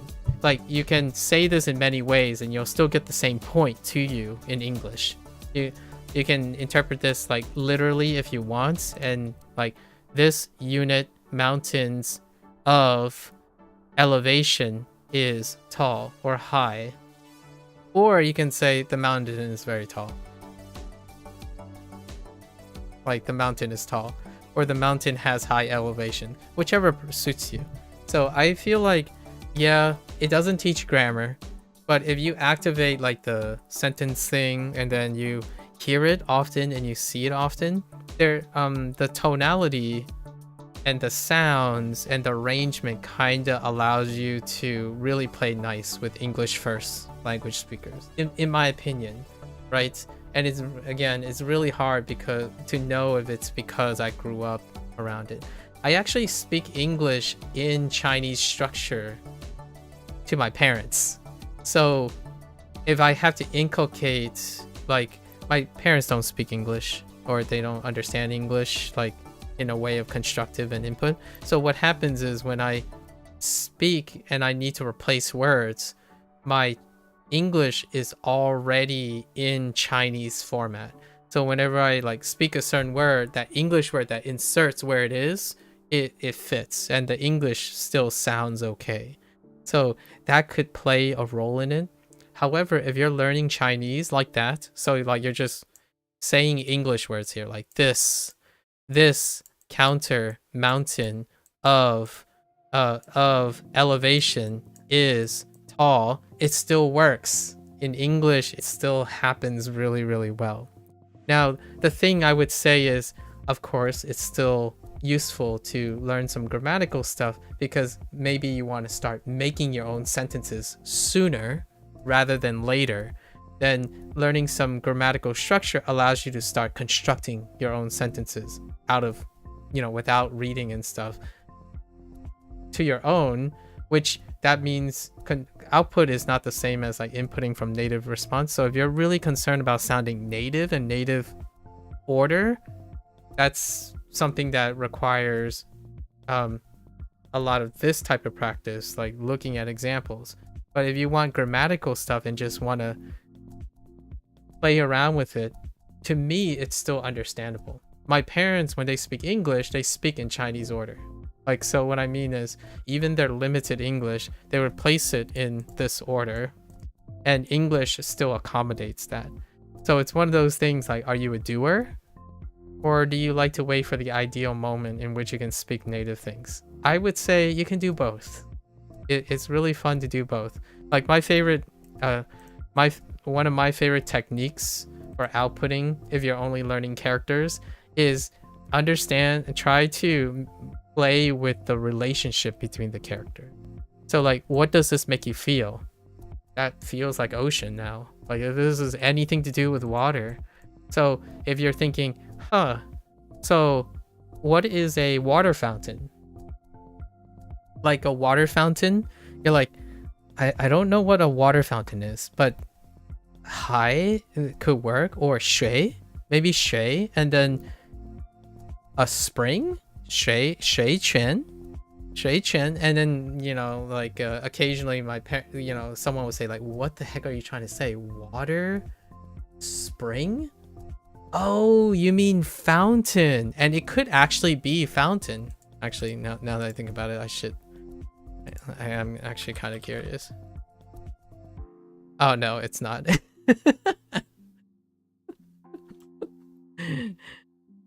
But what happens is you're practicing. So I said water spring, water combined with spring, to try to get fountain, but it's not. The idea is you're using your stuff, yeah, right? You're using the characters, even if they're in isolation. It takes less time, in my opinion, to go from that, adjusting that, and getting comfortable with that, and feeling out the language while you're trying to become native, or like see what the actual ones are. And in both ways, it kind of offsets the boredom, I would say, offsets the engagement. No, yeah, you've seen a few videos like, if English had Chinese grammar, it's really interesting and really cool. I think that's one of the really fun activities that you can do. It's the one activity that I do that connects me immediately with someone who is learning a second language for the first time. Because to me, I focus on that. If you can do that, it becomes very, very fun. Like, instead of demonizing and stigmatizing what you already naturally do, try to bridge it. And one of the things is, yeah, I actually read this in English the way you read it with Chinese grammar. That's how it's been. And you might be thinking, well, are you fluent? And I'm like, well, if fluency is being comfortable and responding in a timely fashion that is enough to speak to my parents, then yes, the answer is yes. You can still do all that weird, like goofy translation and stuff. I think where a lot of it falls apart is when someone emphasizes like, oh, you want to be master, you want to be like the best of the best, you want to be as fast as possible, then whatever I'm saying is very off-putting. It's incredibly off-putting because it's technically a waste of time if you're doing it that way. To me, it makes me smile because it connects me with people who speak multiple languages. I personally, in my opinion, do not resonate with someone who thinks that speaking multiple languages at the same time and interacting and understanding, like, that is not good. It's not a thing that you want to do. You want to compartmentalize and only behave in a certain way, and that has its uses. Like, for example, if I'm in Japan, then I would compartmentalize things. When I'm talking to other language learners, I don't compartmentalize it because we are individuals who, in our mindset, we are thinking in multiple languages on a daily basis. When you go somewhere and you're trying to output it, you can still seem like it. Are they able to speak Mandarin in addition to Fujianese? Yeah, so that's the thing, right? Do I know how this is said in Fujianese though? Ji mai ji ji xiang di xiang, yeah, xiang is still the same. Xiang de xiang ni hai jian hai ba. I don't know what my hai ba is. Hai ba. I don't actually know what elevation is. Ba. Ya go. Ya gao. Right? Instead of gao, it's gao. And ya instead of hen. I have no idea how to say elevation. So the downside of Fujianese is it's not taught, it's spoken. And I don't know. all I would say is the mountain is very tall. So, D, he xiang ya gao, right? And then just skip over elevation. This is why we're in HSK HSK 6+.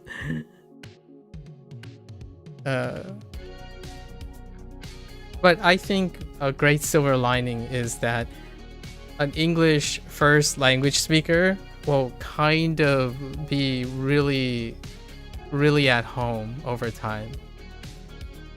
I'm not sure if it's a coincidence or not. I asked my parents, like, why don't they learn English, and apparently it doesn't work the other way around. Or to them, they don't think it's the other way around. But somehow English works the other way around. I have no idea.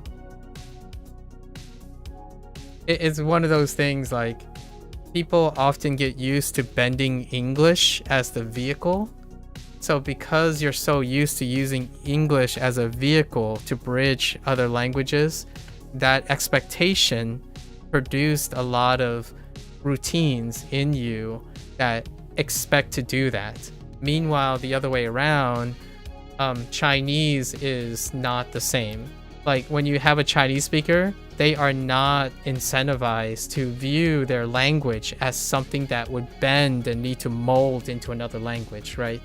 So when you're speaking a language that isn't expected or have the mindset and stuff, the natural development, like these are natural languages, right? So they would have to adapt to their circumstances.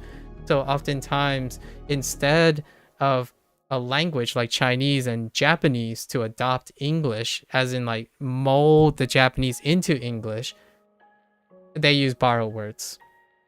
You know, you do loan words instead. And Chinese have been pretty refractory to that. Obviously, Japanese is a whole different story because of katakana and stuff like ice cream. Just kidding. What is a good one? Hotdog. You know, bakupaku. That type of thing. Or kohi, right? Kohi. That's and kohi is not even like, I don't think English was the origin. I think it's actually Spanish or something of his Spanish origin. Possibly. It's definitely not Germanic, I think. But that's kind of the idea, right? And cafe, right? Pretty interesting. Yeah, English has way more irregularities, you think. Yeah, the irregularities are what makes English, like, in my opinion, the essence of English makes English speakers prepared to willy-nilly make a Glish version of other languages. Because of its irregularities, it's also a chicken or the egg thing. Like, English has irregularities because there are many speakers of English. And because of that, there's a mentality and inference of behavior to make English bend into other languages.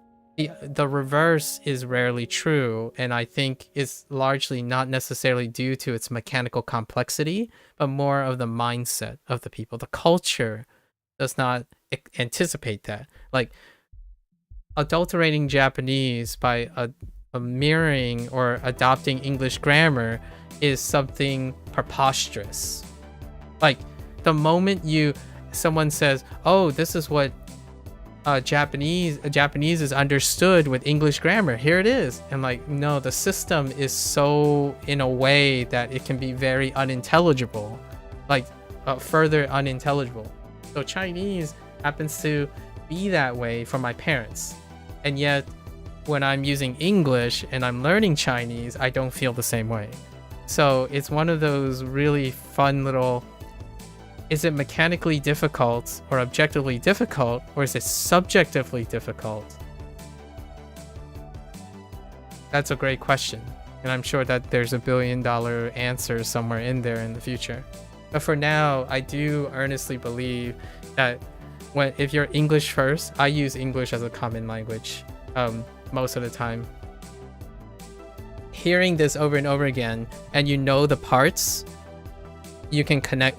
It's often that a person can connect the dots. Now, it will not necessarily help you with producing it, you know, constructing it, that still requires grammar training and a participating conversation. But for reading and listening purposes, it's quite, English already has that built in. Like, what I mean is, when you're trying to connect this with this and you know the separate vocabulary words, the strings kind of fold into each other. So it's kind of nice. It's kind of a plug for Chinese over Japanese, but when you're learning Chinese, you can also learn Japanese. A slight plug, because by the way, I'm doing traditional. I'm not sure if you decide to do traditional or simplified. I spent a year doing Duolingo last year, and Duolingo uses simplified Chinese. So actually most of this year was seeing the traditional counterpart to the simplified counterparts. So, and then if you're learning traditional Chinese, it overlaps with Japanese more than simplified Chinese, but it's still not that big of a difference. Like, what I mean is, even in simplified terms, you can still trace it. You're going the simplified route? Okay. Yeah. So some of this might look a little wonky, but you can still totally figure things out. Even based on your radicals, you can probably still figure out some of these sentences. The thing I wanted to highlight is WaniKani makes me feel that Japanese is more rigid. Despite being context dependent, English is incredibly rigid because of its rigidity, it's irregular. However, in Japanese, it's, you know, we talk about context-based things. That creates a sense of slight looseness. So you can kind of like substitute words in a way, but maybe possibly inappropriately, but there's a looseness to it. And in Chinese, it's even looser than that. So because of that looseness, you kind of wiggle your way around with English. You've heard that if you learn simplified first, it's easier to learn Chinese after rather than vice versa. It's true. Well, at least it's true for me. So I can confirm it is much, like, it's difficult to unsee the simplified characters or where you think the simplified characters are. And obviously I use Duolingo. Like, I completed the Duolingo Chinese course. It kind of takes you up to, I'm a little like maybe after this. I think Duolingo has a mix, and most of it covers like HSK 1 through 4, and then it sprinkles in like 5 and 6, and we're kind of the last 2 or so months is after this. And still, like, and then when you have the foundations of both, you kind of just go back and forth, in my opinion. It gets, because it doesn't come up frequently enough. The difference between, in my opinion, the difference between simplified and traditional, after you get all the other characters in which overlaps between simplified and traditional, it's kind of sufficient to figure out what the character that you're missing means. And then understanding the flow of the sentence, it's actually kind of fun. It's fun to say, oh, so that is what that character is. Actually, this happens in Japanese as well. Whenever I get a character, I'm like, wait a minute, that's the kanji for that. So this must be the Hanzi for that. And then so forth and so forth. So it works in the Japanese and Chinese way as well, where if there's a slight difference, you make the connections because there are slight differences. And as opposed to looking at slight differences as a point of confusion, it can create confusion for sure. Alternatively, those little tight slight differences also creates the connections between them on first discovery. I've been loving this year. This year has been fantastic for characters. Okay, I'm gonna take a jab. 分钟 Yeah. 每隔几分钟， So right now, I largely rely on intuition for this until I have to pause, right? And so tuition, if I fail, I guess again. Like, so I go around until a couple rounds, and then I use the mnemonic. Is typically how I go about this stuff. 会 Sometimes I change my answer mid answer while I'm typing. Oh, I don't actually.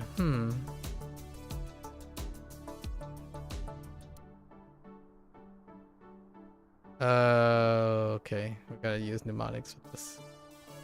Anyways. Dropping. Field. Fingers.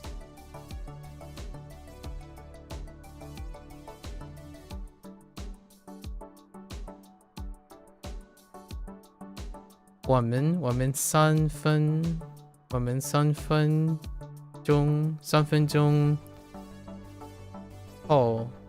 钟后开始 something.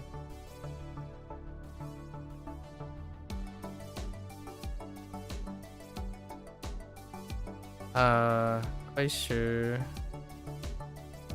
广播广播我们3分钟后开始广播。which is broadcast. So I actually sort of was unsure about it, but you can still read the sentences, which that's kind of why we read sentences. It says we in 3 minutes, after 3 minutes we'll start to broadcast. I thought this was qual at first. I'm like, it's kind of extensive. Qual is related to this. Could be extensive or expand, but guang is also to extend and expand. So you can feel two characters kind of lining up. And then because it's expanding, what are you going to start in 3 minutes? And then that has to be ball, which is to broadcast. So that's how I got about it, around it anyway. And that's, in my opinion, what happens when you start reading sentences, right? When you do graded readers and whatnot, it would be even more elaborate, so you can figure it out quicker that way. I'm gonna say twist. Probably twist. What? Twist. And 这次会议很能扭转决策。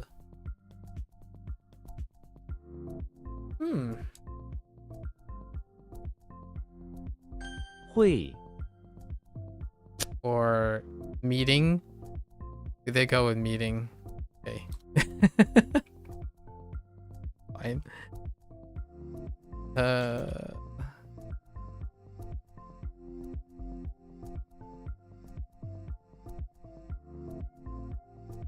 绿茶喝杯绿茶。 The very first thing you learn in Duolingo. Green tea. They always start with some like a recognizable food item and drink. Green tea. 绿茶. Or Hoang cha, maybe. I don't remember which one specifically now.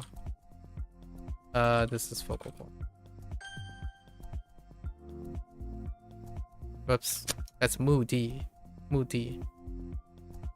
How does this work? So you turn and sprain. Or twist. You turn and twist. What's another way to say like turn and twist? I mean...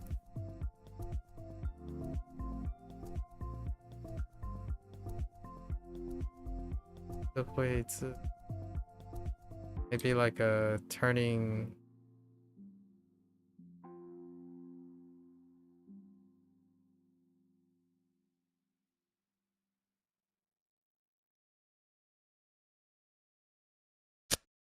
What?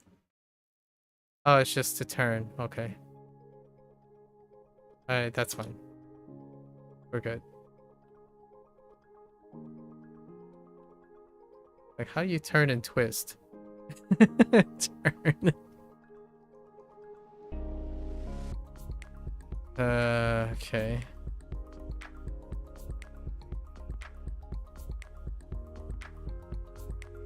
How did this coyote thing work? What? It's not Jie? Wait.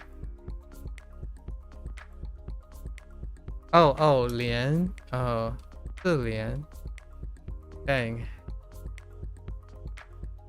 Turtle shell.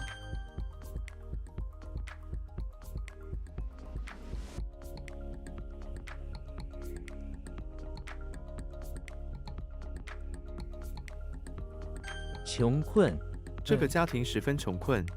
It's kind of poor, but what's another way to say trapped in poor, impoverished, or like unlucky, destitute, yeah, or poor. Poor is it's a very fancy word. Destitute. How do you decide when to undo an answer and what does it actually do? It just brings it back around. So I just undo the answer until I give up. That's how I go about it. So I think about it through every time. I have to cycle through it like 3 or 4 times to get different angles at it. So I don't count errors and mistakes. I attempts. So I actually don't use the mistake thing. Yeah, so I go through intuition first. So how do I know when to undo? If I'm doing intuition, then there's a chance it's going to be wrong, right? So immediately I go back around and then I stop, I refresh, then I read the context sentence if there is a vocabulary word. So I do multiple attempts doing different approaches to it. And it's about understanding how frequently those mistakes occur, where the weaknesses are. So I allow myself to make mistakes, and then I also allow myself to make attempts. And the nice thing about HanziHero is there's an undo button already built in. And it's Control Z. I think it's Control Z. I've done it so many times I don't even know if it's Control Z anymore. I'm pretty sure it's Control Z. Which is undo. The same undo shortcut for like Windows if you're on a Windows. Yeah. And I am at a loss. 磨，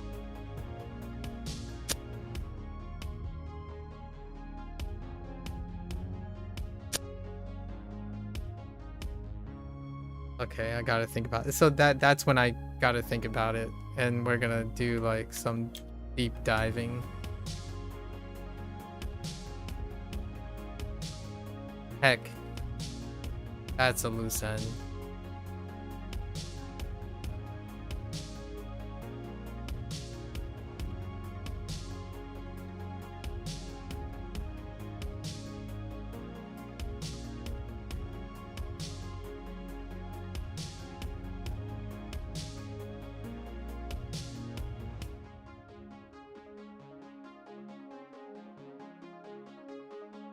Where does the...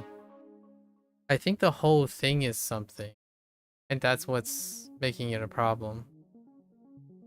I think the left thing, the whole thing is one thing. Instead of dropping dollhouse and field.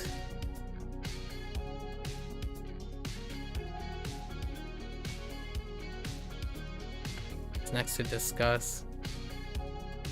法院正在 something 议这起案件 or yeah 起案件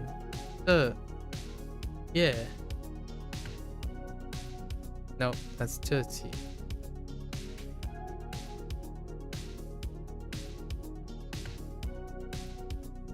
right now. I'm gonna take a jab at it for now. Let's go with... Okay, it's not that.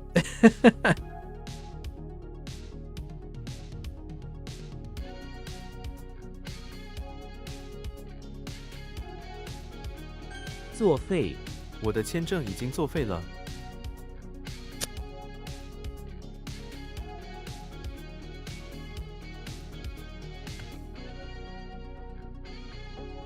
Pretty sure. Okay, I mean make invalid is fine. I'm okay with that. To make invalid, to become invalid.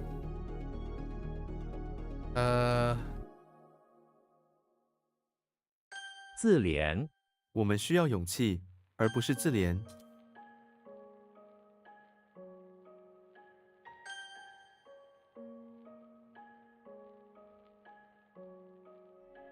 What?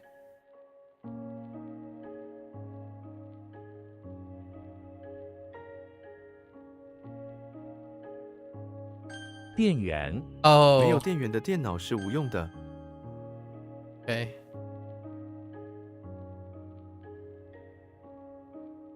Uh, 港，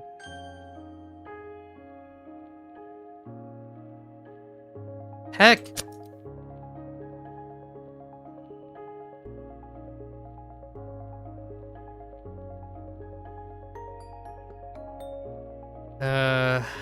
We're gonna do yes. Okay.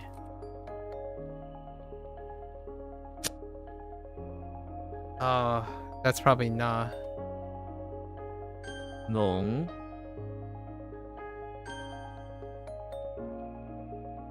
Oh, I worked on you. Heck!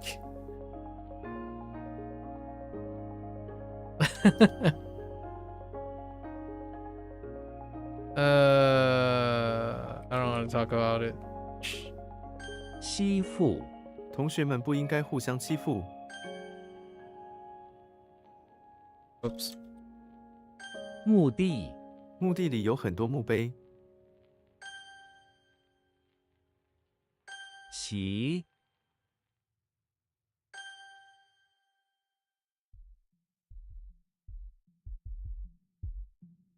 Like if you want like a personal opinion, like a personal opinion anecdote thing, I absolutely love HanziHero far more than WaniKani.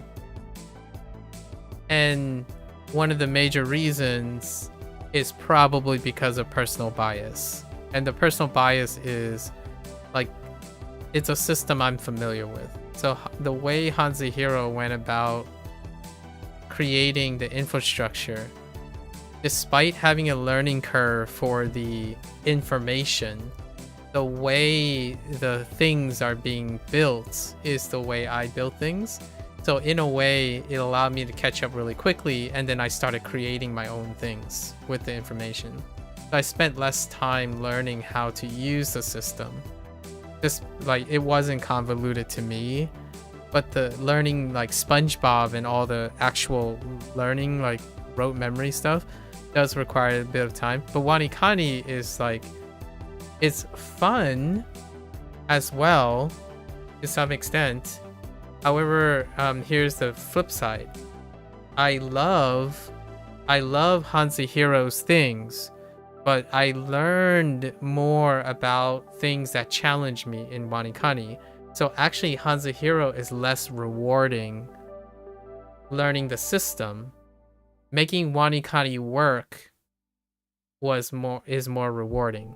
So while WaniKani is quote unquote less fun, and HanziHero is more fun to scrap by because I'm already scrappy in the way that HanziHero is. One is a little bit more rewarding to try to get to work versus something that already works.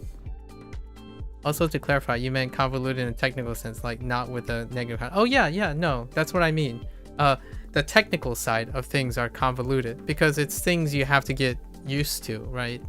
And WaniKani is even more convoluted for me. Like it is incredibly convoluted. Like, why did you use this one thing? So I started grouping them, right? It's convoluted until you find order in the madness, right? Or some sort of ordered chaos and then exceptions.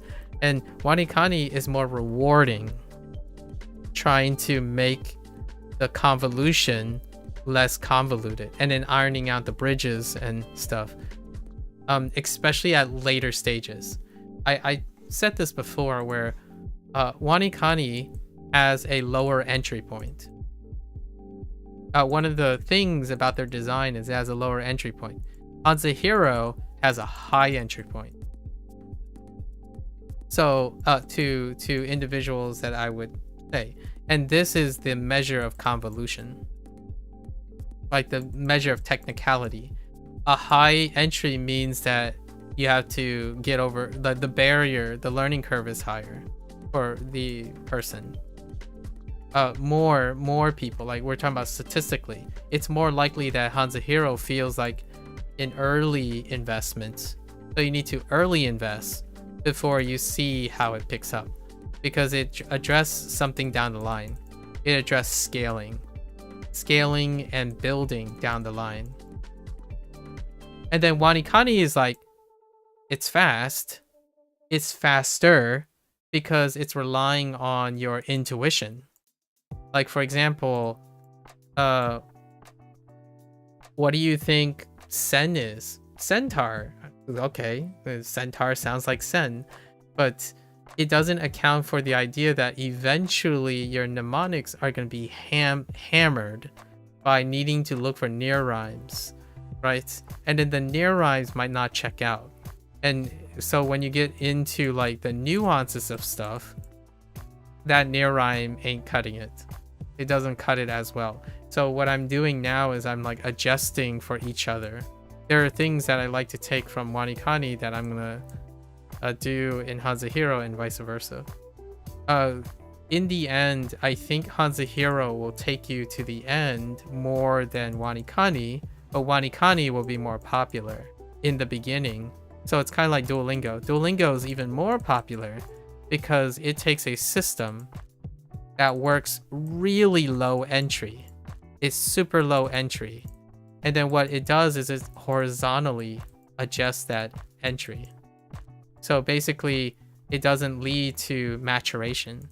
You're not in the system. If you're self-selecting yourself into Duolingo, you want a low entry. That's why you chose Duolingo. It makes things feel easy, right? Low entry, the curve is super slow and gradual. Some argue that it's so slow and gradual that you never learn anything meaningful.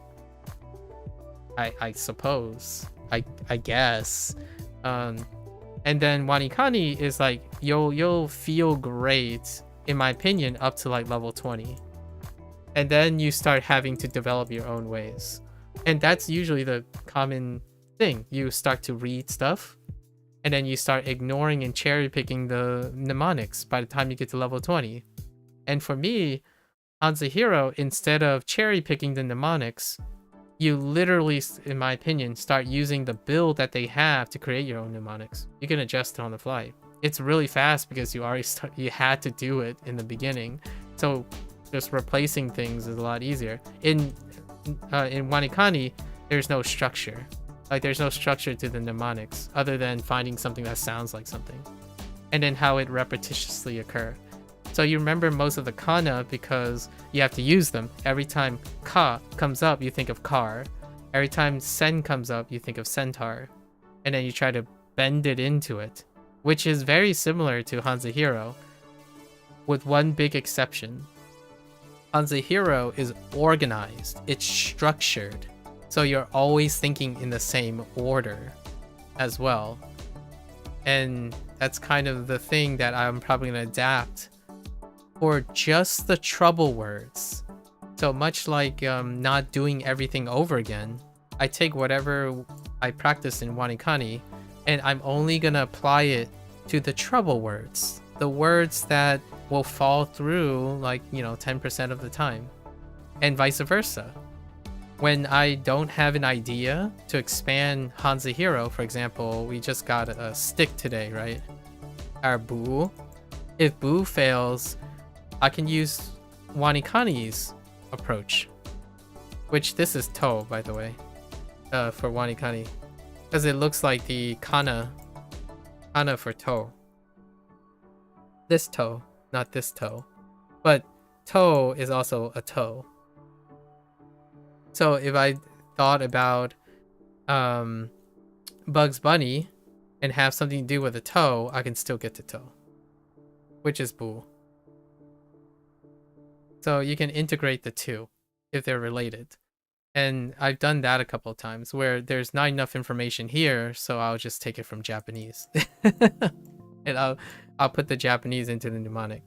So when I'm practicing Chinese, I'm also practicing Japanese at the same time. And the rest is history. It's been close to 300 days now, right?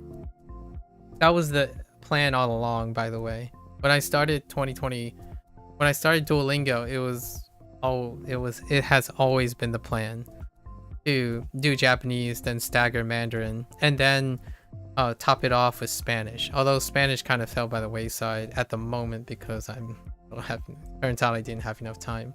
And that's the idea of time management. My free time is split between what I can stay in focus. So extra is extra. We have to liberate time to make for extra. So if you're super engaged already and you have like 10 hours of super engaging things, but you only have 2 hours of free time, do the engaging things and then see if they get faster or get not as engaging anymore, and then add the stuff. So you'll always have things in your back pocket.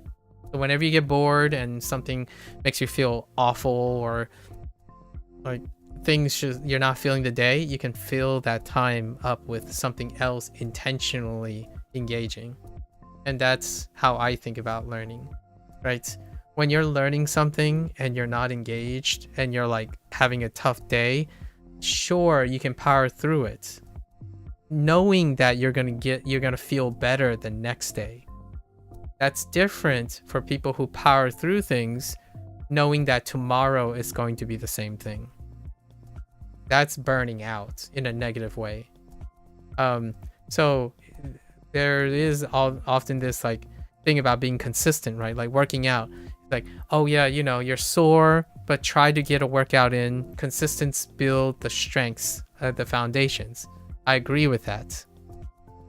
This is assuming you have the mindset that tomorrow is going to be different. It's going to be better, or it's not always going to be this bad.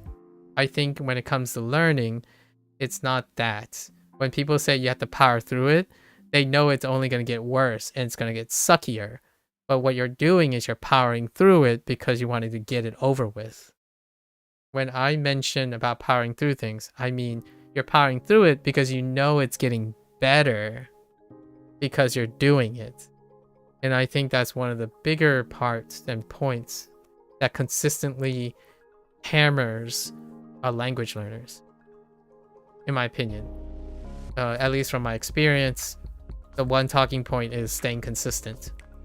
And they often talk about staying consistent because their experience continues to be slightly more and more negative over time. Meanwhile, I'm going up. I'm not going down. It's not getting any more like unengaging. It's getting more engaging. The more I learn, the more more information I can use to make it more engaging. So I'm constantly emphasizing using the information I gain immediately. How do I do that? Explaining it to people, recording it, streaming it.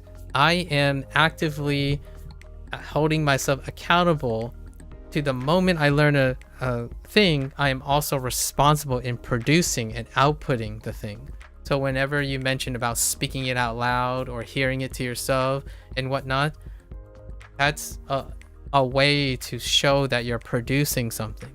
And I understand most people say like, well, if you produce it incorrectly, you'll sound non-native and you can create bad habits and it doesn't really learn anything. Like you don't learn anything. It's like, that's fair. Like it's not new information when you output something in isolation. It does something else that those people don't need. They don't need motivation. They don't need to be consistent. They have willpower and like years of experience probably already. They've already gone through the gauntlet and they can easily tell you in retrospect, oh, you don't need to do that. You don't need to do output, just input all the time. Like, have you tried to tell kids and talk to new people these days about always inputting? And do you know how many people come out at the end, if they even get to the end, because they never see the fruit of their labor? Consistently see the fruit of labor. And then, you know, the argument would be, oh, but if you're constantly output, you're wasting time. You could, when you're outputting, you could be inputting. so you can speed up your progress. Trust the process. I'm like, I don't think you understand. In my opinion, I would argue against those people and say, I don't think you understand the meaning of that phrase, trust the process. Because the process also involves outputting. Like, you output while inputting to self-assess yourself and encourage yourself to constantly be attentive and invested in your progress. That is process-oriented thinking. You have self-checks. You have routines that create habits, not creating a trust system that is blindly having no gauge, right? So that whole like immersion only thing and trusting the process, I think that is, in my opinion, contentiously, I'm a little contentious about this. They are warping the idea of what process-oriented thinking is to make immersion and input-only theories attractive. And I think the whole idea, in my opinion, personally, when you say trust the process, it involves doing things. Like in art, when you say trust the process, it involves doing it to gain experience in which you self-assess the information that you are gaining and using. That's the process thinking. Like you do things. In coding, when you say trust the process, you are making things and then reiterating and reflecting upon them and improving upon them. Input only is not a trust the process situation. It's a trust me bro situation, that your goal will happen with you not knowing anything. That's fate. And that's kind of my slight contention about that. Know that the first time, the second time, the third time, it's not going to be perfect. That's the process, right? And it should make you happy, because when you do something, you're doing it and you know how to improve upon it. That is one of the most genuinely fun parts about trusting the process. When you make a mistake, you are encouraged to find out why that mistake happens and you get to improve upon it. Oh yeah, that was also your experience with WaniKani? Yeah. So hopefully that's what I'm trying to share like all the time. Like I don't want to make it, if I start doing something like, oh, I'm angry at myself because I made a mistake, or I'm angry at myself, oh, now because I'm just gonna complain that this doesn't let me undo things. It's their problem, not my problem. That's not the process. That's a goal. Like your goal is to be 100% accurate, to be perfect, never getting anything wrong. And if you get something wrong, it doesn't get you closer to your goal. That is goal-oriented thinking. So what I do is I do any way possible to encourage me to get to something. And that's where I cut the line. So if it means throwing out the mistake system and me tracking my own mistakes, that's what I'll do, right? And that's the whole like, well, how do you know when to undo? I do it until I get the answer. I do it till I run out of ways to get to the answer. And then after I get to the answer, I write a new way to get to the answer. So like eventually I'll give up on something. I'll write it down on a notepad, which I have open right here in like the corner. And at the end of my session, I see what I can add to it. So I go back to the mnemonic and I add something to it. I keep most of the stuff the same. I build on it. So my troubles slowly wither away because I'm always working on the things that I am actively forcing myself to keep track of. And now we're here. So there are some ones that are fairly crazy and unrelated. You can track how much trouble I had with very specific ones. Again, it's like 10% of the time. And you can see how elaborate the mnemonics become. And those are great because it reminds me that I did a lot of things. And the tricks and stuff that you learn from the hardest ones are the ones that will set the stage for any new ones that you might encounter in the future. Who knows? Those problems may never occur again. We don't know. 啤酒，这种啤酒真难喝。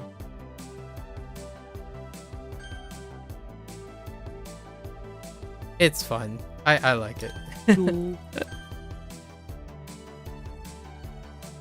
I like that HanziHero, like this is gonna make it a plug, I suppose. I like it that HanziHero created a system where you can scrap your way to the answer. I think WaniKani often feels like if you know it, you know it. If you don't, you kind of still don't. And then the idea is you have to be not afraid of making mistakes and then going back and then finding it out and then continuing. So it still has that part. Although if you don't know it, you just don't know it.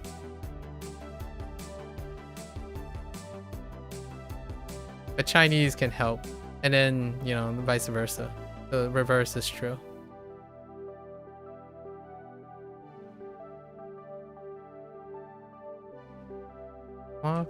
挖苦， Oh, 他经常 Waku. 挖苦我的能力。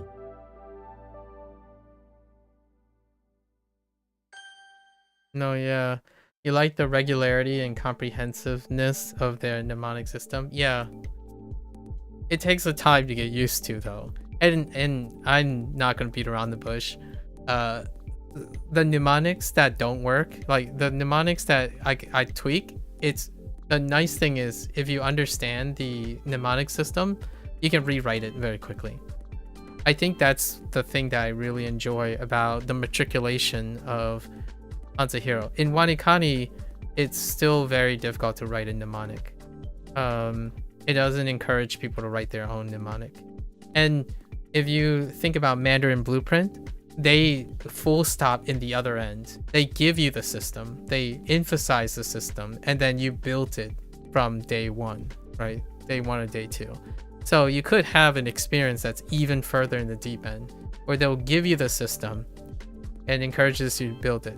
To me, that's not necessarily the middle ground. HanziHero is more like middle ground, because imagine if I gave you a bunch of paintbrushes and a canvas, and I told you how those paintbrushes and canvases and paint work, and then I just leave it to you. How often do you think someone's gonna say, I'm looking at a blank canvas and I don't know what to do with it? That's kind of where it's a risk taking. You have to take the risk. The nice thing about app design in terms of advertisement is if you target the proper audience by like vetting them through optics, which is what I talk about when I play video games. When you can pave expectation and like what people want from your product, and you communicate it properly what your product does, usually then that becomes a non-issue, right? Mandarin Blueprint would be a great example. I haven't used it myself. Would be a great example where if you don't like SpongeBob, Patrick, Legolas, and them, right, and still want the like comprehensiveness of the mnemonic system with its framework, and then you're so much more into thinking in your own mind, that's a way to go. That is definitely a way to go. For me, I can tell you I haven't thought about SpongeBob more than I've ever thought about until I used HanziHero. Like I didn't grow up in the era of SpongeBob. It's kind of funny because you also have to think about George Costanza from Seinfeld. Like, all right, I mean, I've watched a little bit of Seinfeld, but that is a little bit before my time. It presents its own challenge, you know. 木，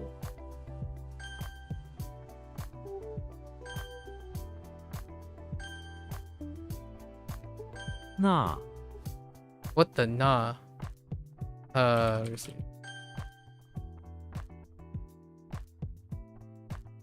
棉 Heck. Man, those really failed.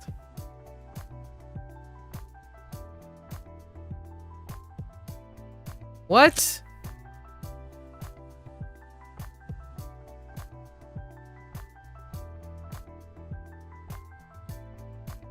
Hold. Oh, whoops. Okay, I got it. So I worked on this and now it's gone. Okay. 棕 Alright, we got it back.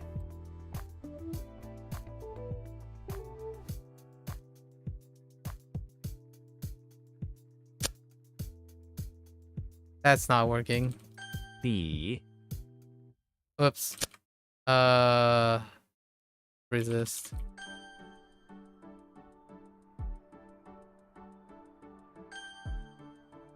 My gut feelings are often I'm not that comfortable with doing gut feelings. They're often like 70-30 most of the time.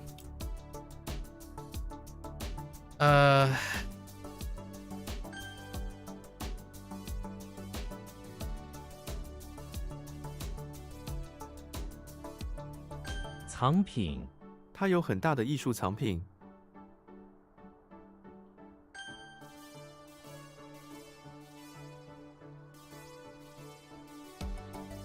压缩我们经常把垃圾压缩。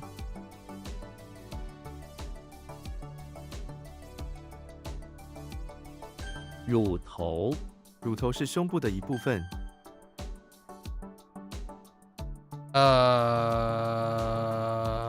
What? Should I YOLO this? YOLO! Okay.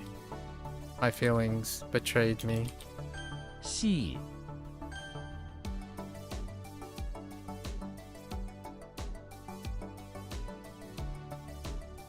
Wait.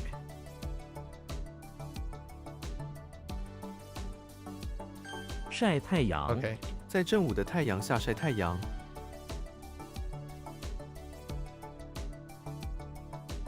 元旦元旦是新年的第一天。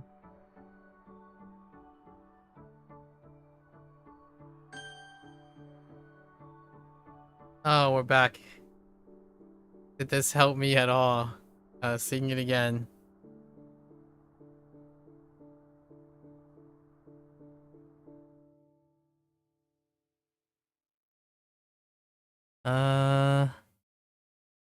Not really.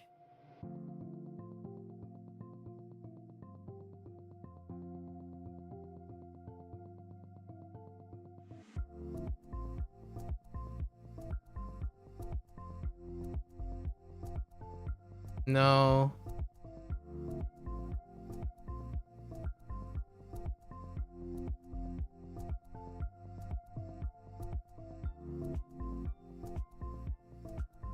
Heck. I tried. 夜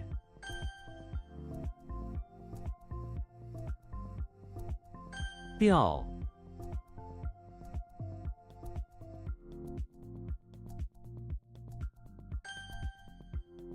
That solved itself though. What in the world? Oh. 乙 Alright, we're back. We're back again.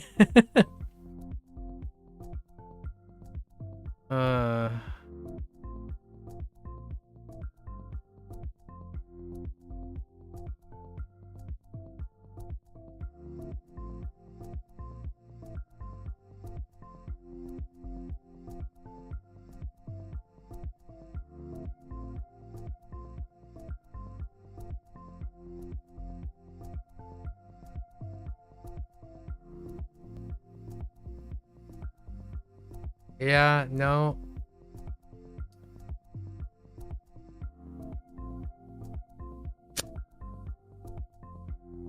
Welcome back. What? 显眼他戴着一顶显眼的大红帽子。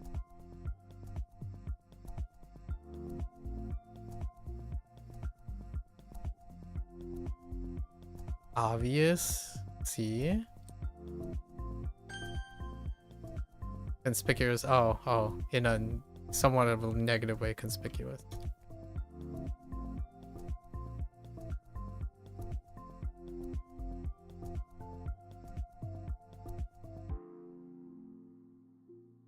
疾病，向疾病开战。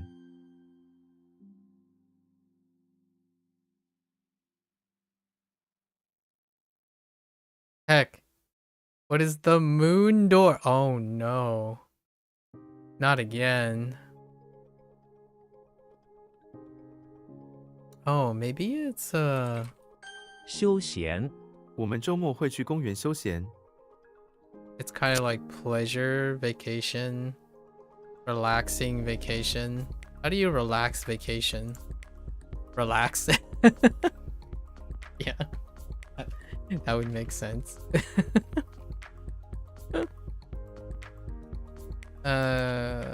Oh, Chinese. 肌肉，他的肌肉很发达。 Okay. Let's try mnemonic. Where does the mountain come in?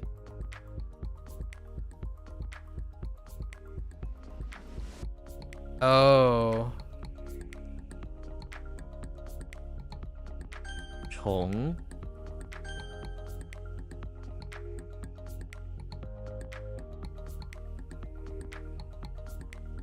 灯塔，灯塔在夜晚很亮。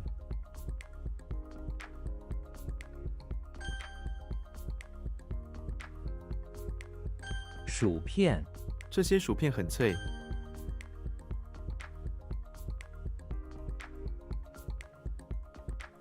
Heck.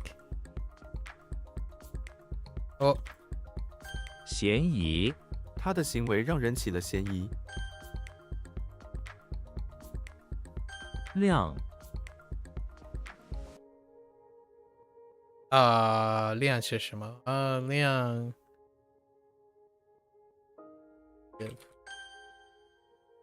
月亮。薯条，薯条是很受欢迎的零食。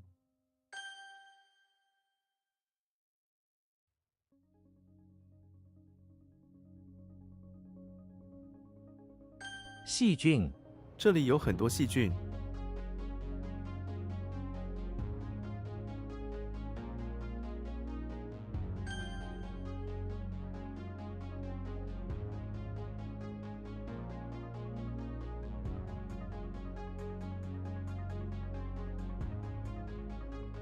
陷入，我不想陷入爱情。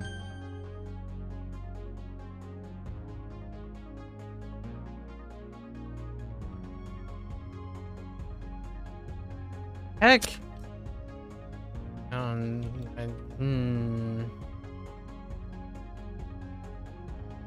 What in the world?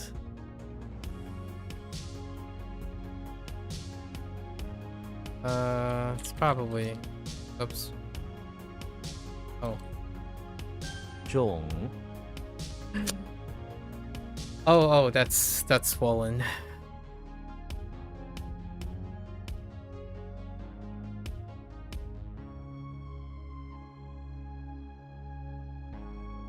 顽强，这是一场顽强的战争。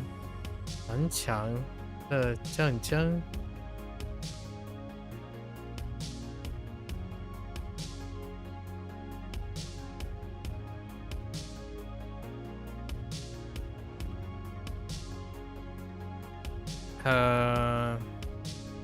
Tenacious?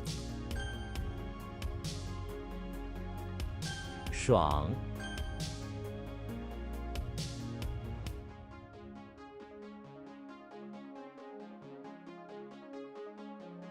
The heck is with the orchid?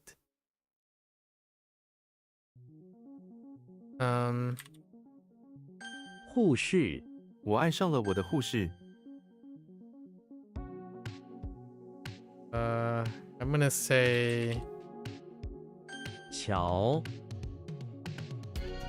Oh no. Why does that look like Qiao? Maybe like look at.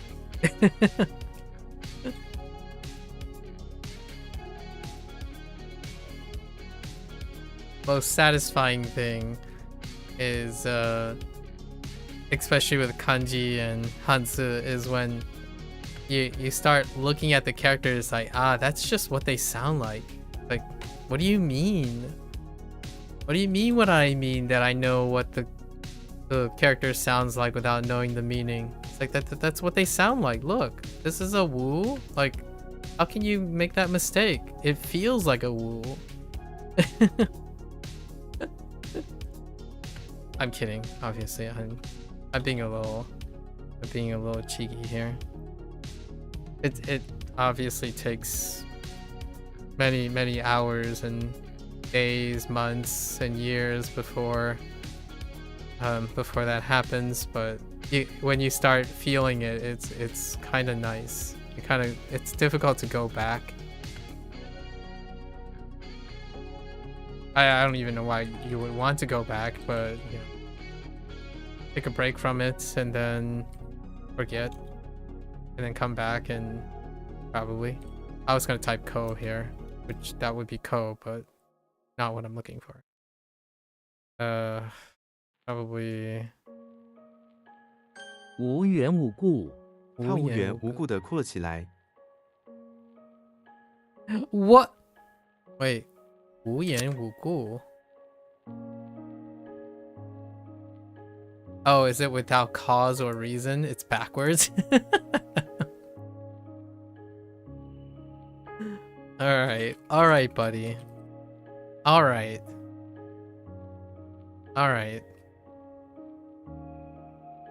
That's an English thing, by the way.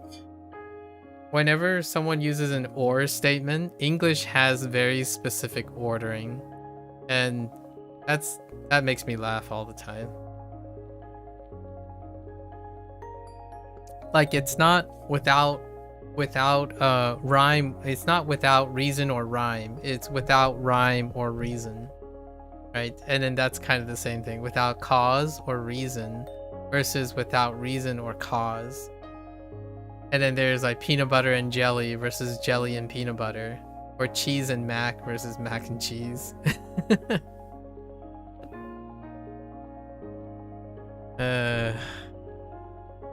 The LLMs to discern that one. 嫌弃，别嫌弃这个计划。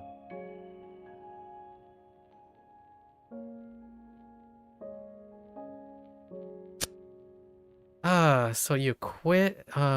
This is worse than quit. Dislike. How do I be worse than dislike?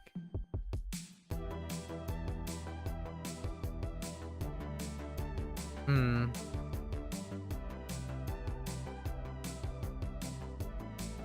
增添，音乐为晚会增添了活力。 添加，公司想要添加更多员工。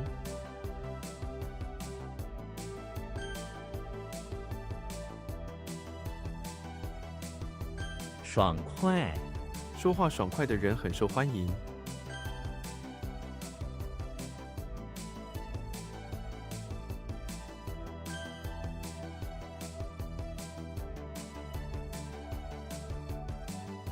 耳朵，我的耳朵有点痛。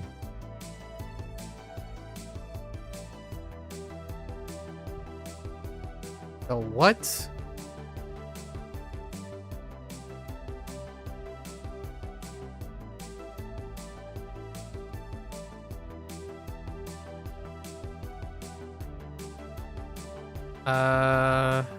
This one kind of sucks. 鞋， Harmonious? I couldn't spell harmonious. It's bad. 监督，政府应该严格监督食品的安全。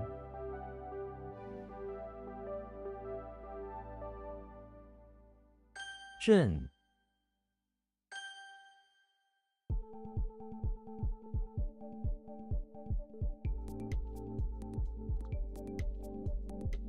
研究，我们需要更多的研究。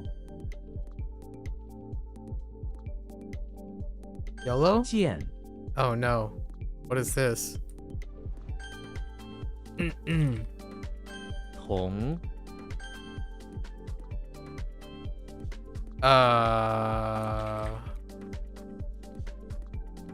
香港 我喜 How could I 欢香 forget? 港的文化。 Oh,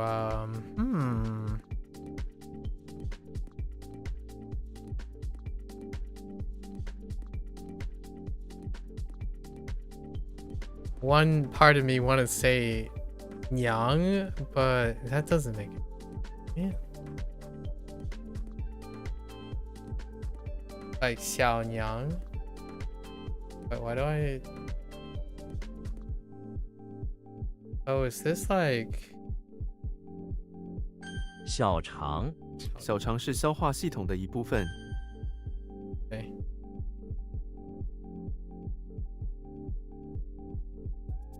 美德 尊重别人是基本的美德。 美德? Or like kind, morally? Kind of like kind and morally virtual, yeah. I wanted to say morally kind is kind or morally good. 贤弟. How do you abandon? Dislike and abandon. I guess you could kind of abandon. It's like abandon. Oh, the cold shoulder. I think we're just gonna do like abandon and dislike and abandon, which is the same as dislike and avoid. Or similar enough. 混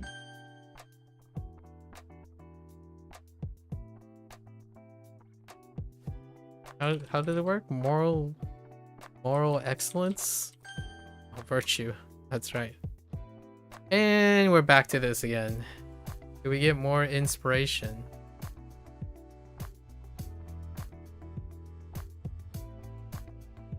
Yeah, I'm pretty convinced that that whole thing is a component, and I don't know what the component is anymore.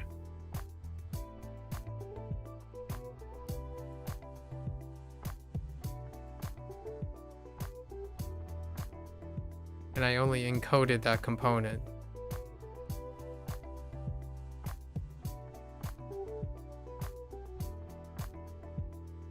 So we had to rectify that.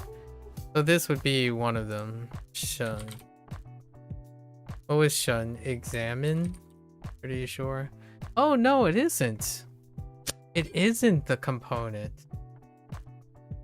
Dang. Alright, we'll work on that. Kind of halfway. That's what I gotta do. Oh, we're going a little overtime. Just a little overtime. It's gonna be a bit overtime.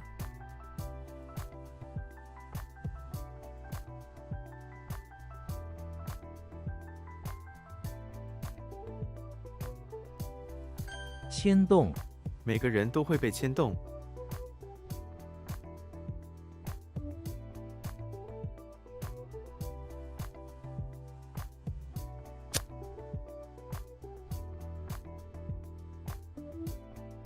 I guess influence works too.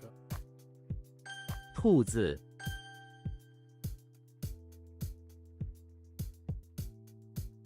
协和 我找不到我的鞋盒了。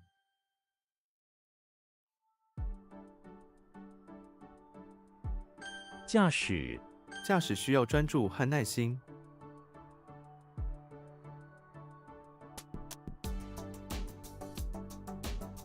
Heck! That's not it. 资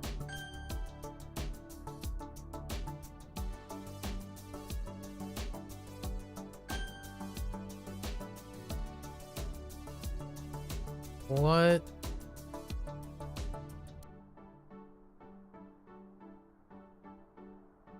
No? Oh no.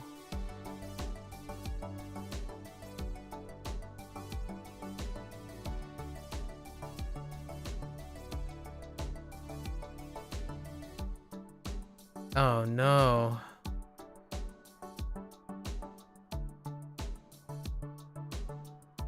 Oh, wait.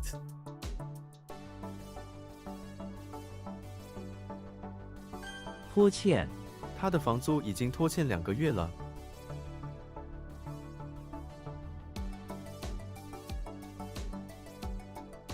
Like past due. It's like dragged out to be in, yeah, past due. Arrears. I don't use the word arrears. We're not working with that. That ain't it. 致命，一座火山是一个致命的地方。 致命.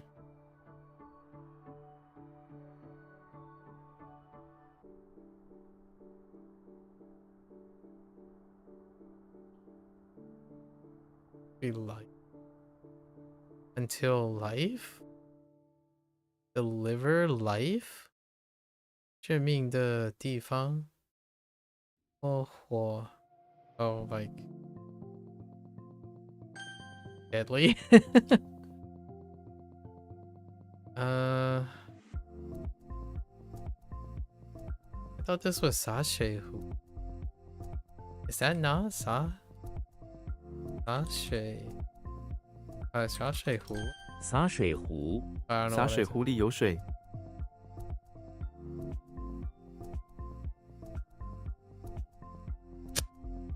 Like a watering can?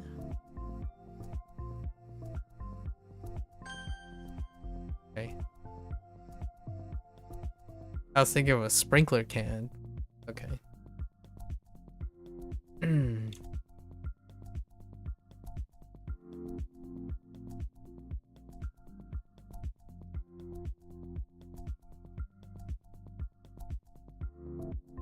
中心，不要小看狗的忠心。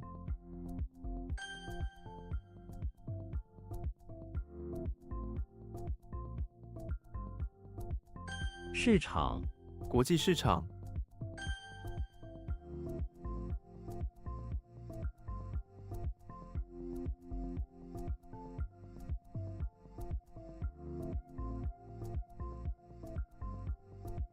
How did this work? Oh.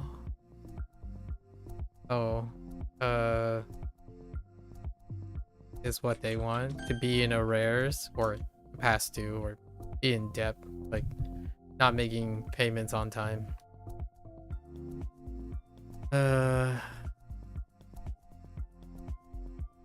预，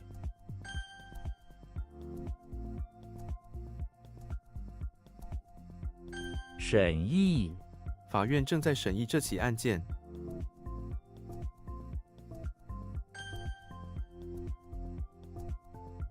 记，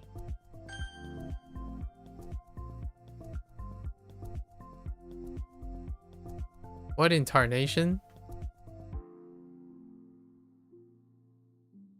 Hold?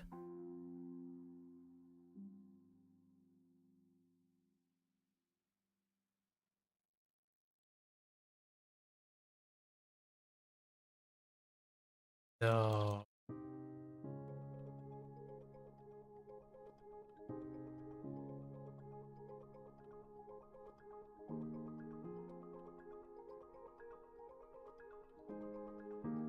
I don't know. "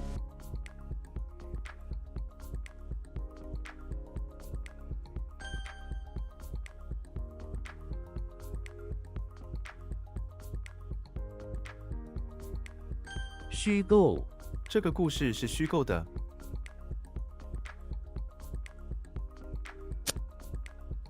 It's nonsense or fictional.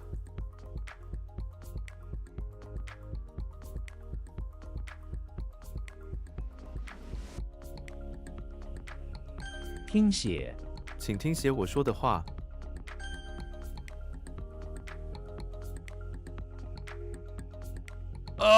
That's bull. Wait. No. Wait. No. What happened there?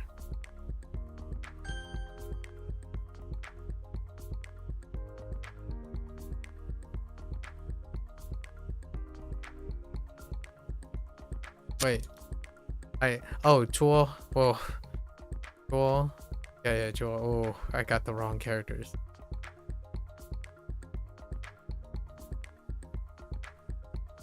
会 Heck! Oh, I thought that was it. Huh. What is that? Okay. Pretty sure that is Han to keep or maintain, but man, I thought it was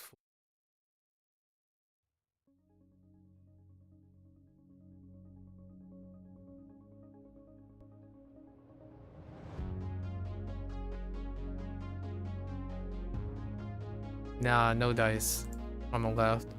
It is Fu. Oh, dang it! I got the wrong tone. That's fine. I'll let that go. 周 I'm pretty sure I typed Fu Han instead of Fu Han.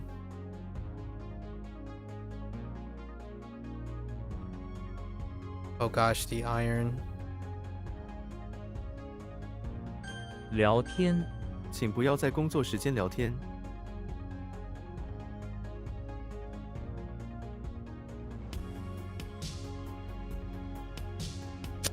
Wrong tone. How does this work? Void?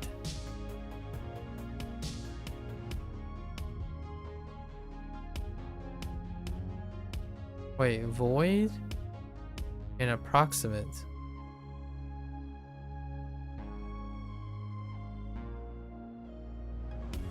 Or is that not approximate? Oh, void and build?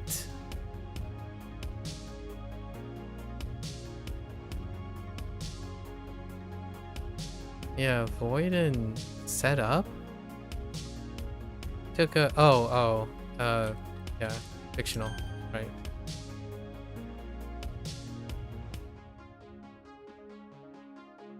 富含 这食物富含脂肪。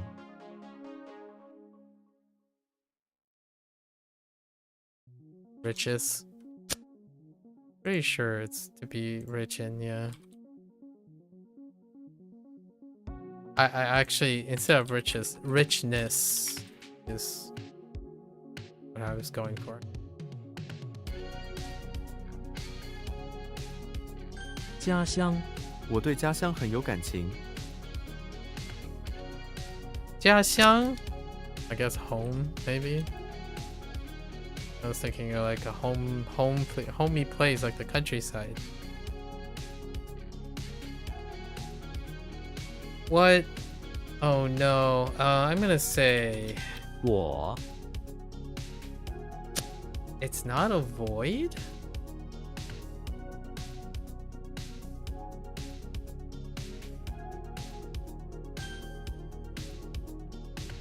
锅 咸鱼 咸鱼是一种常见的食材。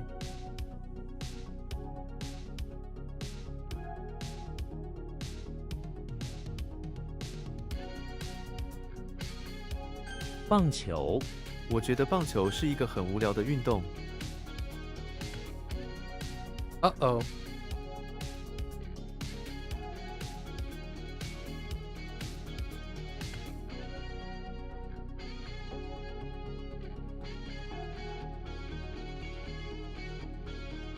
Uh...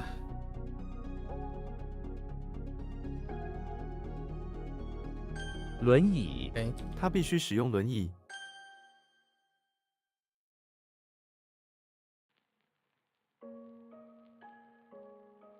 替代品 蜂蜜是蔗糖的替代品。 It's a counterfeit product. Or oh, yeah, a substitute. No, I'm thinking of something else. Oh, I kind of jumped the gun on that one. Yeah, it's a substitution. Oh, sorry, excuse me. Hui. I thought Hui was favor, but it's not. Oh, it's like kind or something. Oh, what? Isn't like virtue or kind or what? Oh no, I don't. Oh no. 暗示 请给我一个暗示。 Oh no. That's not good. What? Wait. Oh. 好 1000s. That's kind of a tricky one. 引导 你能引导我们怎么去那里吗？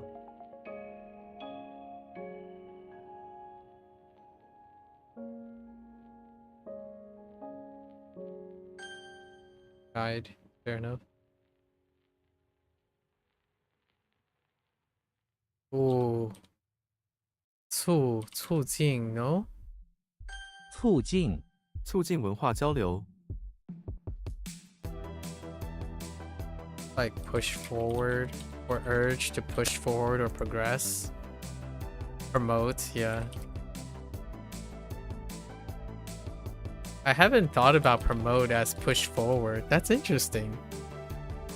I think the more you learn, because when you're promoting something, you're pushing something forward. You're boosting it as well. I haven't thought of it that way without Chinese, honestly. Wait, okay. Real talk. What is happening here?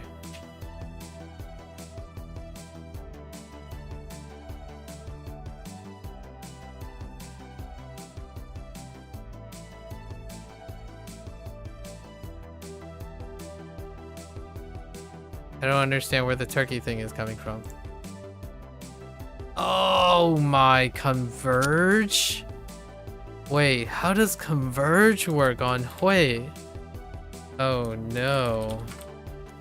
Standalone failed me.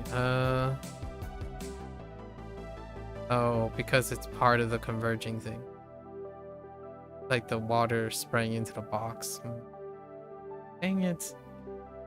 It does kind of regularly mix with the virtuous thing.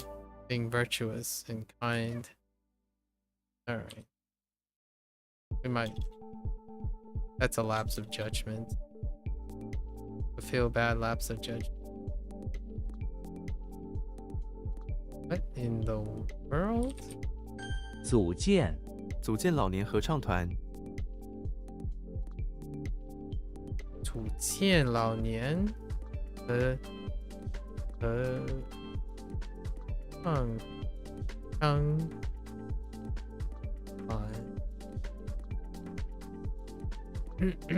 like form, organize. Okay. How did this work?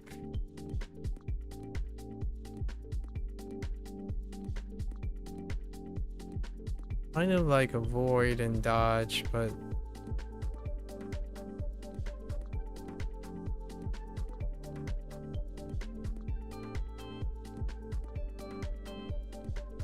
not too sure.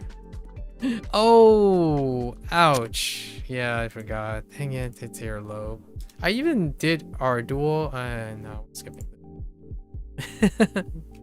Ardual. I even typed ear earlier. I just didn't process it alone anymore. That's kind of embarrassing. 扫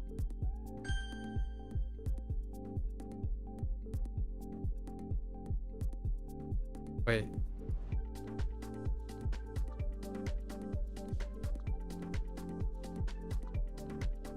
Oh, oh no. Oh no. Wait. 丧失 Okay. 他因为意外丧失了记忆。 I just couldn't decide.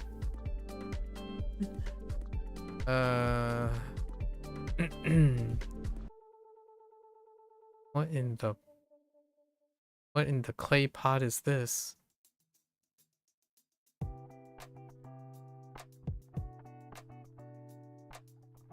Oh man, you look so nice, and then I don't know anymore. I'm gonna say heck. That's what I'm gonna say. What?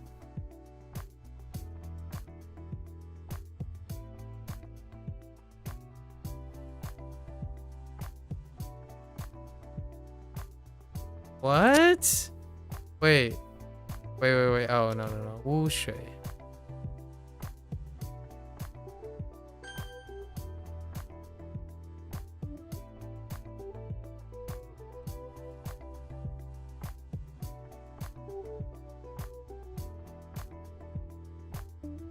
歇息累了就歇息一下。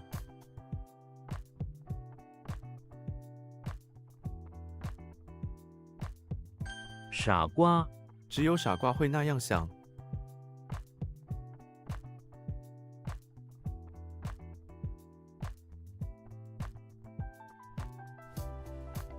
Oh no. Not like this. Dang it.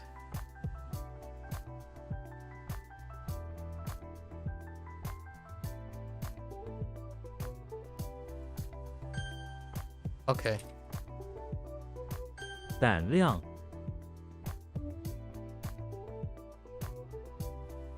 胸骨胸骨位于乳房之间。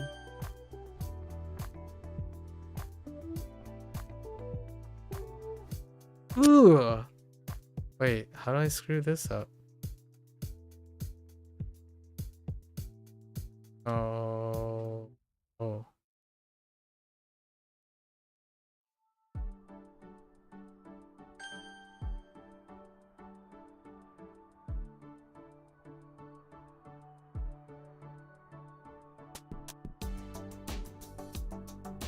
Dang it. Oh, wait. 探讨我们在会议上探讨这个问题。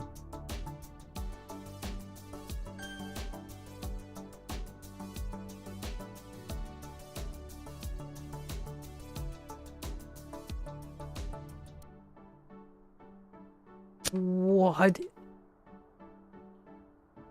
Hold up.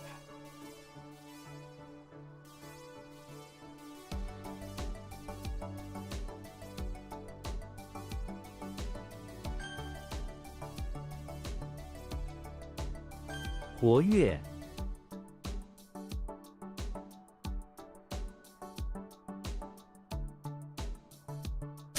The heck? Oh, 感触. "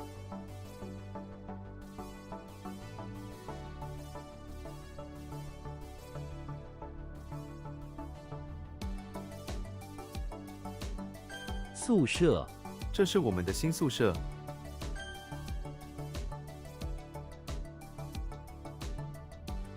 What in the world is the moon and the clay pot and pan? I feel like I thought it was.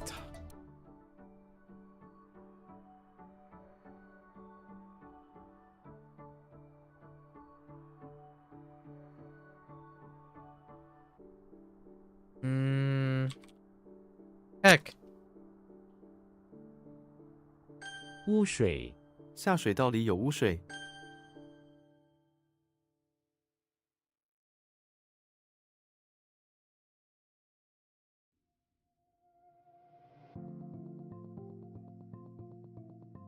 储备我们的储备量需要增加。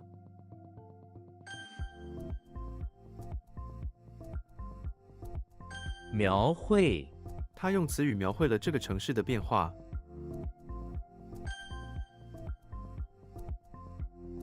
搜救他是搜救队的成员。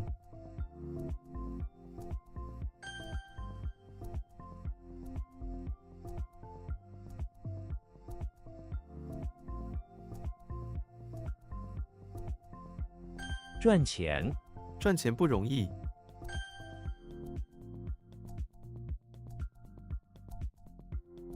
抱歉我感到很抱歉。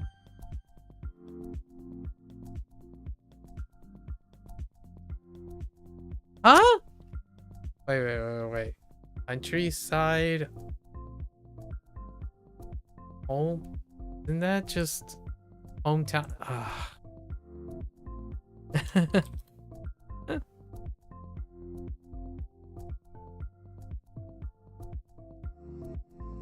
Oops. Wrong tone.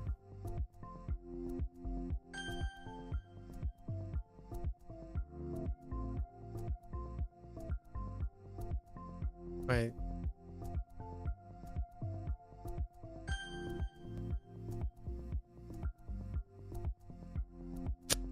Oh boy. We gotta reevaluate that. 牺牲，他为家人牺牲了自己。 Man, that's such a disappointment on Converge.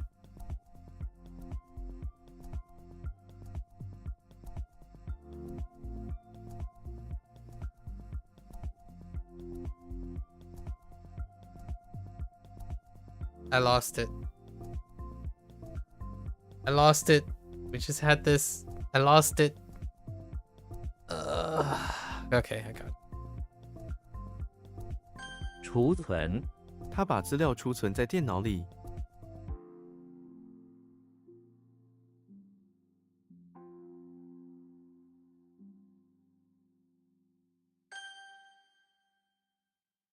Oh, the Y day. What is the Y day? 约， Y day. 馒头，他们有什么口味的馒头？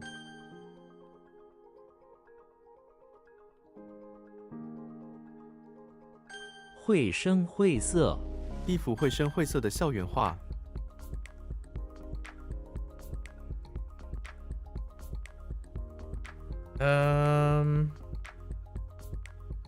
Oh. Ooh, I typed the wrong thing. 白馒头，白馒头很好吃。 Okay. Still don't know what your clay pot business is. Speak to me. Speak to me.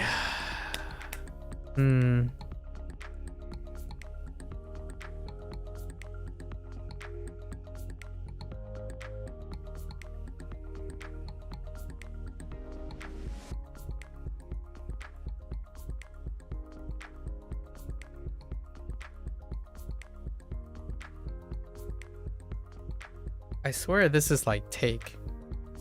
Like shake. Or like, yeah, shake.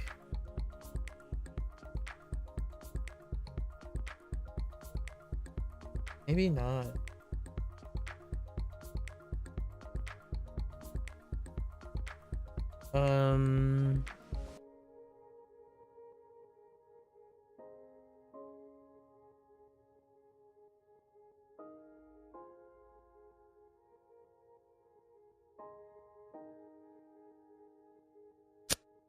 Oh no. It is shake. Oh my gosh, it is shake. Eh.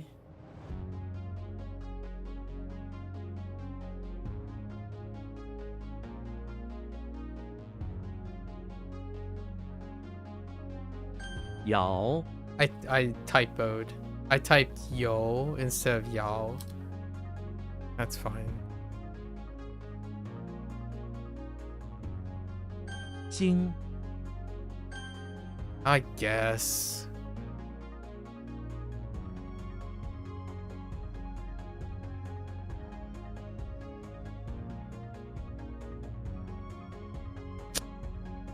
That is not that.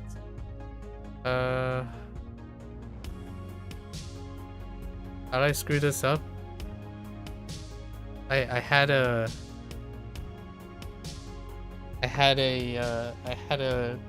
realization. Now it's gone. Oh. 减速，你开得太快了，减速。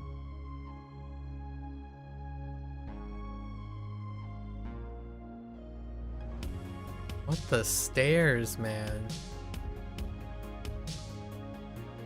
Something makes me want to type. Ah, that felt so awful. That felt bad. Very bad.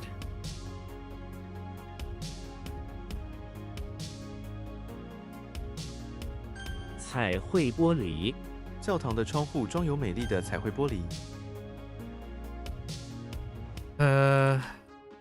穿 Oh, heck you. 沈，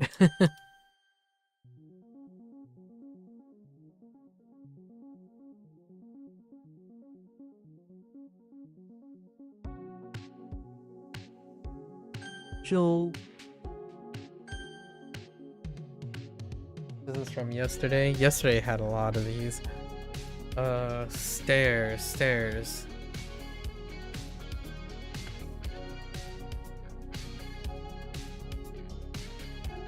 奶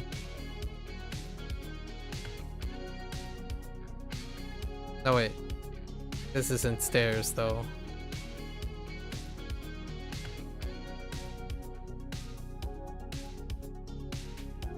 Something about going downstairs, praying afterwards, trying to help, volunteer.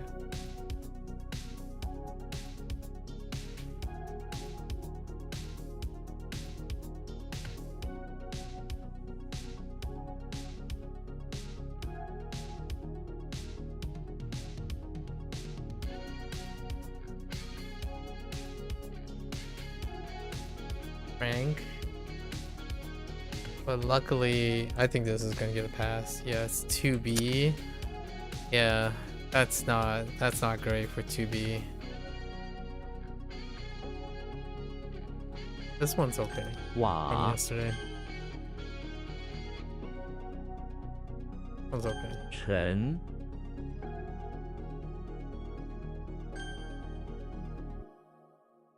Oh, that's not good. 丁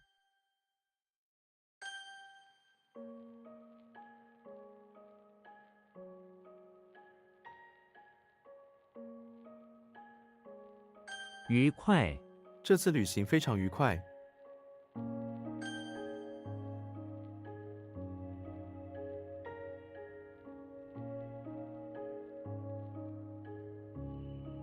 What?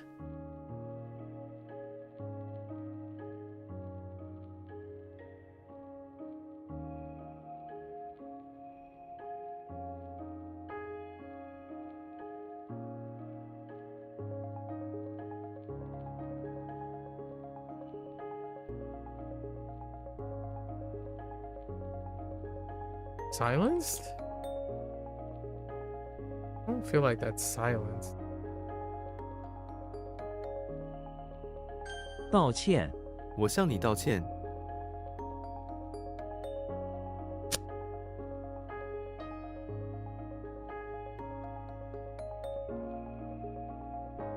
No apology. Other way.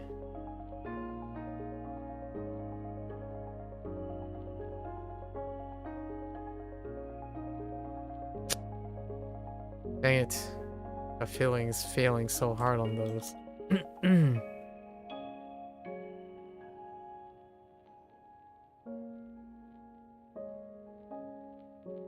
Why do I think it's Qua? 瓜 Because it is!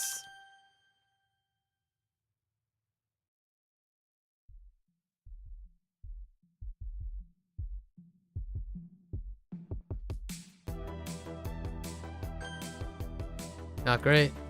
影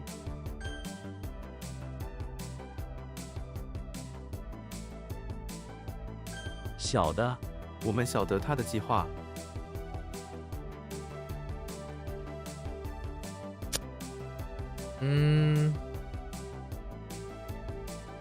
It is know and understand.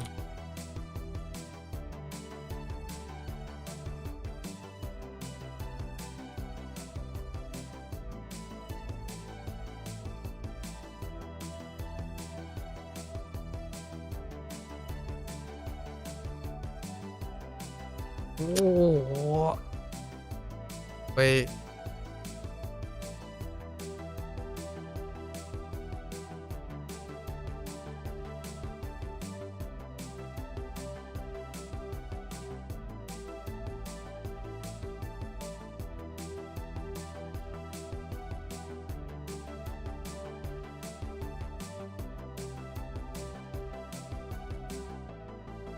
I actually have no idea what is wrong with that one. Huh.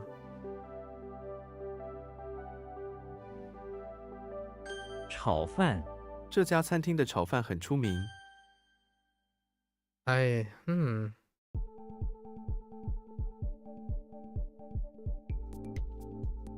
踢足球、我们周末常常踢足球。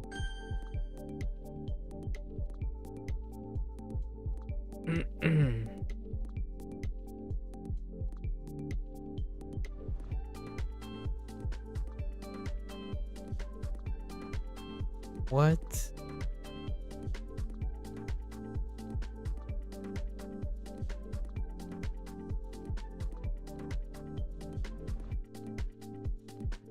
Oh no.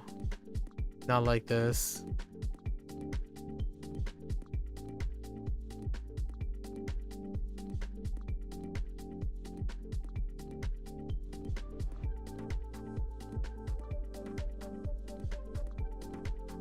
I don't know where the pig goes.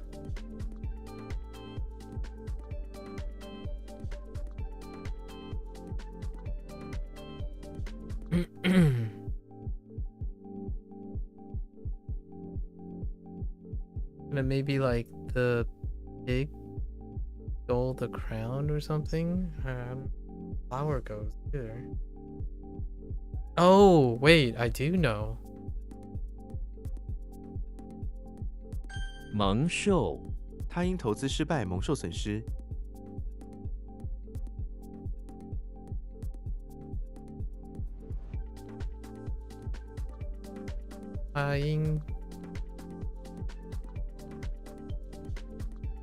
What? Oh, like, dang, that one's tough. Mong is tough.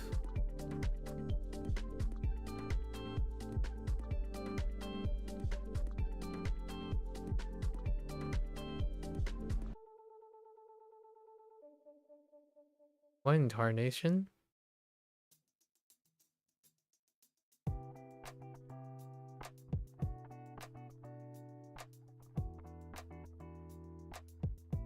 What? No. I don't. Oh no. I don't. Oh no.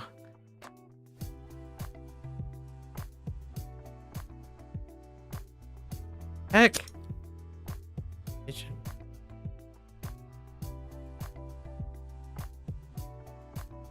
Oh, that's bao. And that's probably placenta. I don't actually know why this is.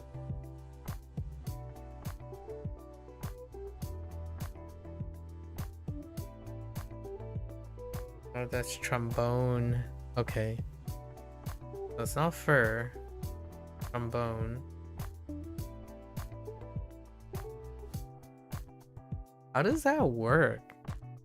Like, I don't think this doesn't make sense, right?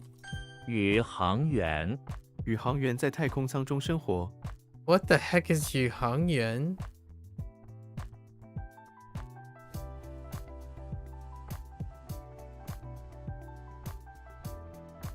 The best I got is like a navigator. What? That awkward feeling when you know the read and have no idea what's going on. 粮仓、这是我们村的粮仓。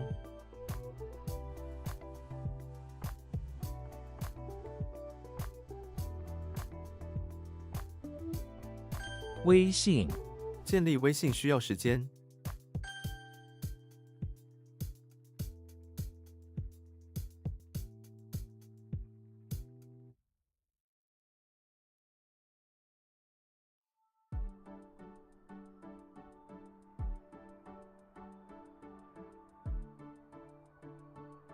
I'm so disappointed by dropping this.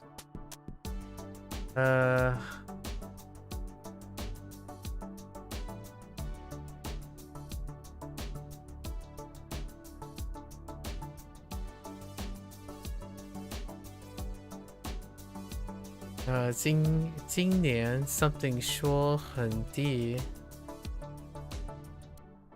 收很低。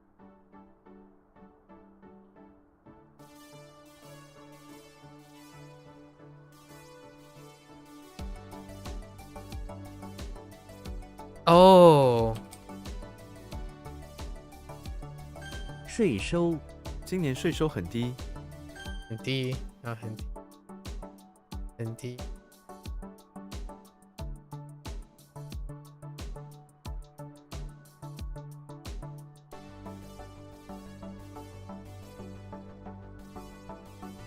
诺嗯，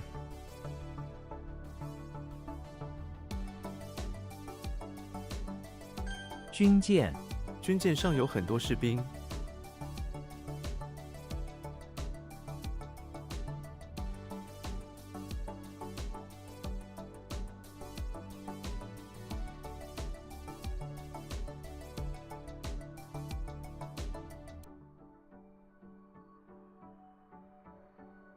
What? Oh my gosh, dude.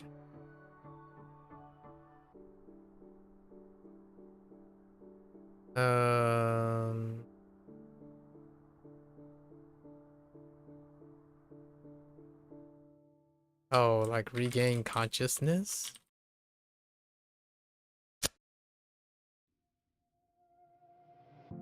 Oh, that's just understanding. Knowing. I talked too much of it. That's too deep. We went too deep.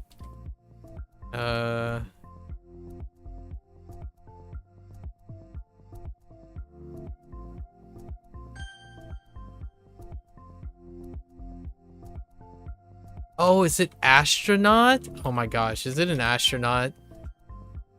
That's outer space. Or like Eves. Oh my gosh, heckin' Eves. Oh yeah, we put outer space. It's fine. Heckin' Eves. I'm not. Eves is gonna be so tough. And then this is Bao Placenta. All right, we managed to get a pretty good day in. I think two is good. I'll take 2. All right. All right, let's review this stuff. Got 2 new components in one day. That's unheard of. How close are we to all the components? Although I have to add new components at some point. Oh, we are near the end of what Kevin has. Yeah, we're down to the last 16. And then I will retroactively creating new components as well. But they're more like characters within characters. Not too bad. Alright, so we have convex and tortoise.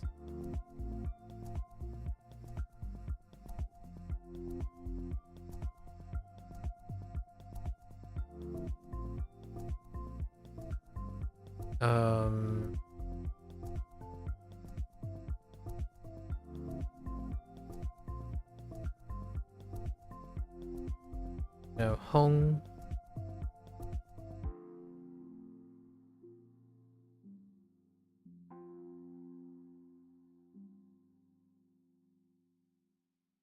The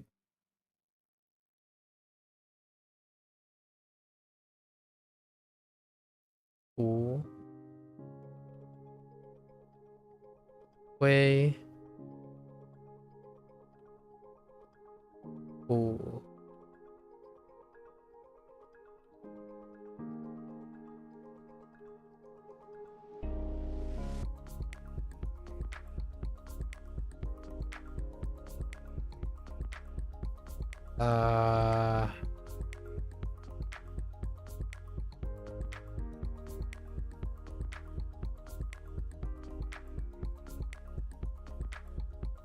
Dua.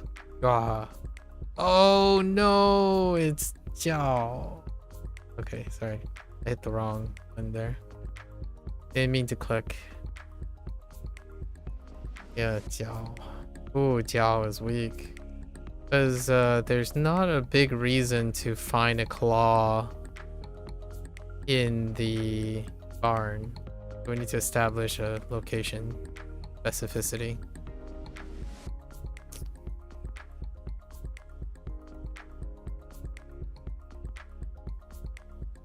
Yi什么？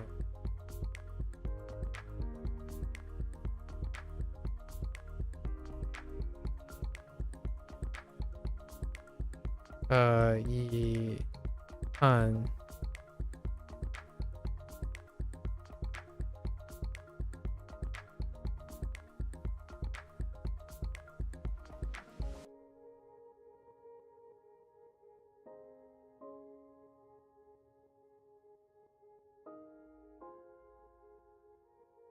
骄傲。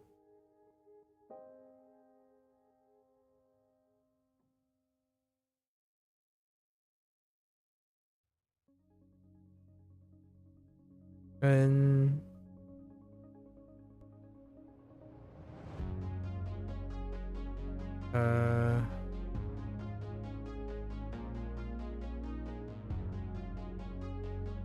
尊严、庄严、庄严。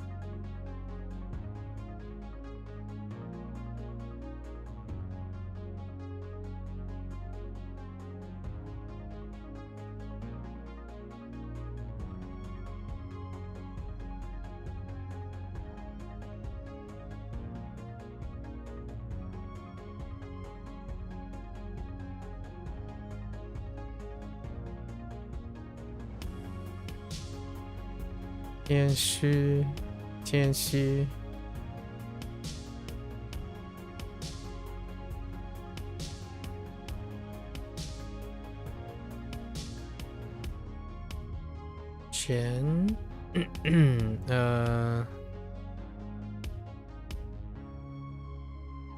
全书。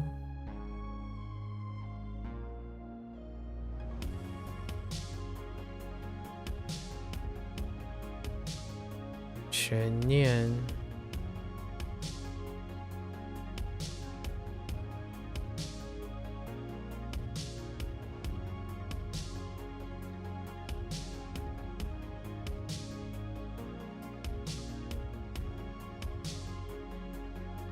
台湾。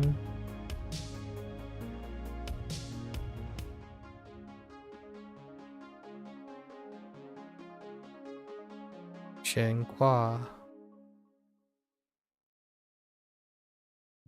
台湾。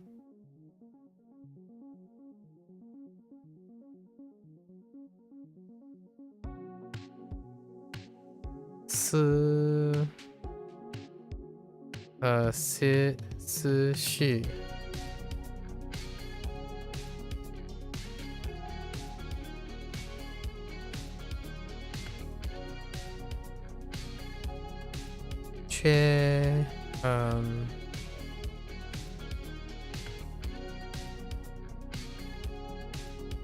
缺憾。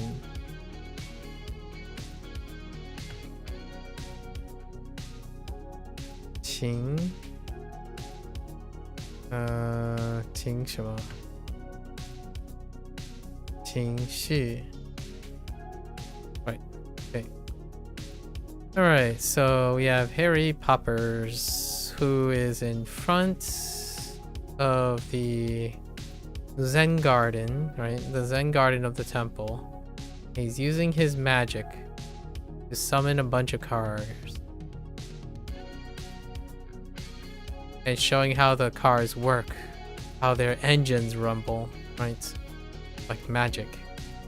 Alright. Then we have Louis. Louis in the basement of his house. Looking at chess. Finding like a a framework spine, right? Where he can decorate with riches. Okay. Then we have Tom, who's in the middle of the house, finding himself in a convex pile of dirt once again. All beat up because Jerry got the best of him once again. Then we have Goofy, who is in front of the beach house. And doing like Goofy things do, he's walking his pet tortoise. Okay. Then we have Bugs Bunny, who's in the basement of Elmer Fudd's place, where he found a magic stick that is a diviner and divination, and turns things into carrots, warning Bugs of the imminent danger that Elmer Fudd presents him. And we have James Bond, who has snuck into the cellar of the barn, where he has acquired the claw. The cow claw. Oh yeah, that's right. The cow claw mission. Operation Cow Claw. And now we have two. Shun. No, Shun. Shun is dollhouse.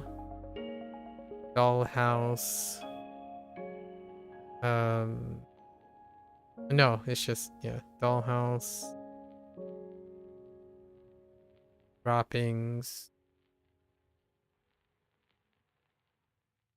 How do I do droppings?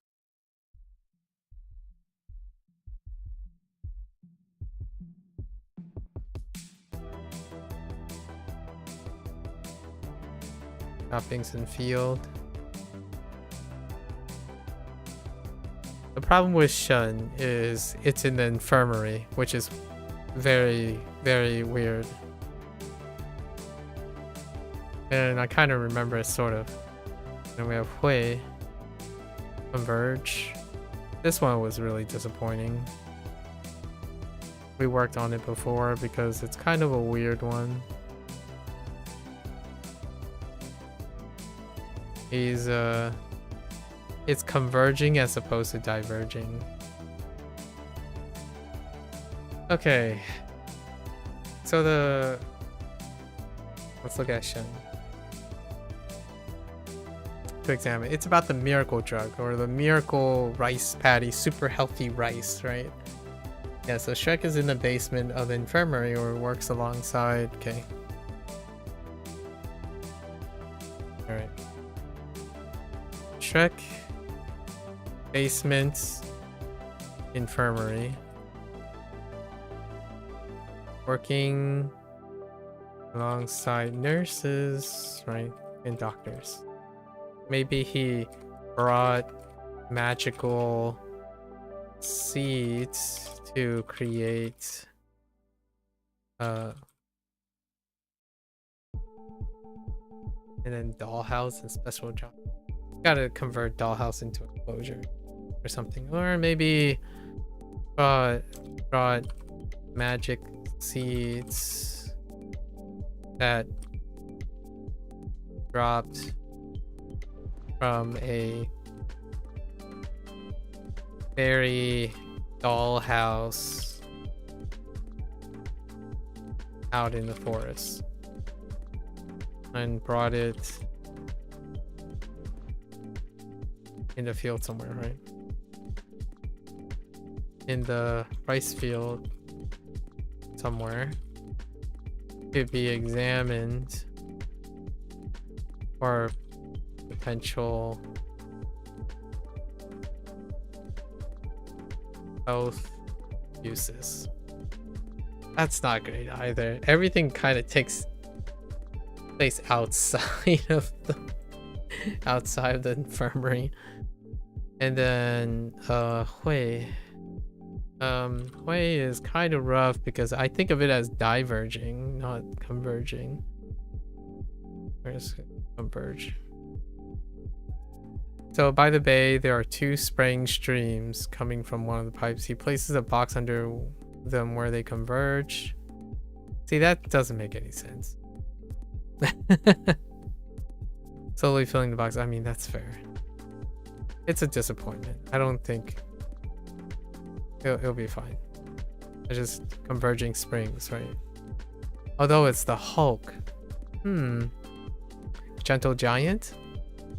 I gotta add Gentle Giant. Oh, you know what? Oh, I got one. I got a way.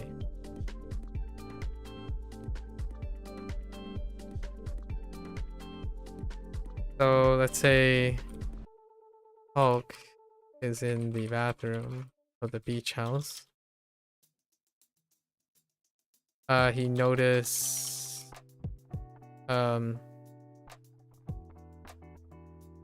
separate streams of water, separate streams spraying water everywhere. So he used his strength to shape the streams to converge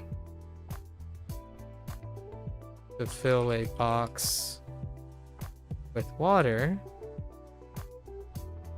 for his little turkey friend. Gentle Giant. That's what we're going with Hulk most of the time. Okay. That's it for HanziHero today. That leaves us with roughly 5 hours. Roughly 5 hours to get our Inktober prompts complete. So that's it for today for HanziHero. We're gonna watch this later. Shit. As always, feel free to follow along. Pick up HanziHero. Give it a try for yourself. Let me know what you think. I would love, you are more than welcome, and I would love to hear experiences. Let's exchange some anecdotes, exchange some wisdom, right? And keep each other motivated. As always, until next time, 大家下次见，感谢观看. Thanks for watching. I'm gonna get up, walk around, take a quick bathroom break, and I'll be back for Inktober. Thank you.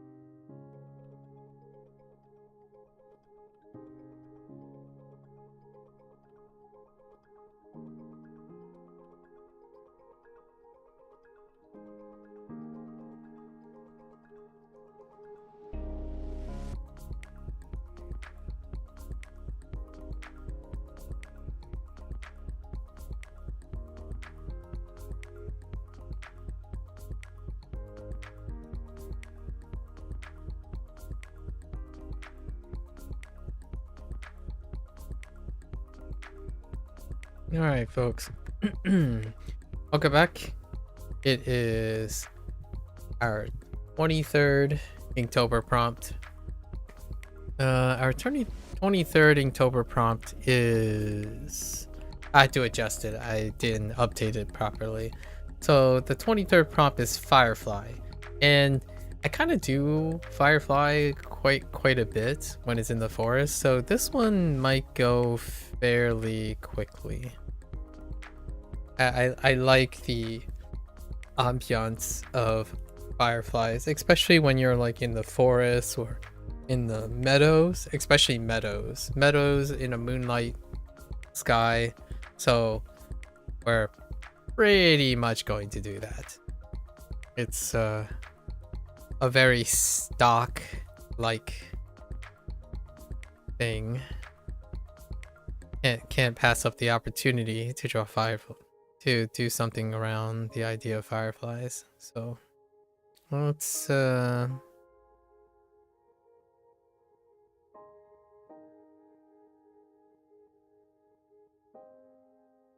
also have to be kinda expedited because double prompt day. This isn't the only prompt we're gonna be doing today.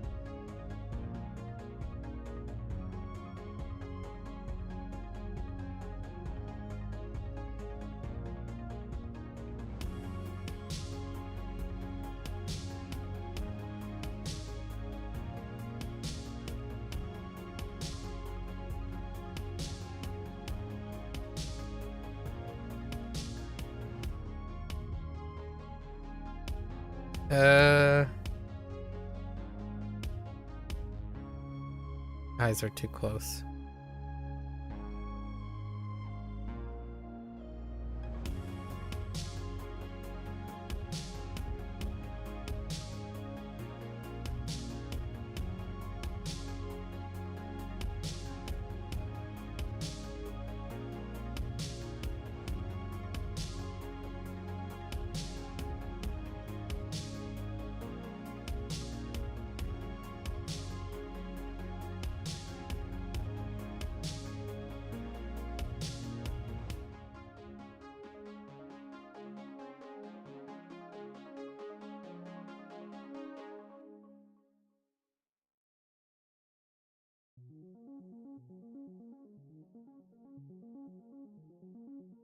This is kind of inspired off of like my very first Inktober prompt.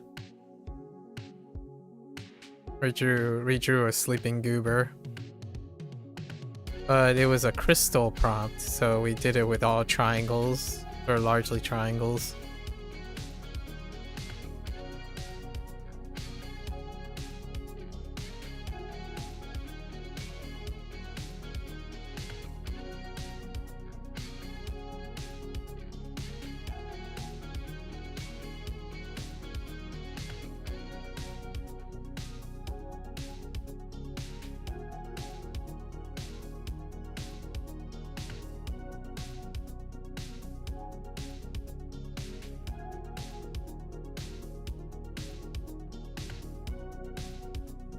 Actually, that turned out really well. Even the proportions are fine. Huh. Colored me surprised. Usually the head is kind of weird.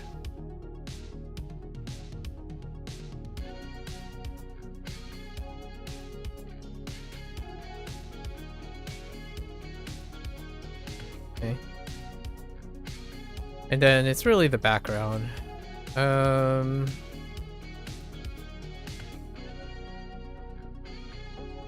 What is the background gonna look like?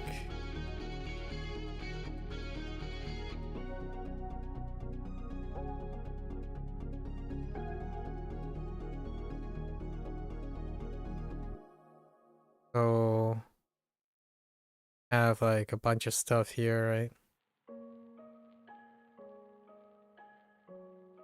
Something like this. And then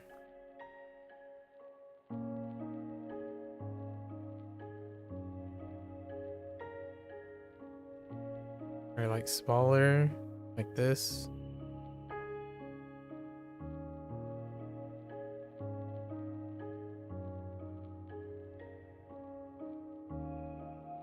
Kind of maintain this, right? And then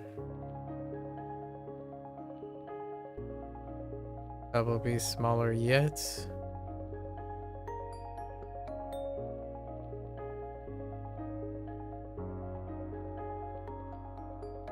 Maybe like somewhere right here would be the cutoff. And we have like maybe here.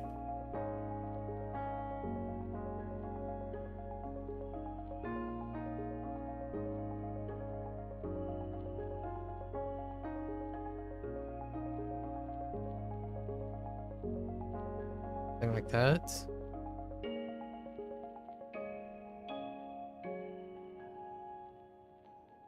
There we have something that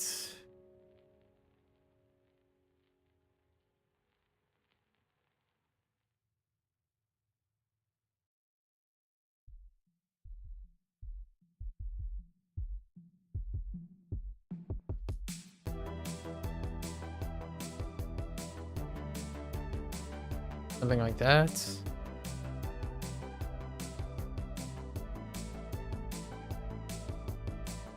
Right. Then we have the moon, and then we're good. That's it. That's the count.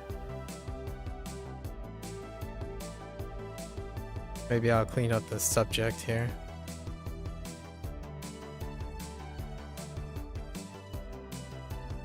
I feel like I really don't have to. It's like good enough. And then I clean up after. Alright. So we need our greens.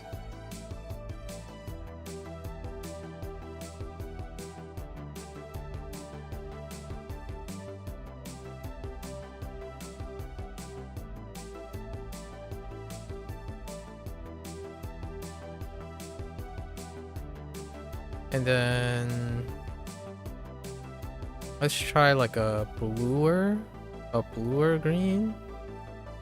Like this.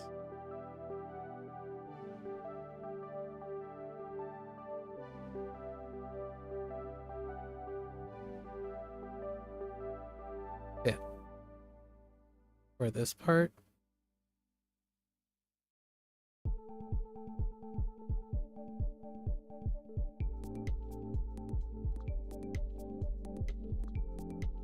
Okay. And then we want to go into our our blue. Maybe even slightly.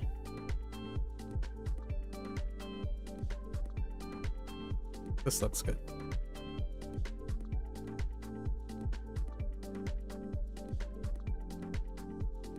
I was talking to Danny the other day. Like, oh, how do I? Well, how quickly can I get a background up? And I always wondered how quickly I could get my background up.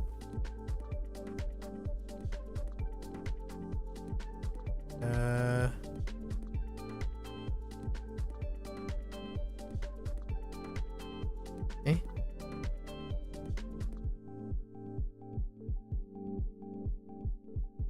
Right? It's kind of gonna be interesting that I spend like 90% of the time not actually doing the prompt.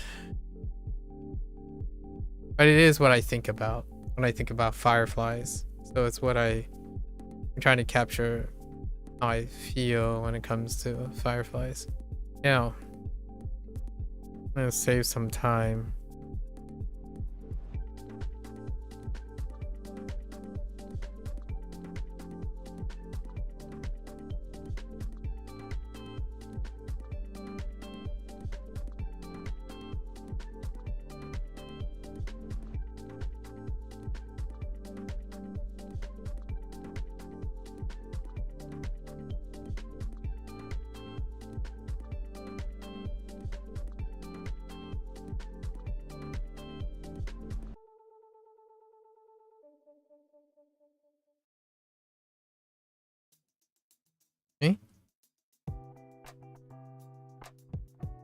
All right.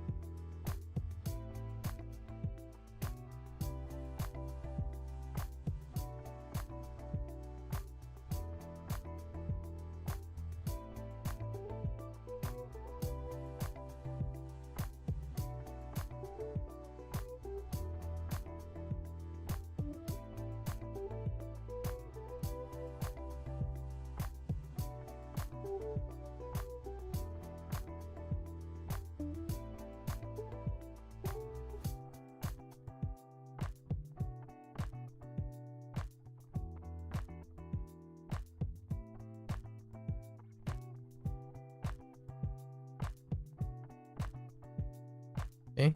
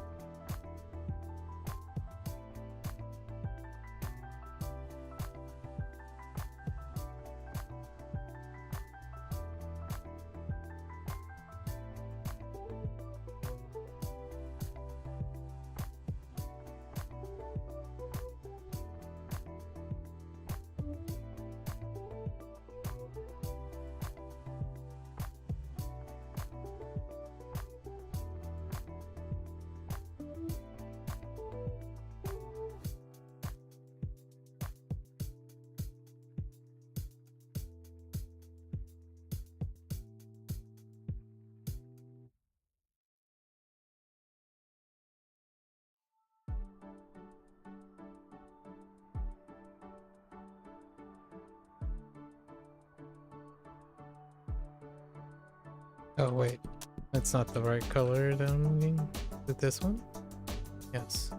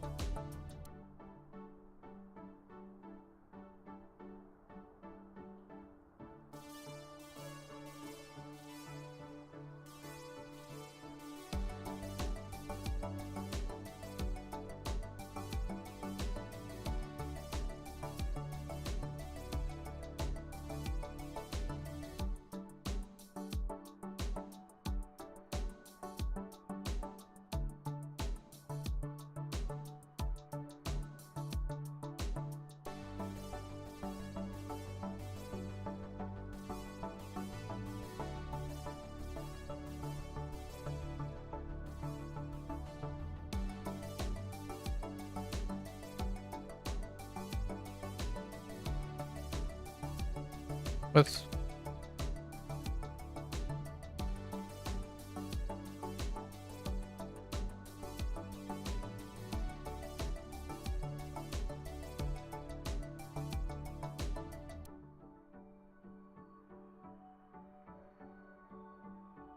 Heck.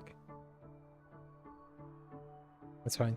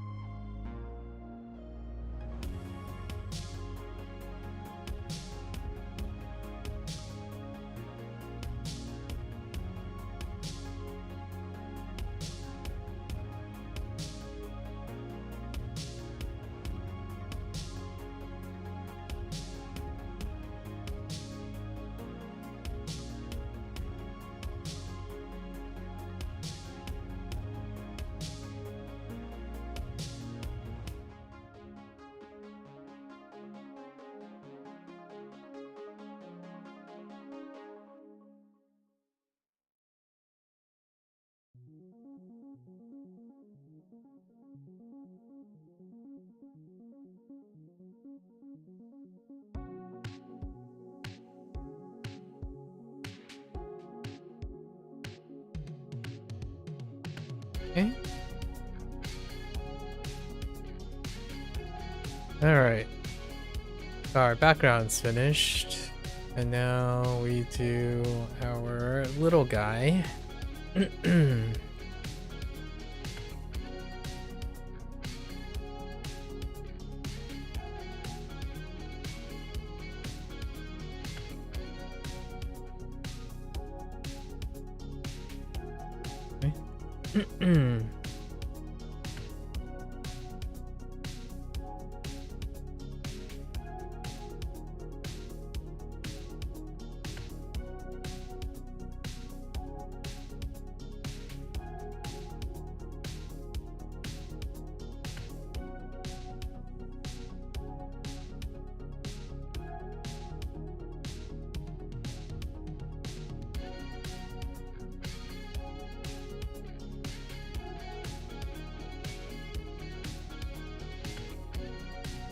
I'm gonna keep it relatively simple.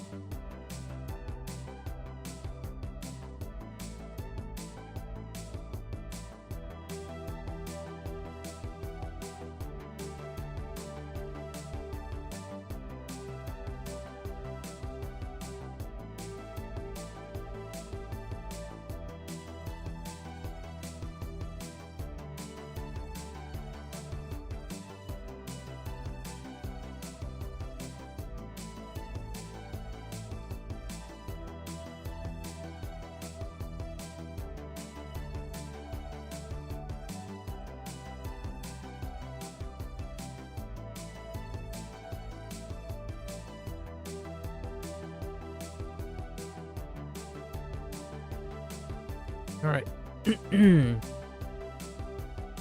Okay. All right, so let's go in.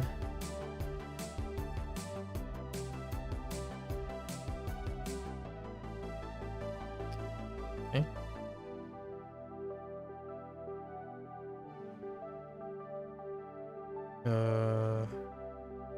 Hmm.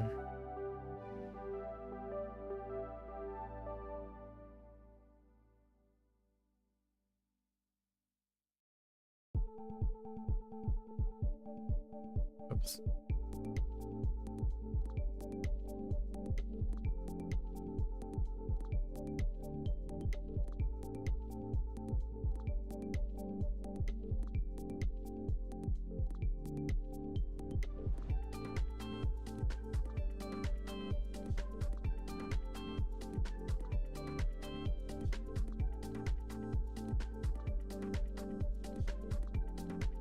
All right.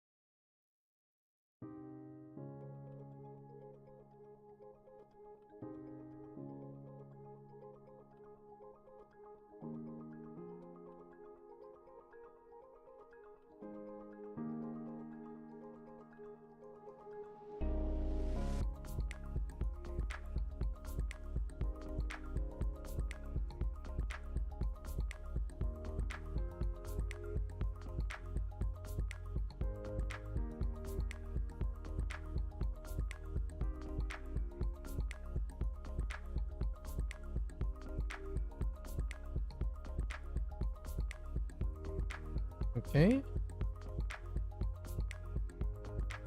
All right. And then now we got our last stuff to do. This is probably gonna be the fastest prompt I've done so far. Unless I go a little, get preoccupied with all this stuff. Let's see.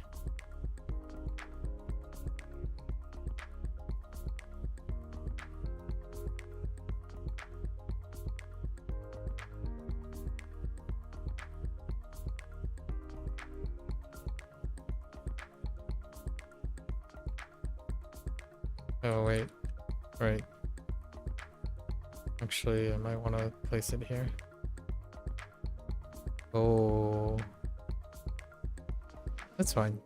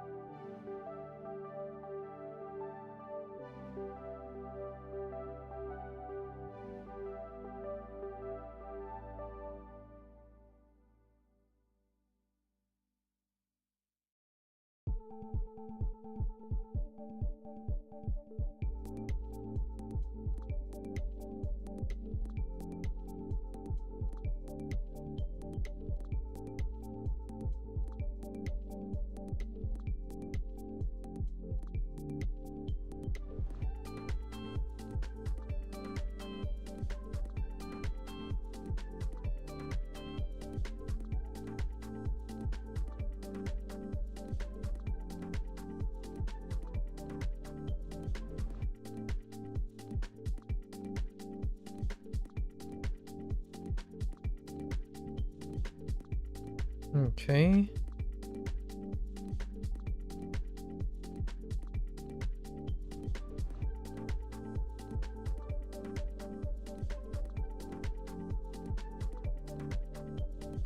Oh, heck. I think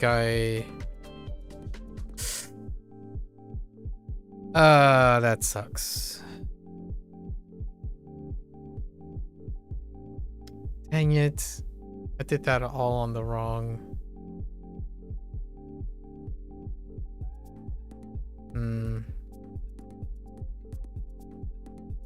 That all on the same layer. That sucked. First misstep.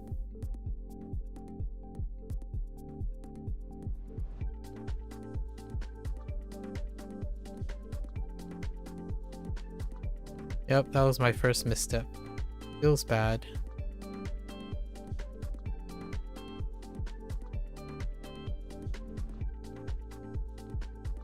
It's okay, I guess. I can just clean up a little bit.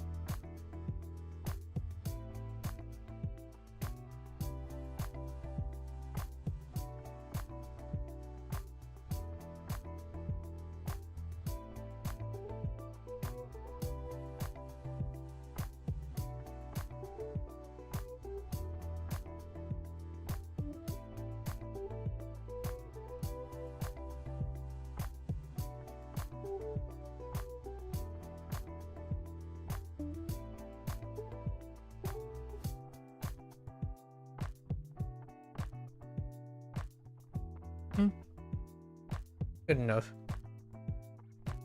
Okay, and then go through.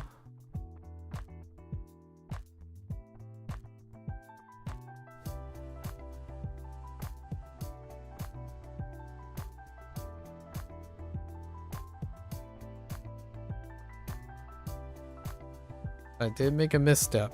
That's okay.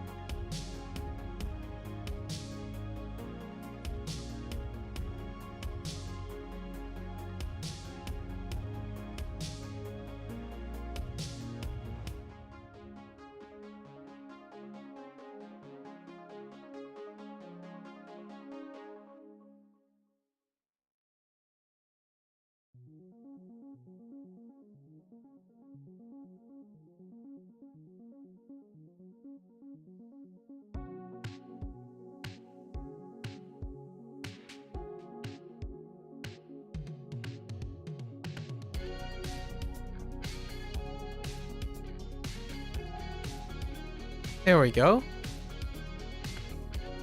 All right. All right. So now we got our like sort of shading and flat colors in, and now it's time to add the final touches.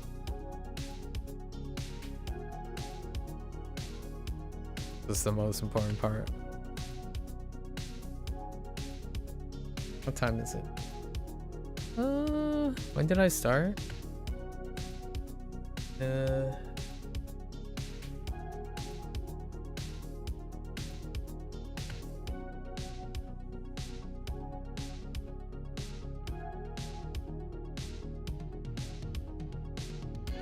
I think this is pretty on pace. I've made one goofy mistake, but that's fine.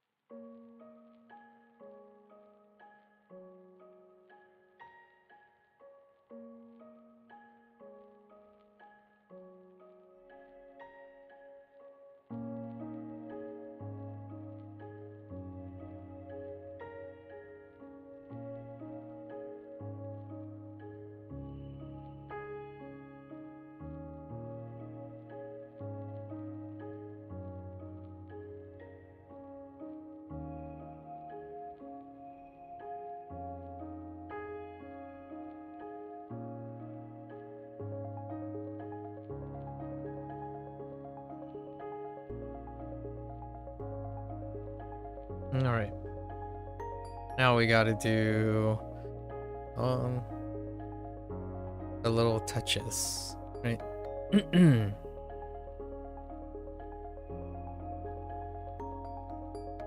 I unify some of these things? What is this? I have no idea what that is. Okay.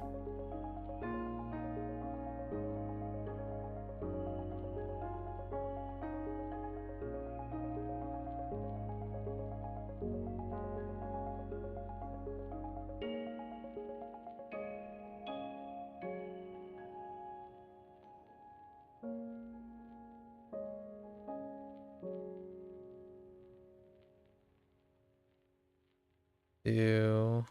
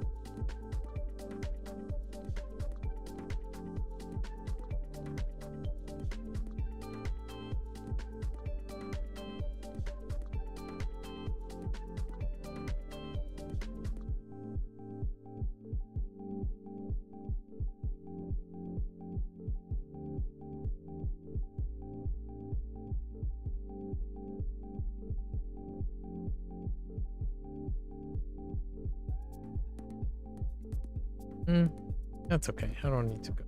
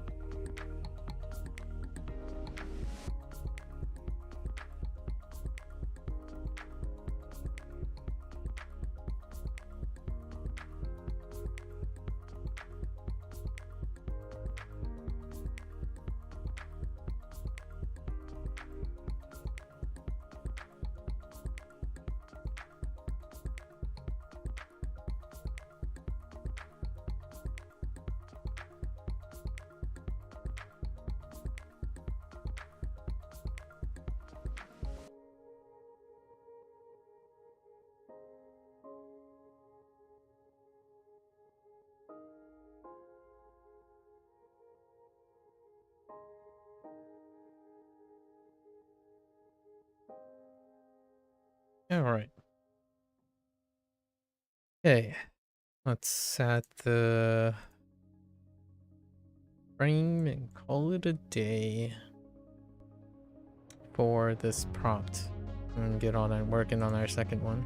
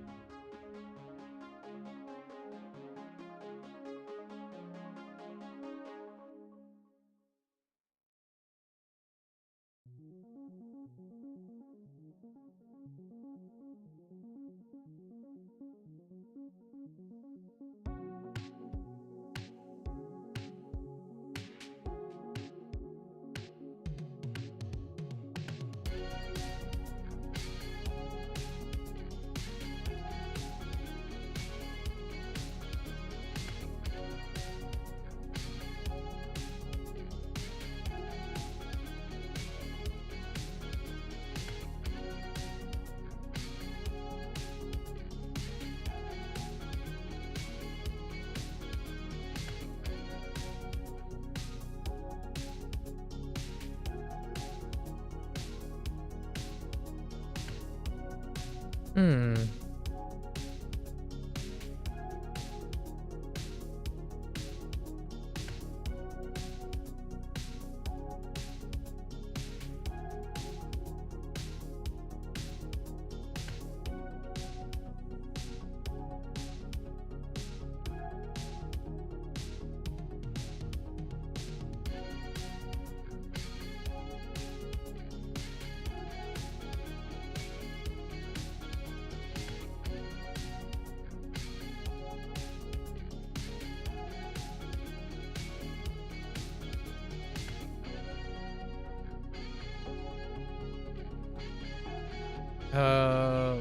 What was this?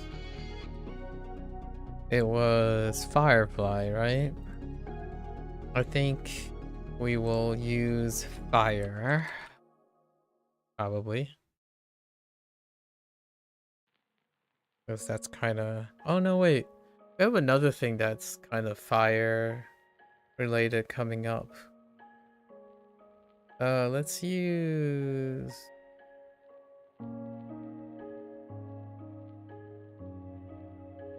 I use fly, right?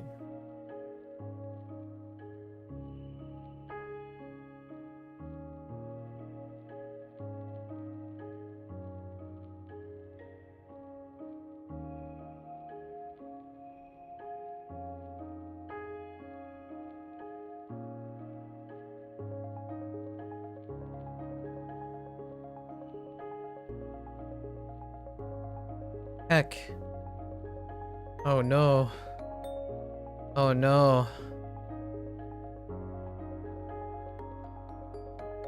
Oh, it's traditional. We'll use a traditional character.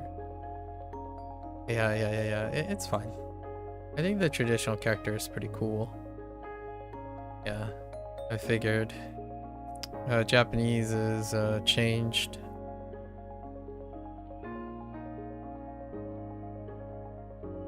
Okay, so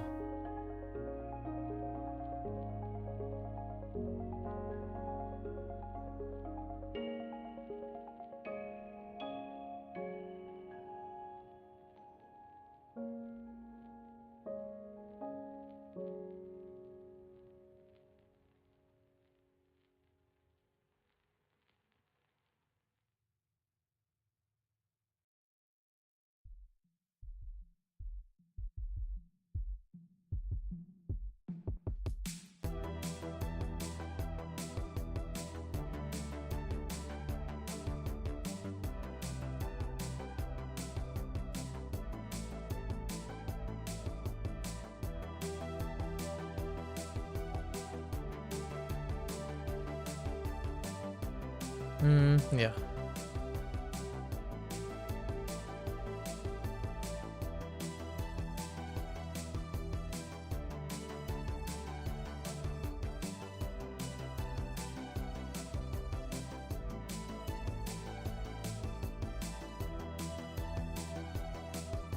Good enough.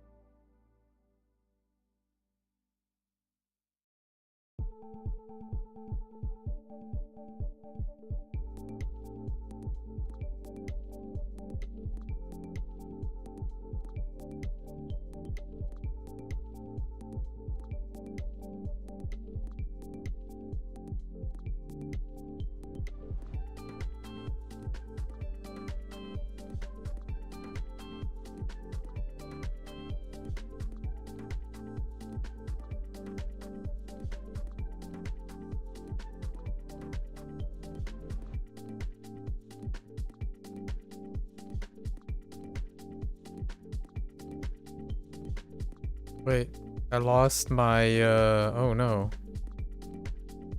What's happening? I accidentally lost one of my tab things.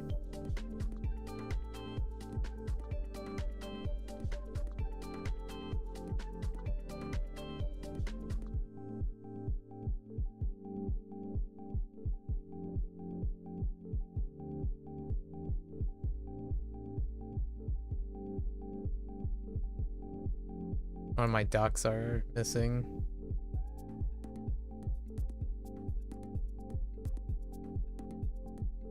Oh, that is not it.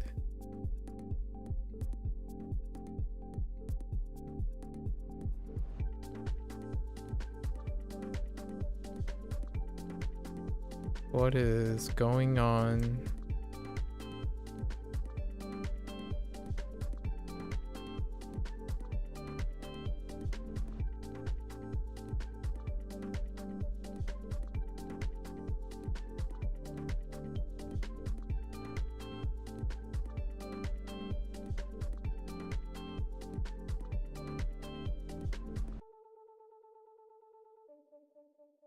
That's kind of annoying. How did I manage to do that? It's locked in.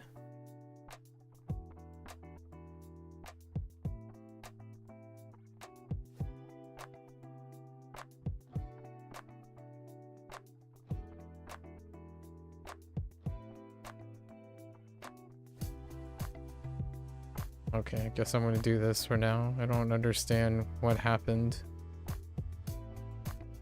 Okay.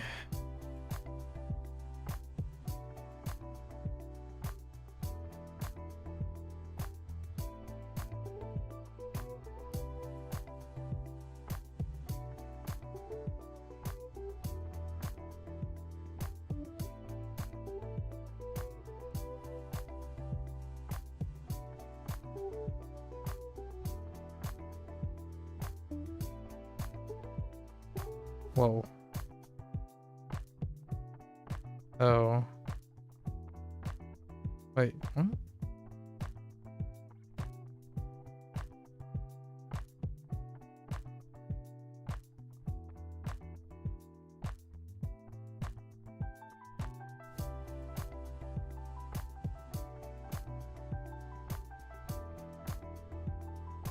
Oh. Okay.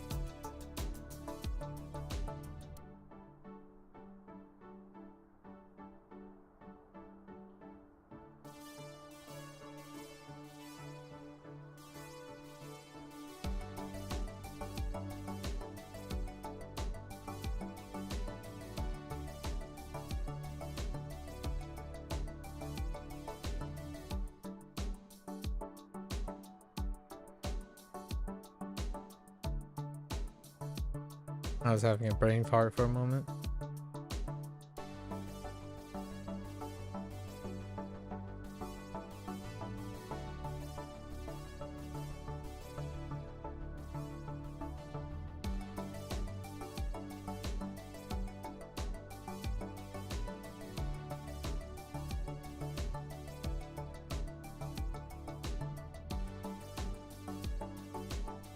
Man, I just realized I pressed so hard. I kind of made a divot in the 3mm paper. Oh, okay. Yeah, what is happening here? I don't understand what's going on. Yeah, like...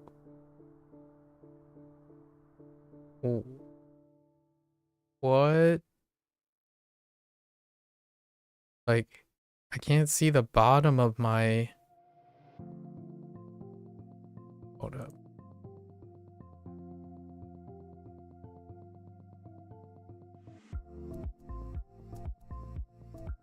What in tarnation is... Oh, this was out of alignment. Oh, okay.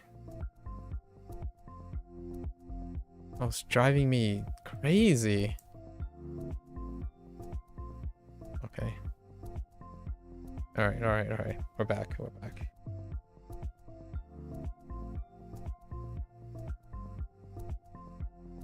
Alright.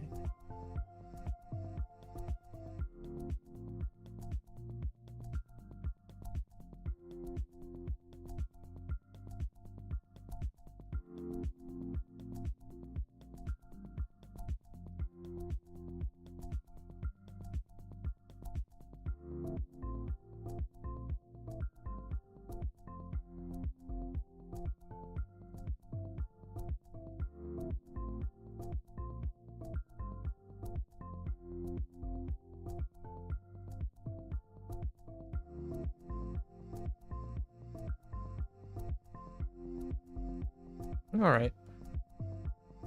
It turned out alright. I think I was rushing quite a bit. Wow, I pressed so hard. Alright, well that's kind of interesting.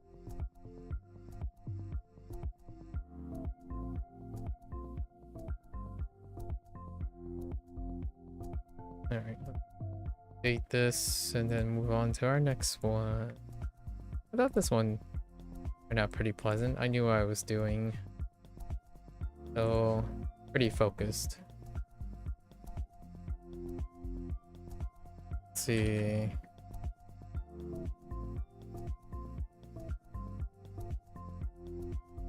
Was this the 23rd?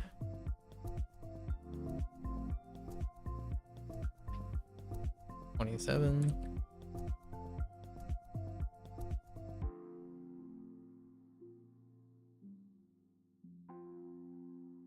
Firefly?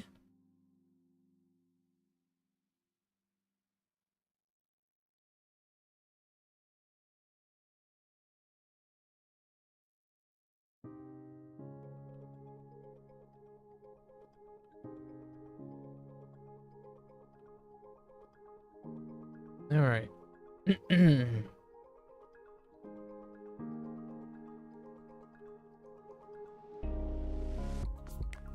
Oh, that's awkward. What did I do there?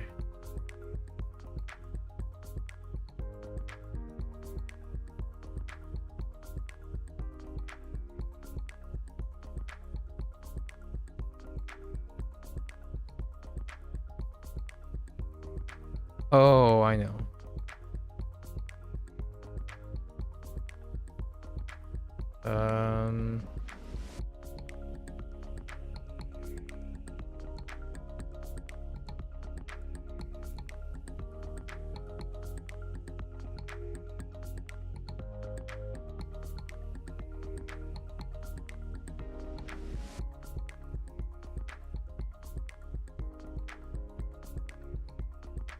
Oh no, that's not good.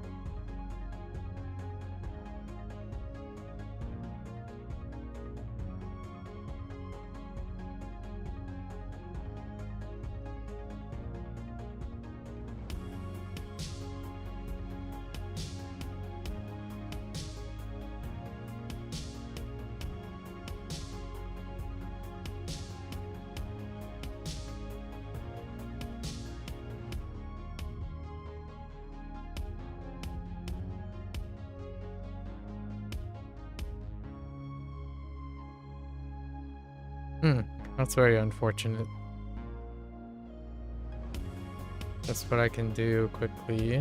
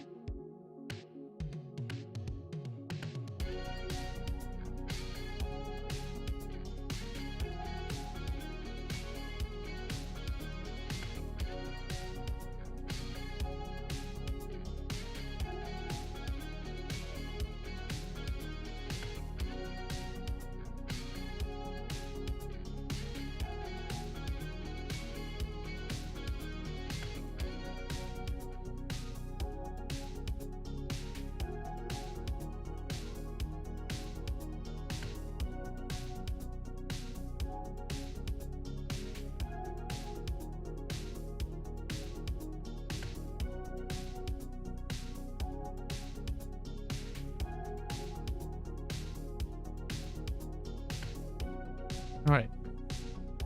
Good enough. Good enough. Let's save this. There are some hiccups along the way, for sure. I'll be a little bit more diligent. The next one.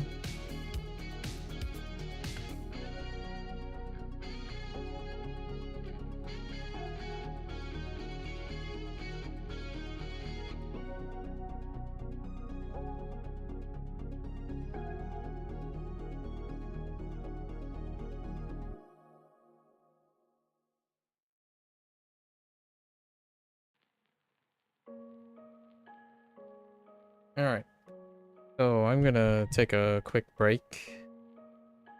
This leaves me with a little less under 3 hours, but I'm gonna take a quick break, stretch, walk around a little bit, and then I'll be back for prompt number 24.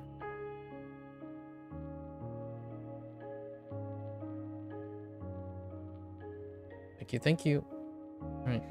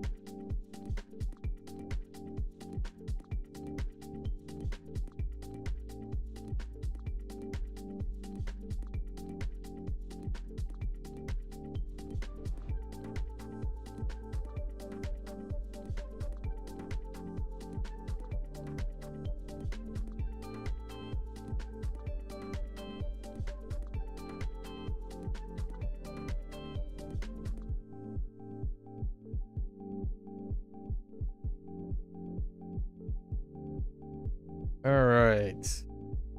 Stretched, walked around a little bit, contemplated.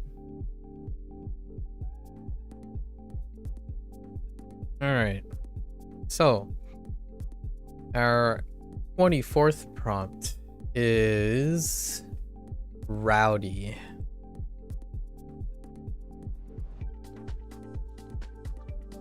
Let's get started on Rowdy. And for Rowdy, I'm gonna keep it simple, right? A little bit intimate. And when you ever think about youth, I tend to think about youth a lot. So there's certain things that I certainly didn't do as a youth. And this one's probably one of them. So we're gonna try to capture that. Yeah. I don't know if that's gonna affect anything, but we'll see. All right, sketch time, sketch time.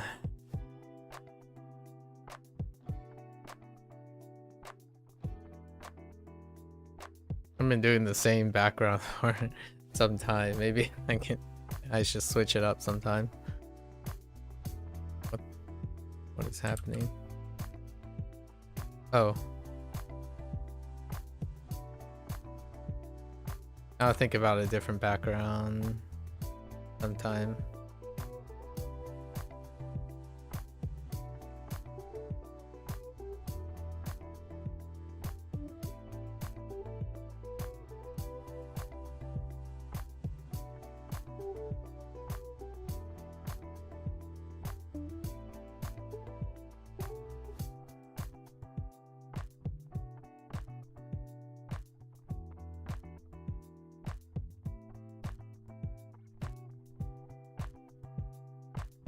Yep, my hand's a little bit weird.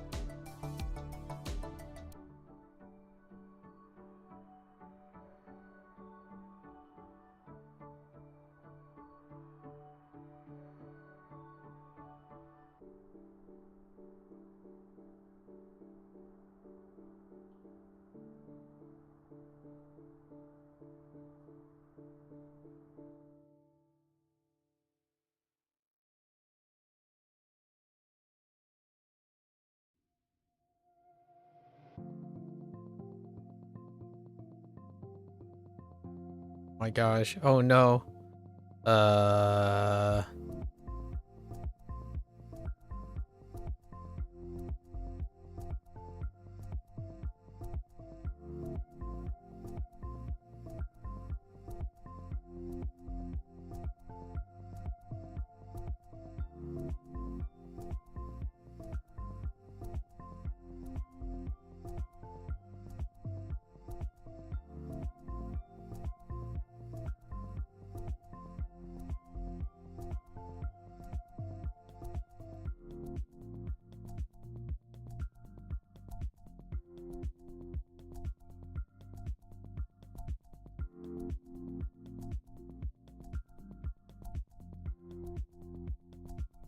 You're very big.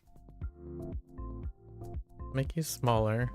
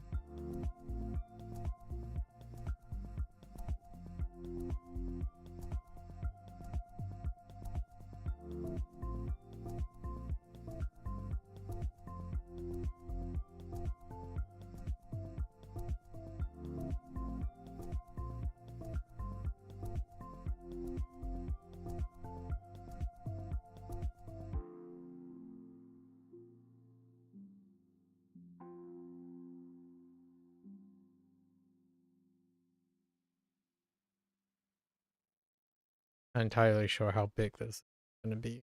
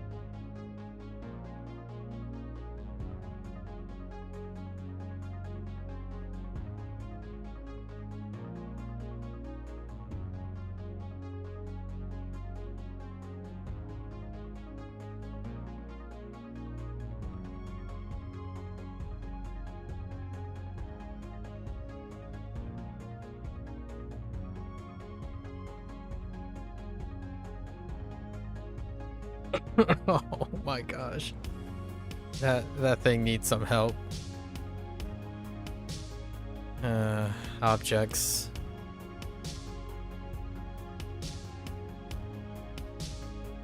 Okay. Let's see. Can't kind of.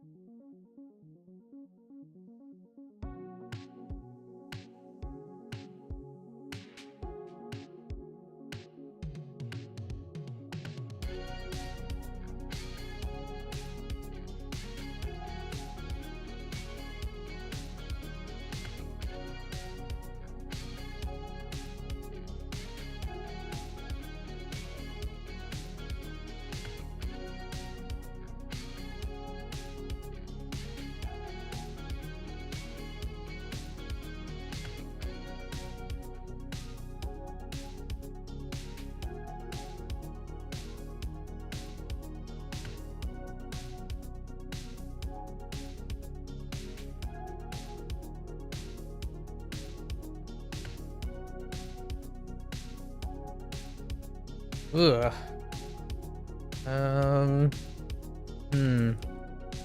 Starting to look like a rice cooker.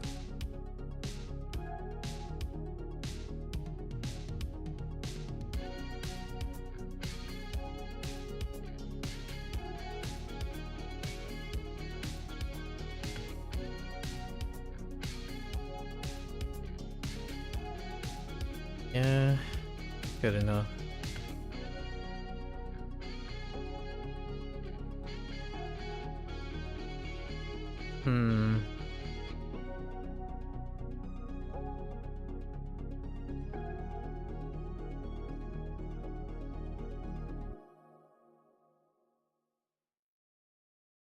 You need a little butt. Okay. Gave you a little butt. Alright. I think I need to clean this up.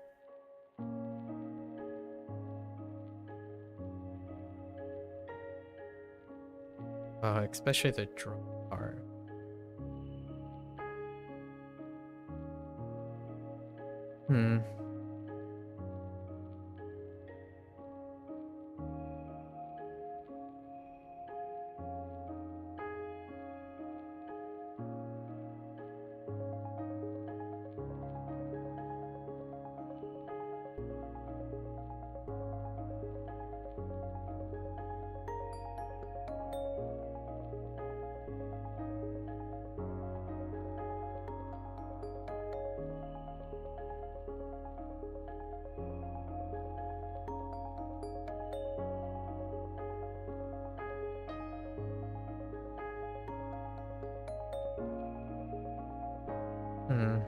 Okay.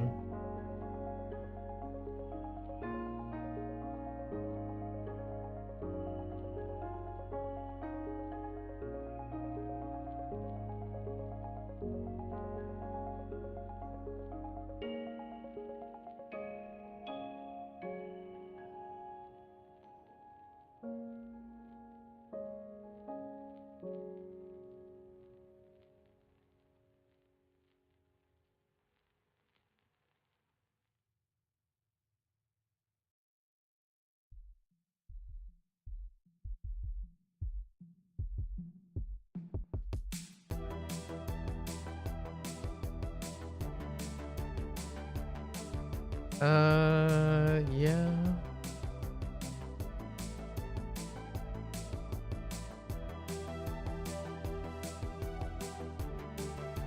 Okay, I can't use the guidelines that I have in place. I need to correct.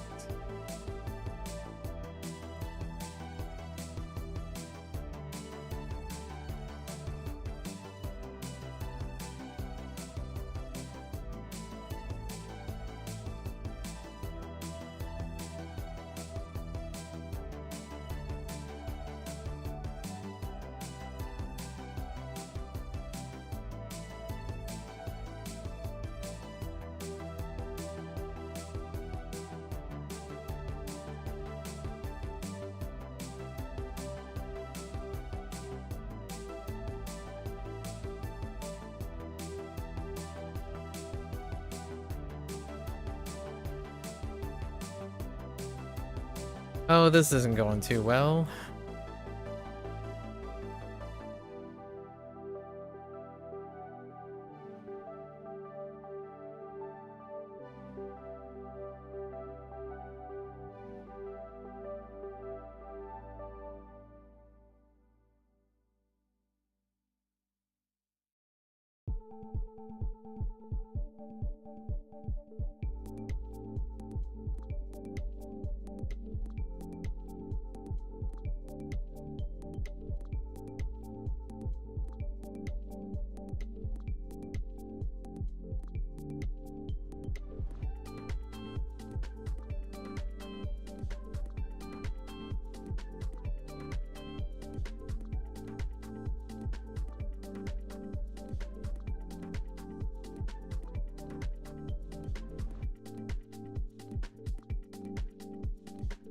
Doesn't help.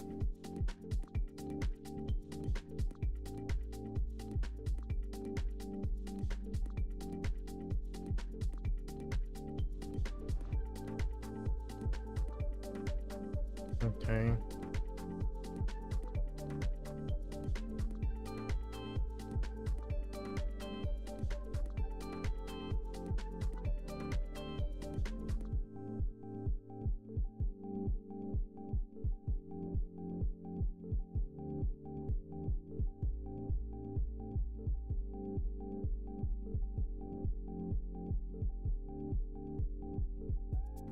Hmm.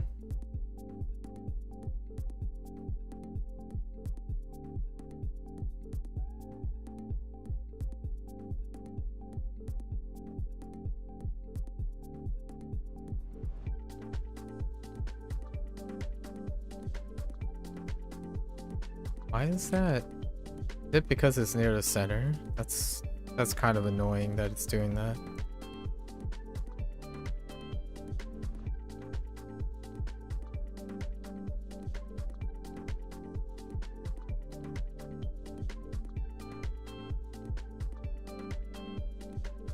Yes, playing the drums. Once I figure out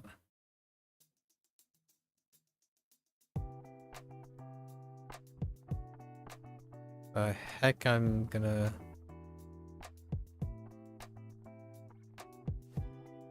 work on this drum.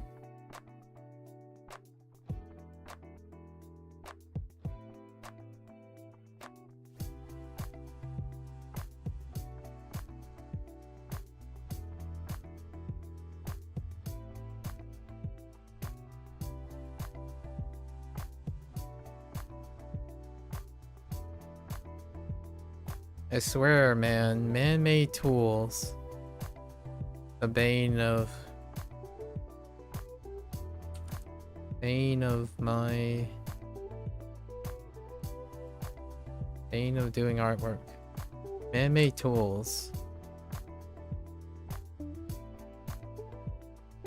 Interesting to look at. Not my cup of tea to work on.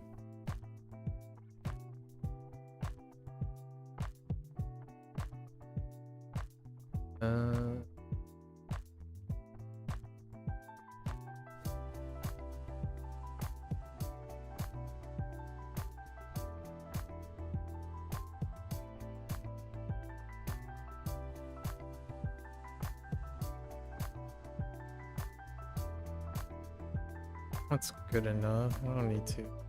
Okay.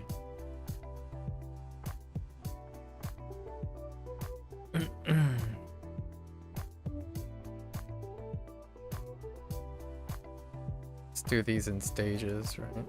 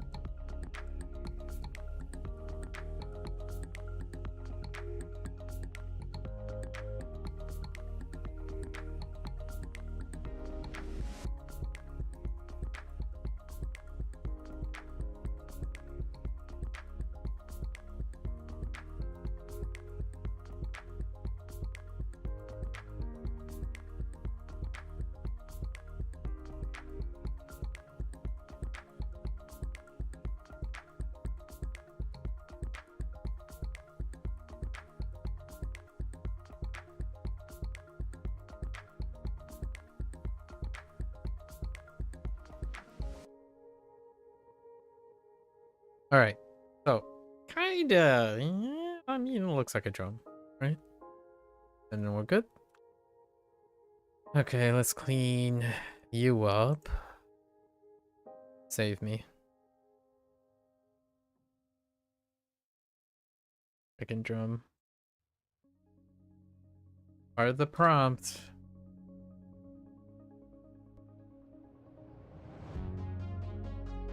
All right.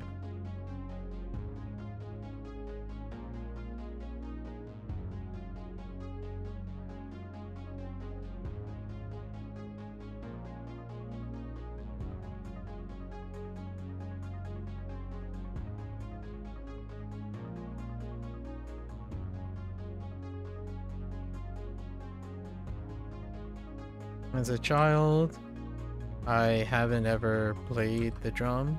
That's kind of always an interesting idea. I don't plan on playing the drums anytime soon, but I do like watching people. It's like drummers be doing the heart, be doing the rhythm stuff, you know?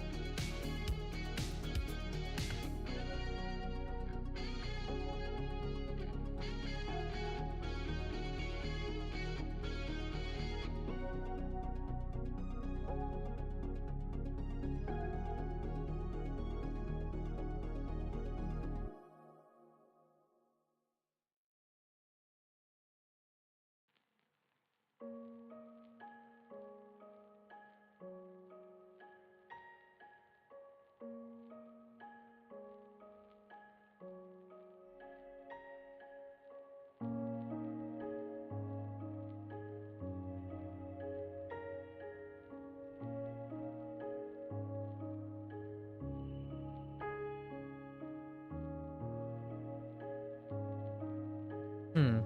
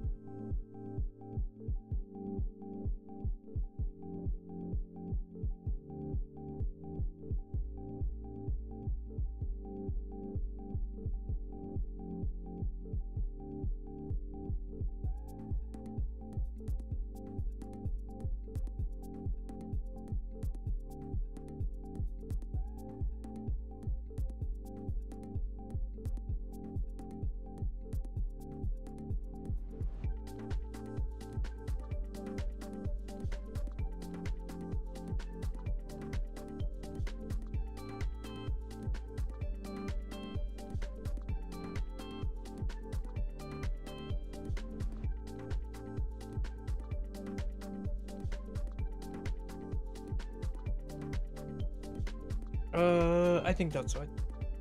Okay. All right. The hard part is over.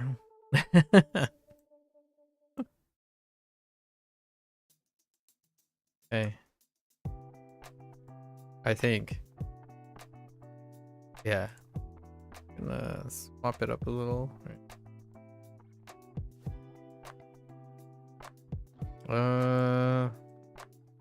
Do a really wheelie quick background. Right, wheelie quick background.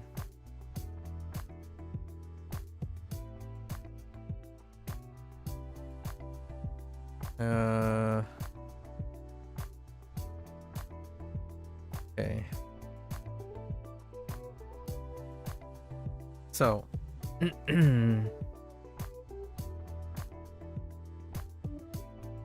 we'll put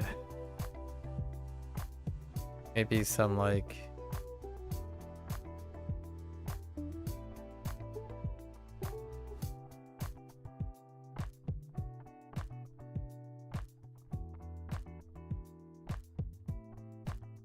dirt patches, and then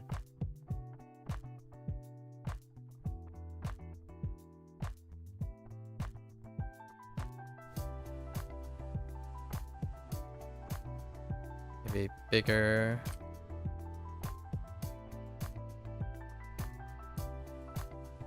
Grass here.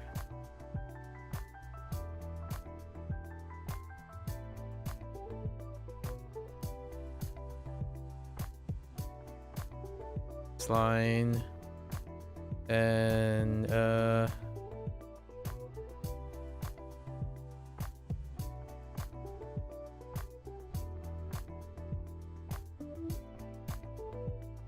right.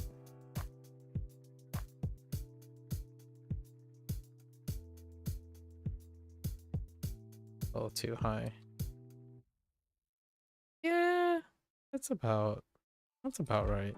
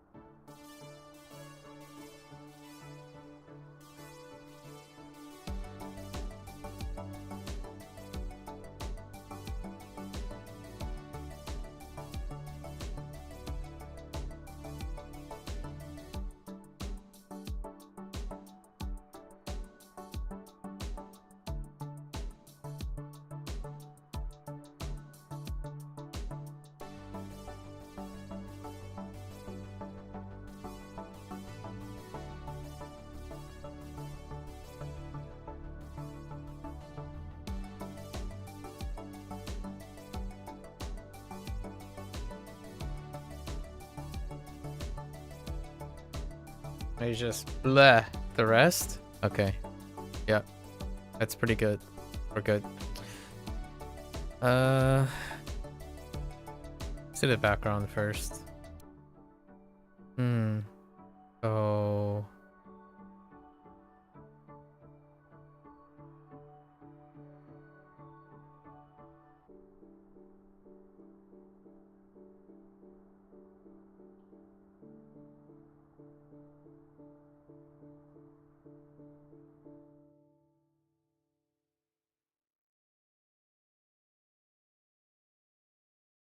Oops.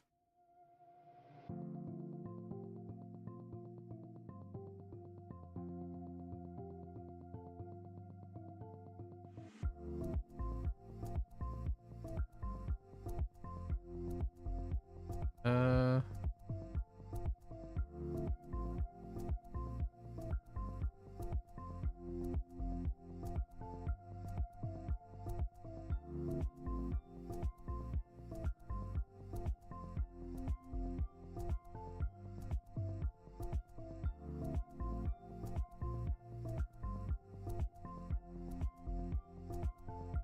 Hmm.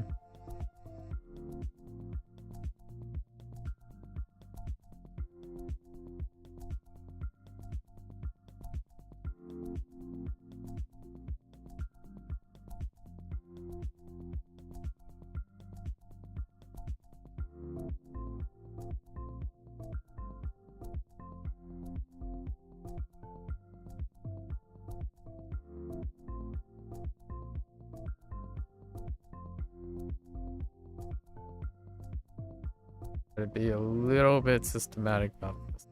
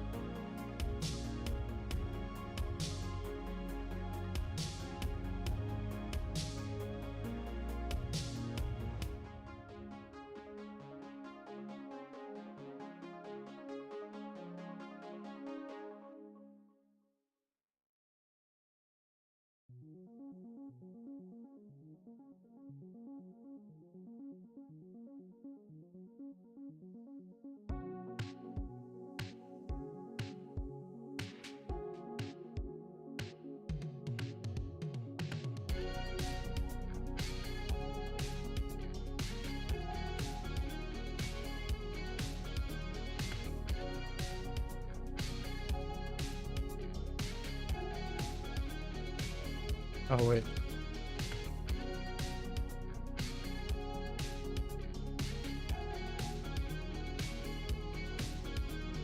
Oops.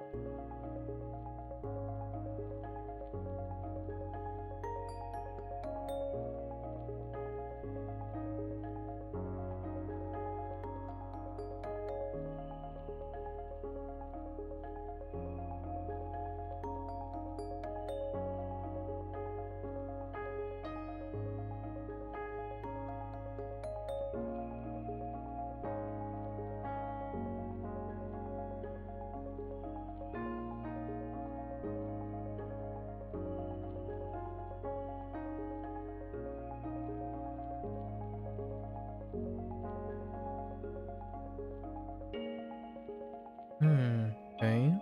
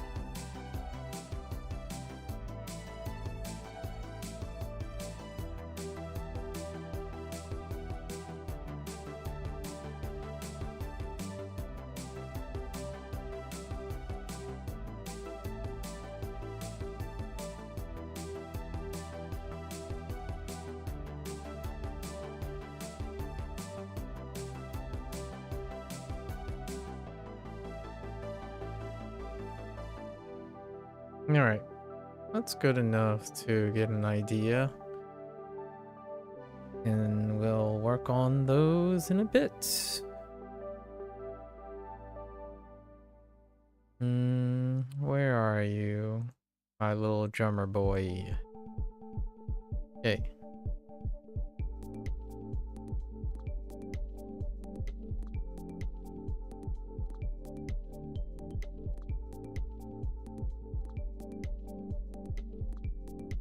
I can make you a little bit less orange so I can use the saturation later. That's pretty good.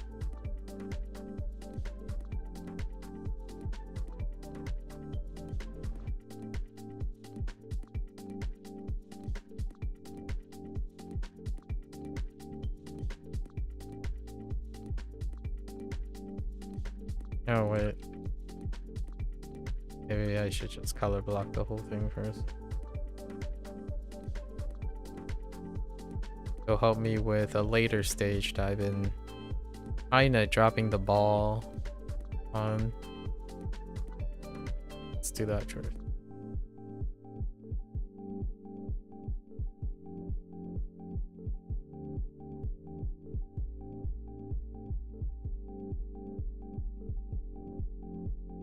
Awkward, that line is too high.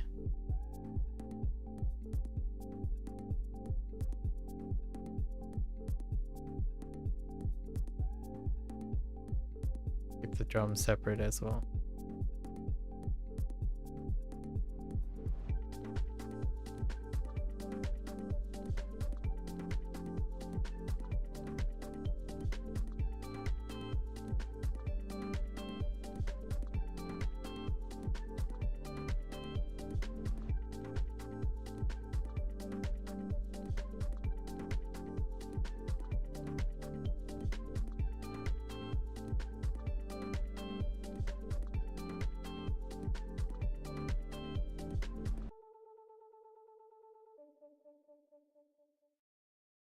Oh.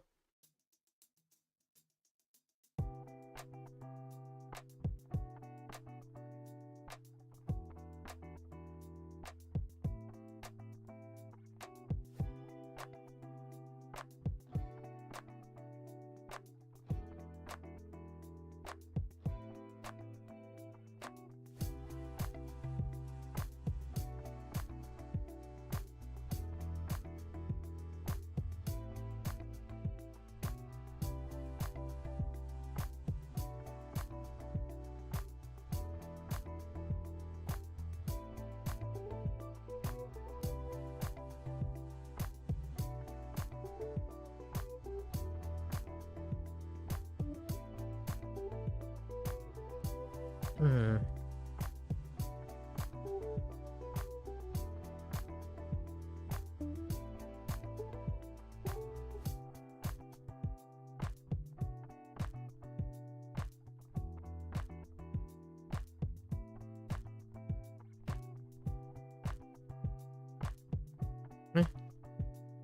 All right.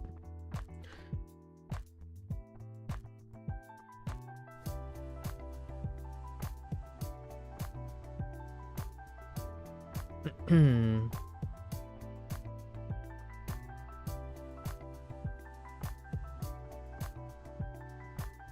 I make him like a little bit brownish. This one.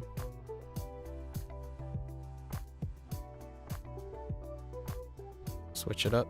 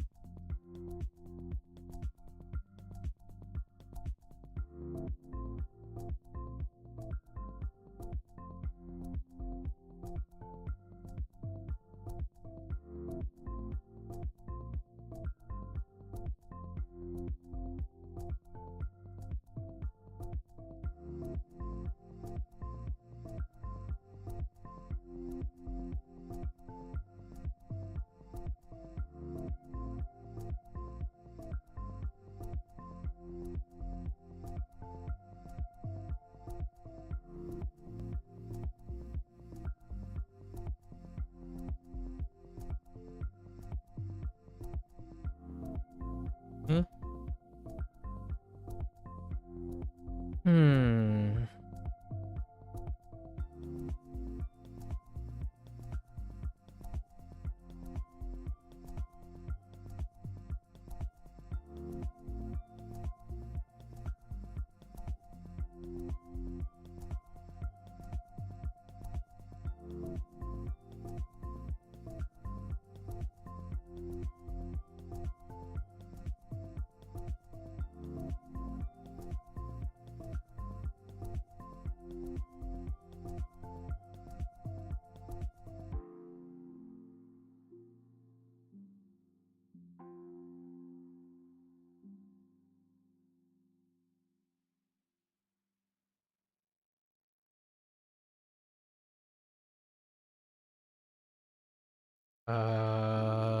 Yep. Color block for that.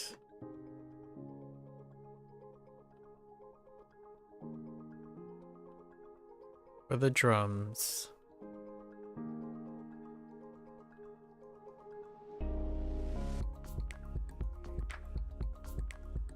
Hmm.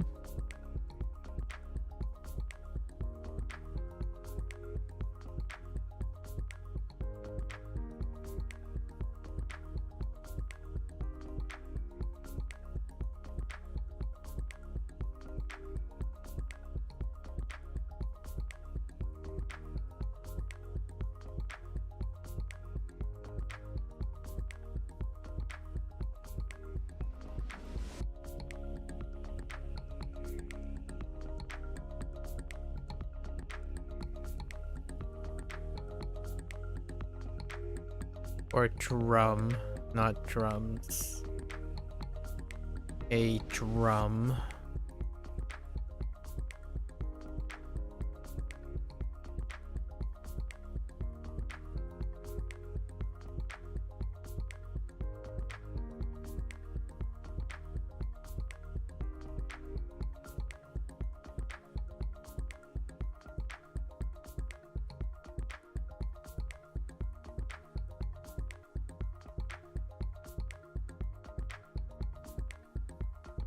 Heck.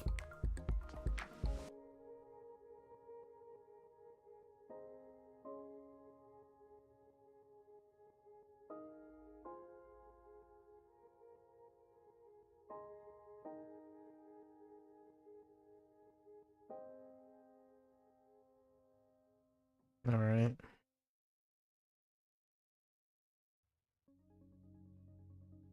Hey.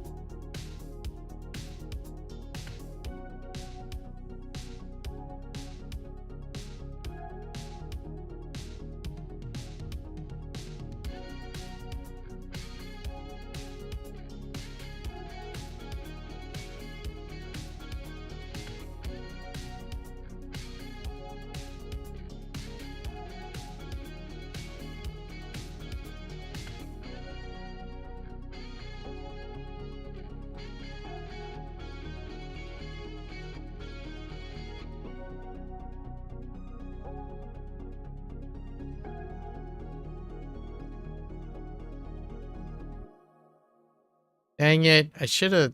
Yeah, I needed to color the middle part. I should have done that first. What am I doing? Oh. Okay.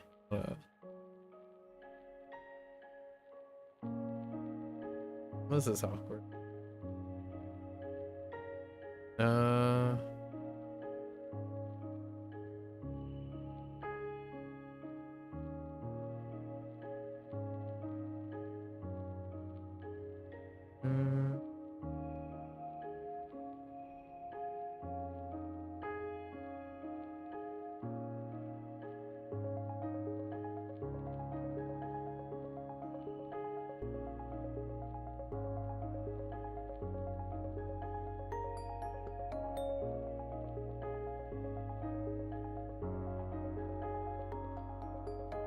Mm.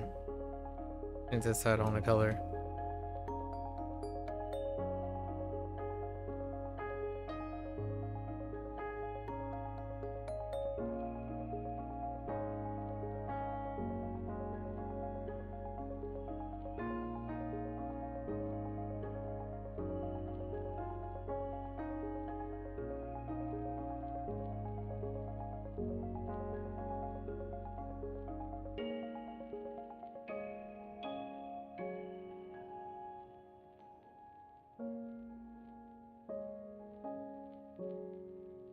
There is a chance I could use a magic wand to select it. Oh, but then all of that is contiguous, so gotta yeah, that's fine.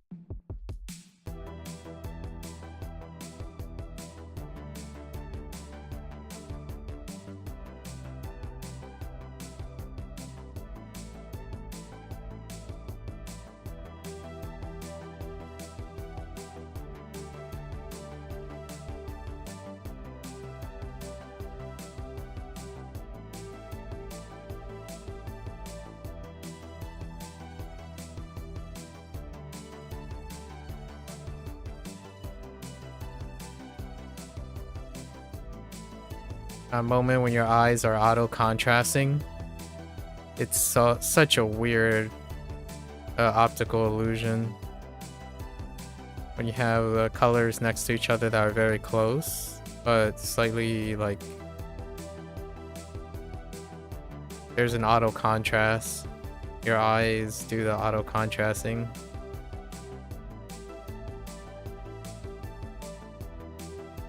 Well, technically your brain does. Your brain takes the information. Such a fascinating thing about the brain. You can see it happening in real time.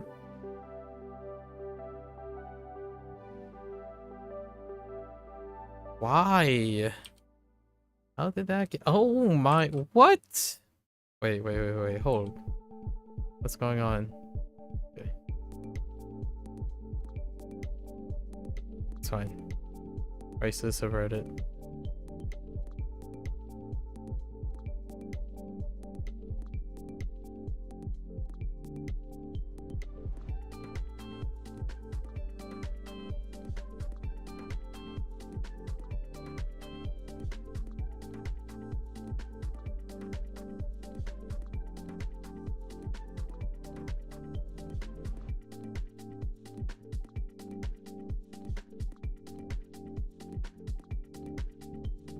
What time is it? Okay, I'm an hour and 15 minutes in. All right.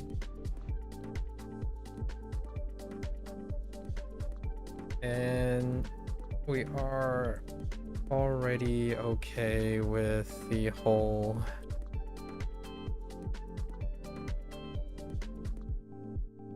thing. So now we do the fun part.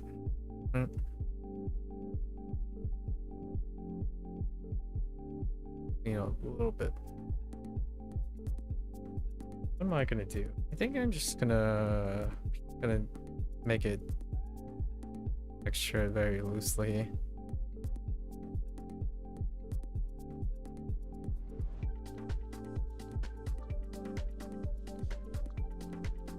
Okay.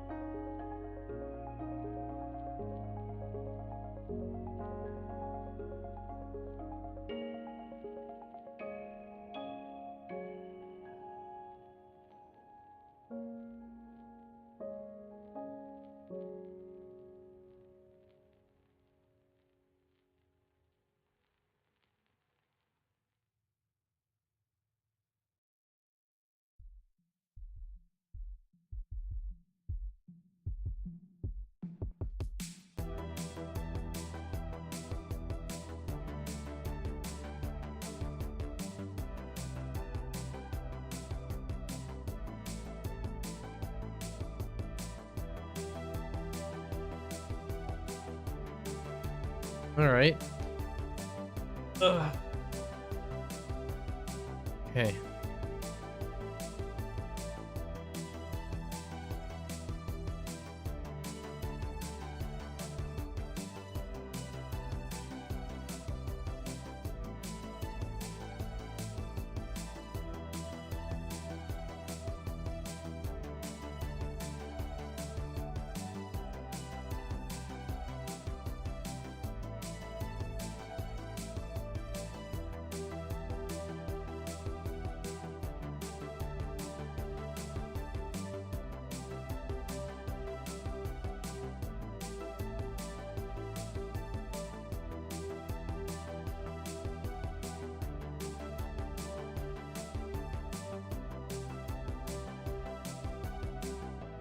All right.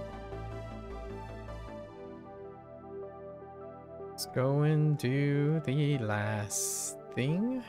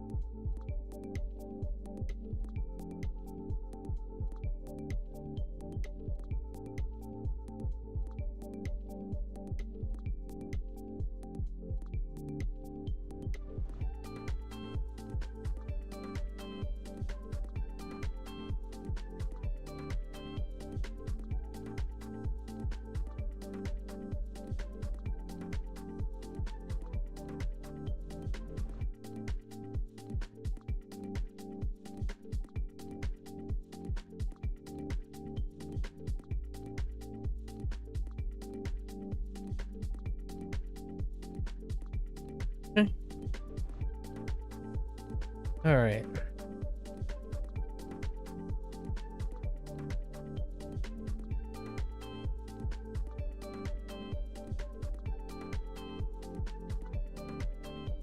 All right, so we got an hour and a half.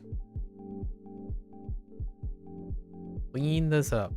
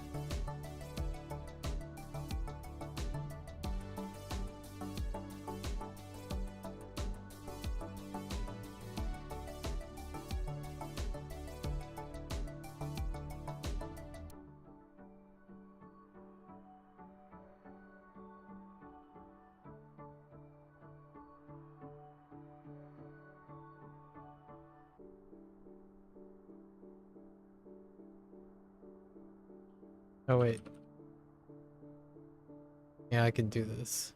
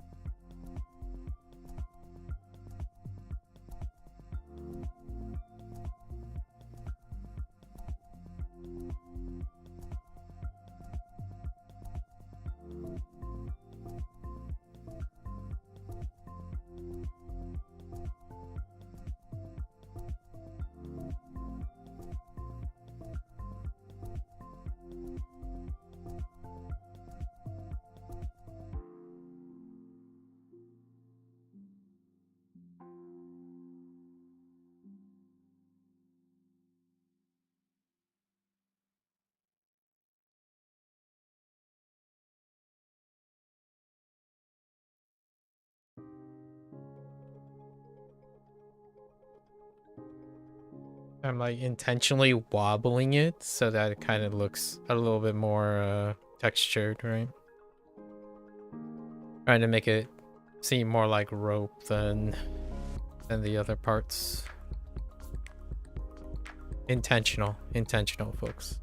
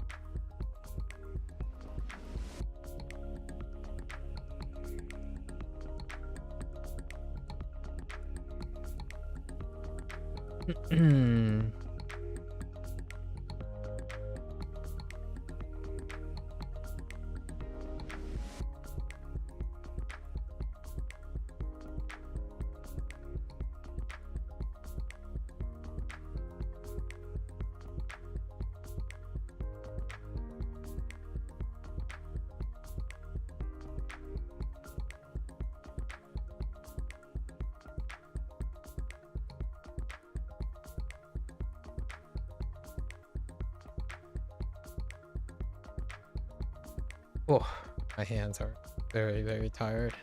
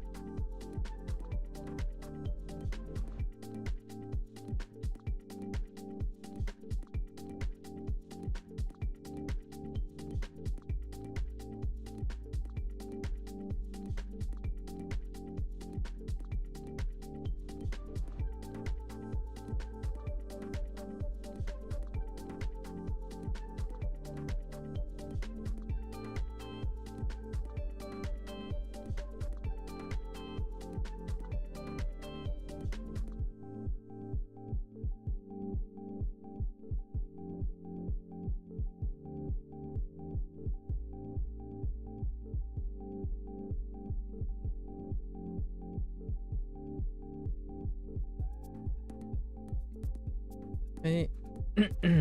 Oh. Okay.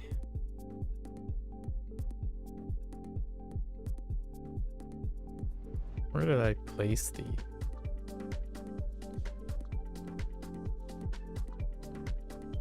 Okay.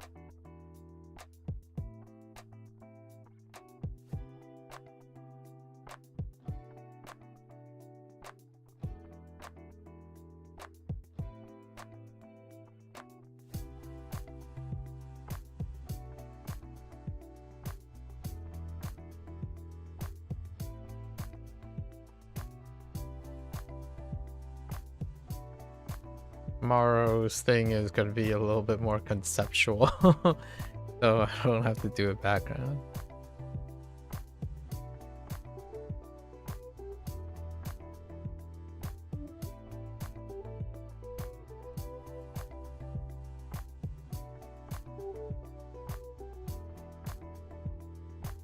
Well, at least one of them. I haven't really decided what I was going to do for the second one.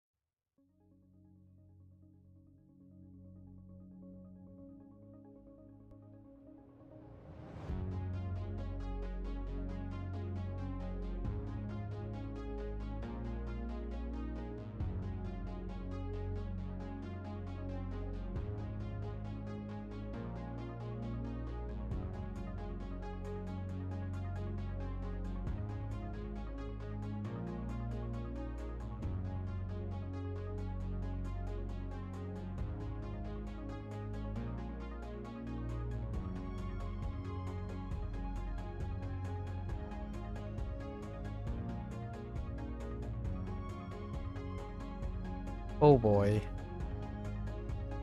Okay.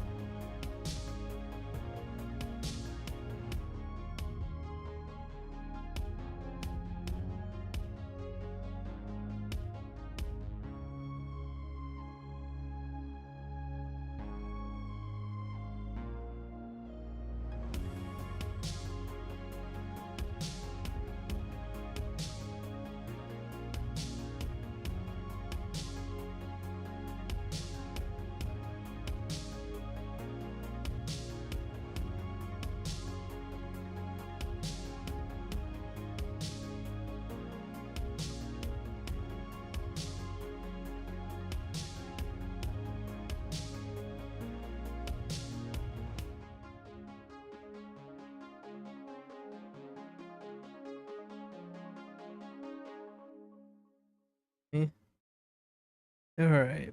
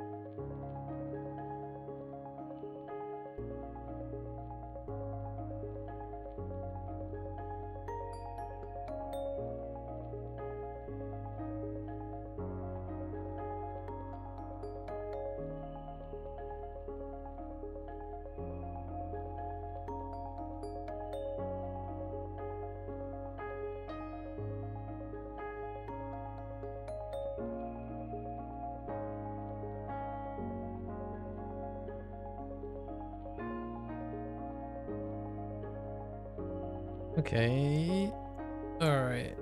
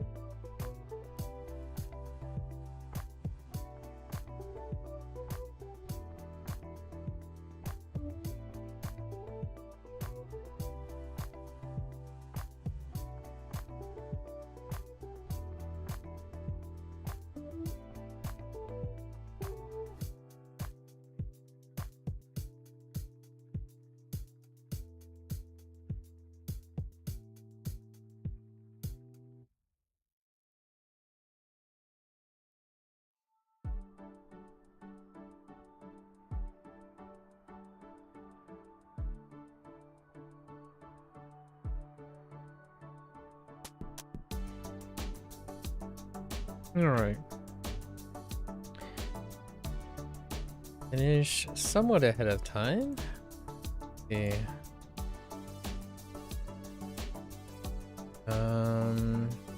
Guess we're gonna go with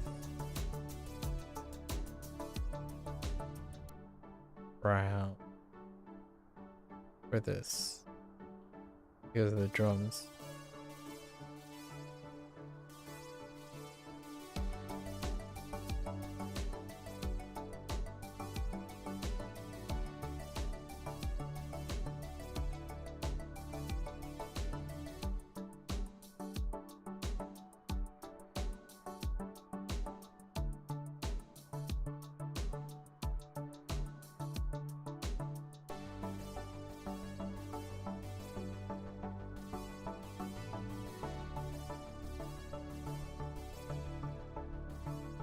Oops.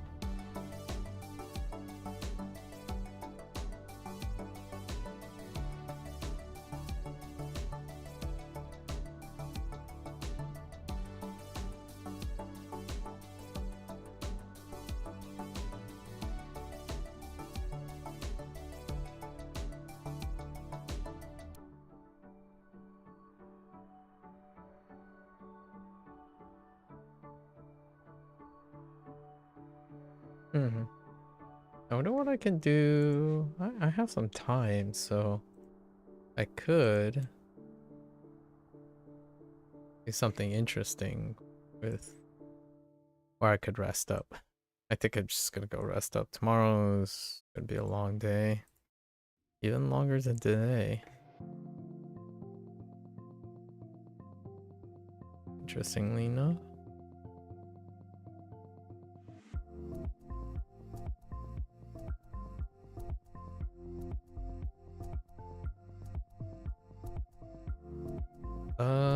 I'm gonna do dark brown.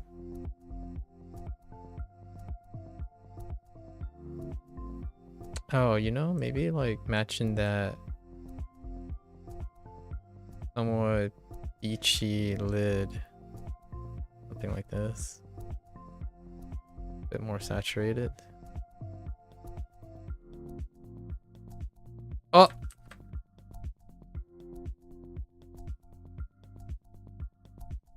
That's not my intent. Okay.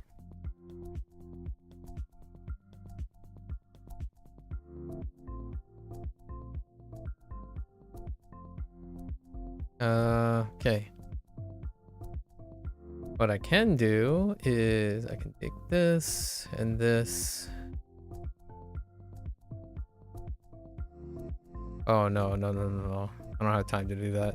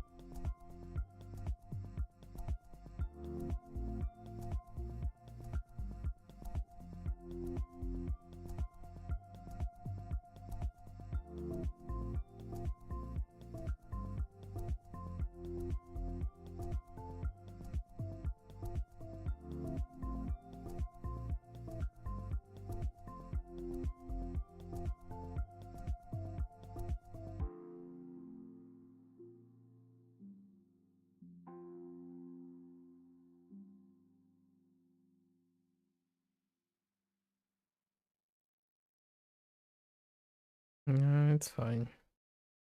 Let's just do...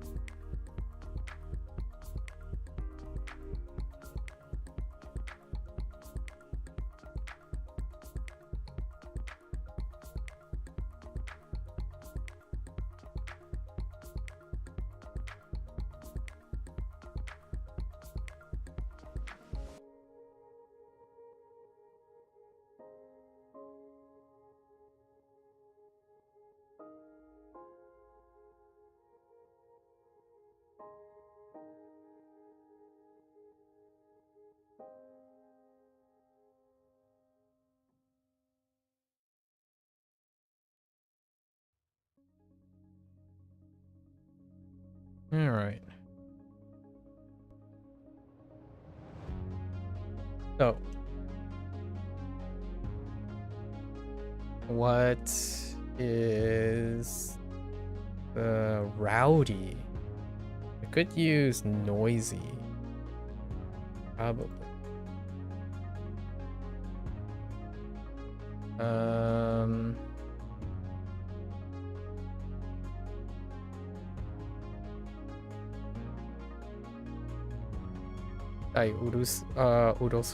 Urusai. Noisy. What is the other one? Music? Oh, we could use music instead.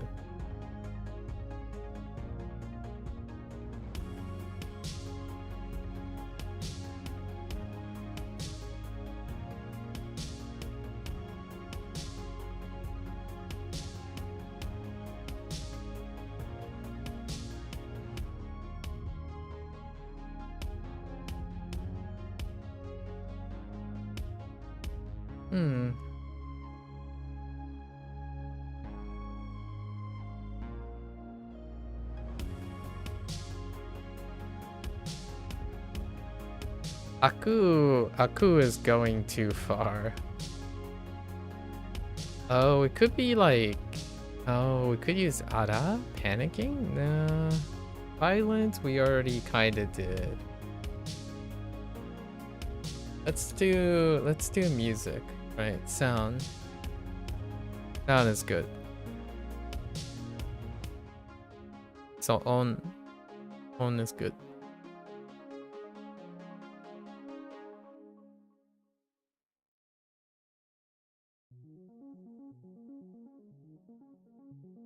Save my hand here.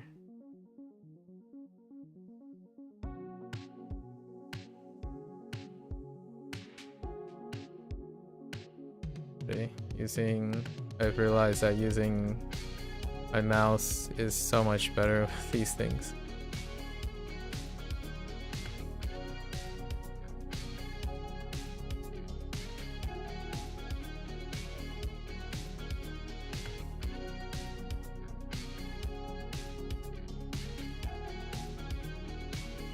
Actually, I think this one's a little bit longer.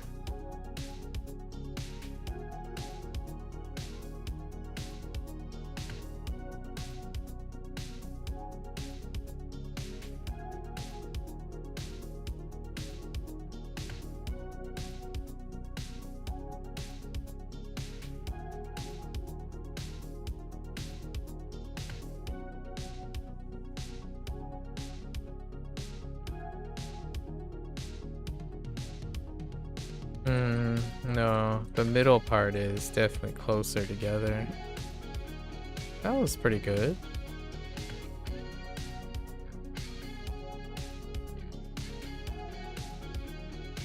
A little too deep. A little too deep.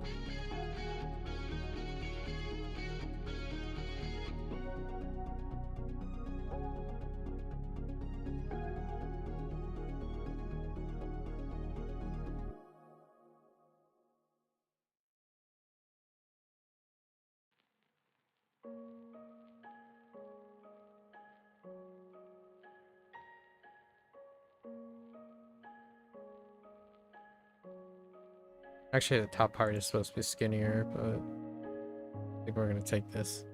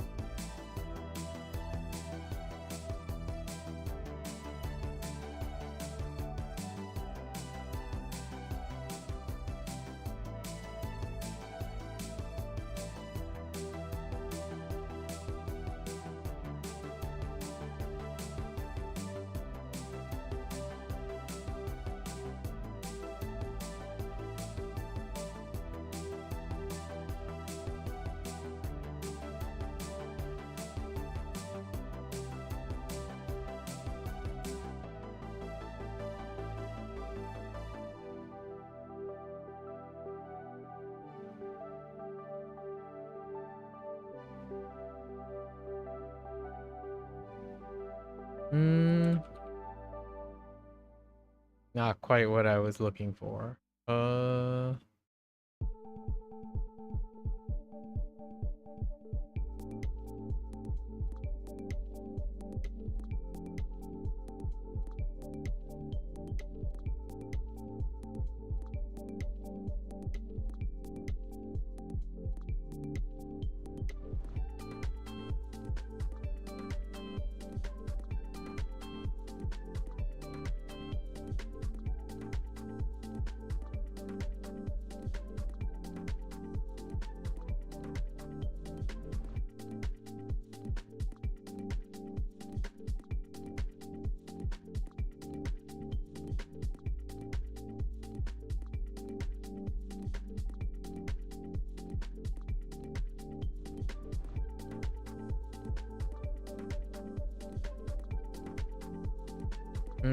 I don't know.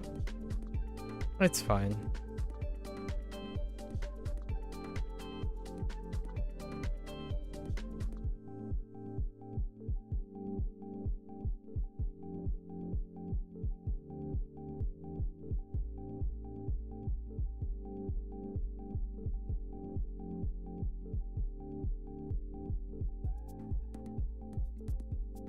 Tried to experiment with some stuff, but it doesn't quite work on simple lines. But I do have an idea of future thing about it in the future, though.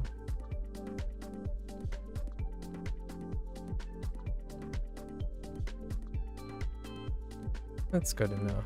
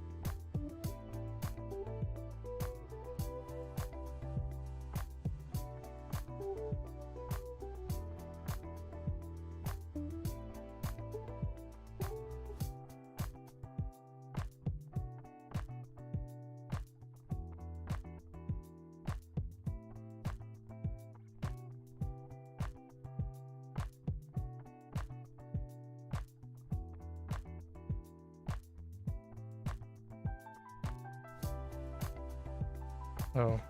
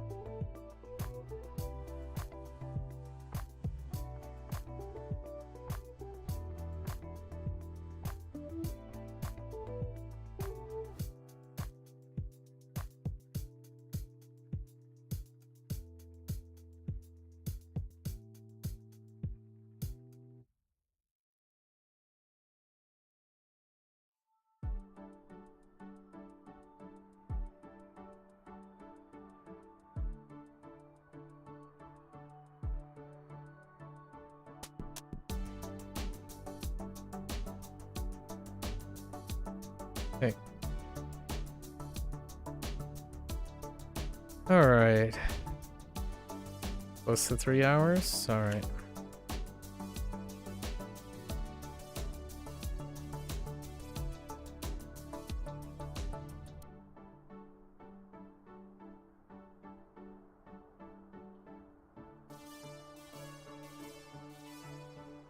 So we got day 24 till the 27th. That feeling when you do 2 in a day. 1 up. What's this? Rowdy?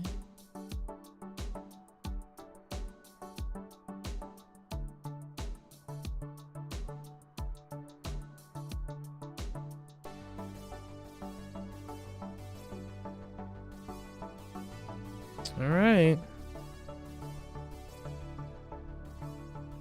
That's one happy drummer.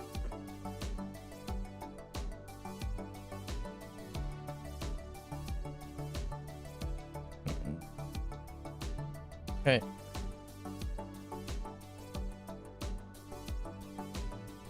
Alright, another long day.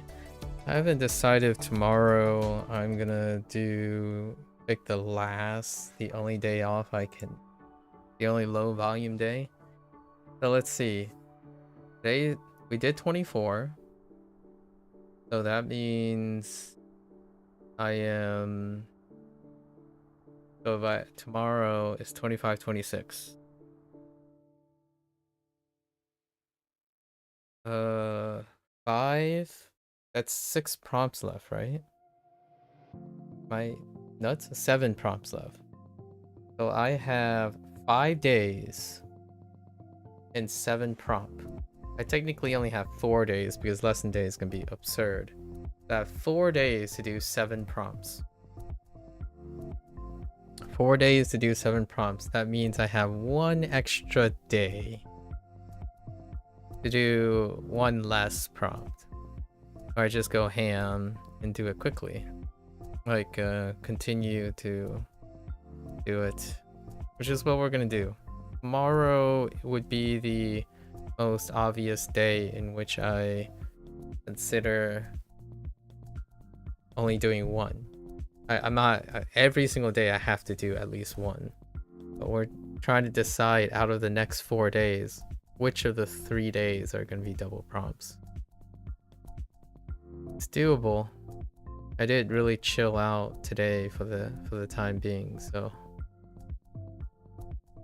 all right folks, the wrap for today. 2 prompts down.